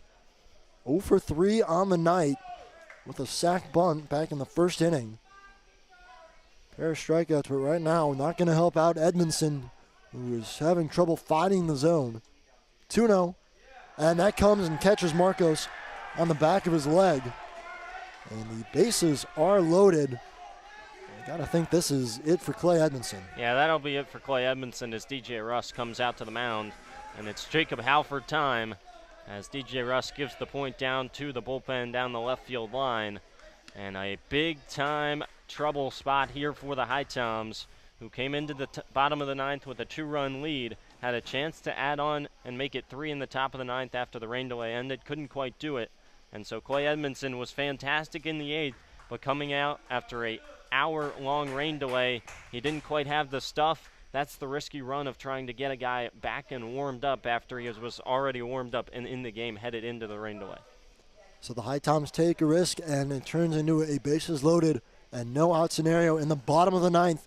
Jacob Halford coming on, trying to close the deal for the HiToms. And he's got a tall task here.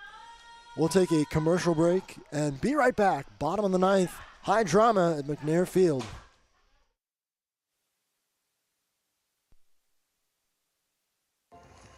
Your first HiToms baseball game, sweetie. I'm ready. Now, our player over there is called the pitcher. Right. He simplified his delivery mechanics in the offseason, so hold on to your Pepsi. His fastball's a beast. Speaking of Pepsi, want one? Yes, Pepsi's nuanced flavor profile is ideal for HiToms baseball. Honey, when I said you had to do your homework before the game, I meant your real homework. Noted for next time. Pepsi and HiToms baseball. Game on.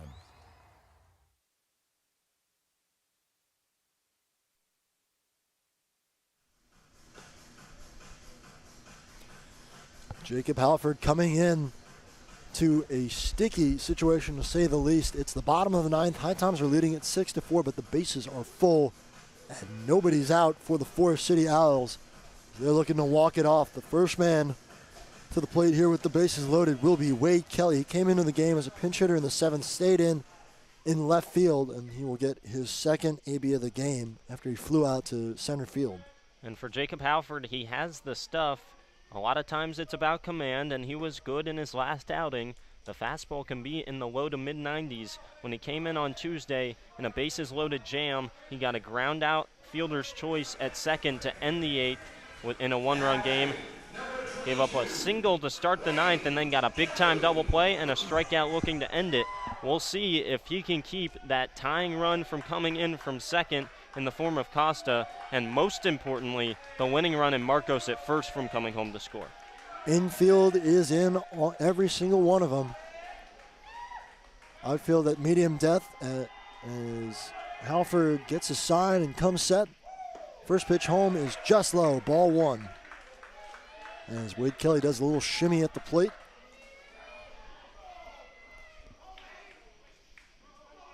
Kelly played his college ball this year at Gaston College, where he was a freshman, a native of Lexington, South Carolina. Backs out of the way of ball two, and it's 2-0. Well, that's what we said. The command could be the concern. Two fastballs, 90 and 92, but neither one of them very close to the strike zone. Halford has to throw a fastball for a strike here. The bases are full. The winning run, Jacob Marcos stands at first base. And a hitter's count, 2-0. Looped into right field. That ball's going to drop down. One run is in. The tying run getting the wave around. And we are tied 6-6 in the bottom of the ninth. Wade Kelly comes through with a 2-run single. And we are back to even. Now, more importantly, the winning run stands at second base.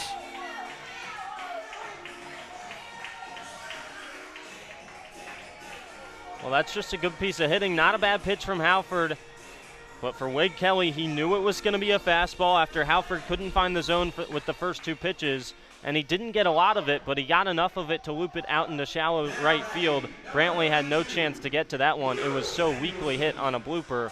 tied, and the winning run at second. DJ Russ just told his whole infield the play has to be at third to keep that run away from 90 feet away from scoring. Still nobody out, and now you're really questioning the decision to go with Clay Edmondson out of the rain delay, as those 2 runs are charged to him.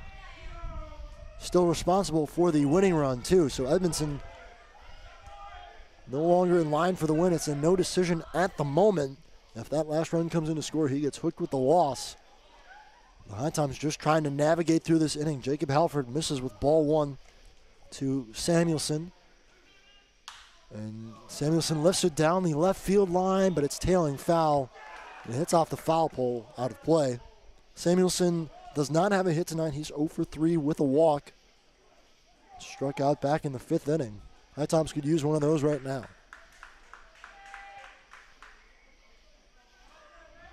Just trying to push this game to extras. As Halford comes home, that ball ripped down the left field line and tailing out of play again. Samuelson late on back-to-back fastballs. 3 straight, 91, 92, 92 from Halford. You see he's late on all of them. Do you go to it again, or do you try and fool him with the slider? The NC State freshman comes set, trying to take care of Will Samuelson. 1-2, swing and a miss, strike 3. Well, he went with the slider, had him absolutely fooled, seeing fastball all the way out in front of it was Samuelson. A nasty slider, but Halford not out of the woods yet. Now the double play could end the inning, though, if the HiToms could turn 2. Clayton Keys steps to the box. He's got a single tonight in his last at bat. Otherwise, 1 for 4 on the night. Just his 4th game as an Owl. He actually picked up the walk-off in the win over Martinsville on Monday in his first hit with Forest City. These Owls have had the walk-off magic, of course, playing the HiToms on July 2nd. And a walk-off win courtesy of 3 Hillier. There's a swing and a miss by Keys. Hillier waits on deck.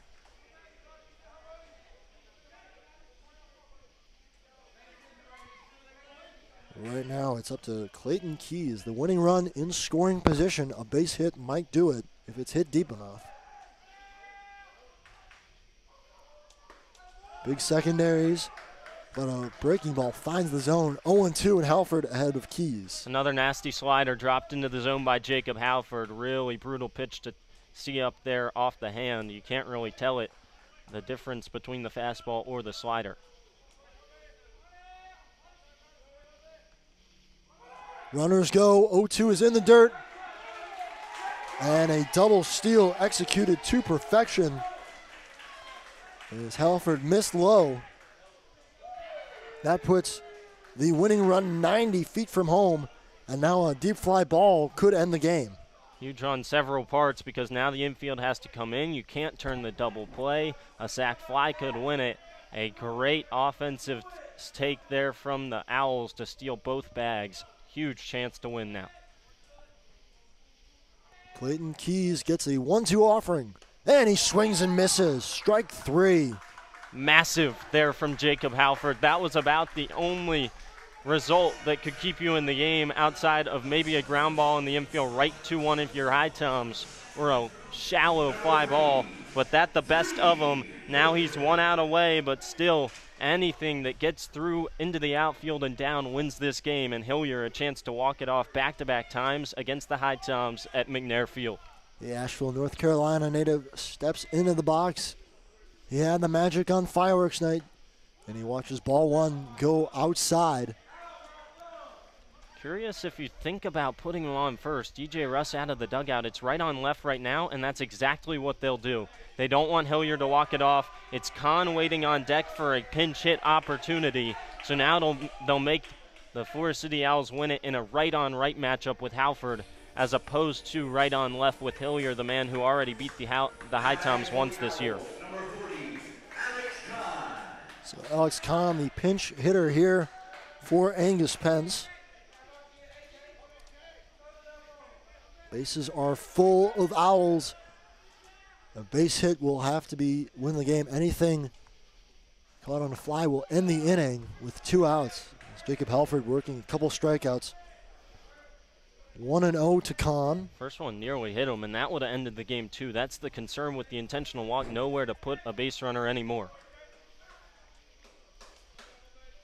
Every game against the Owls for these HiToms seems to come with a little bit of extra drama as Halford misses high, 2-0. Kahn bending his body out of the way of the pitch. Has to be now if you're Jacob Halford. Have to go fastball, expect for Kahn to be right on it, expecting the fastball, but you can't go 3-0. Don't want to walk in the winning run. 2-0 home, grounded up the middle and through. Ball game over. Forest City walks it off in the 9th.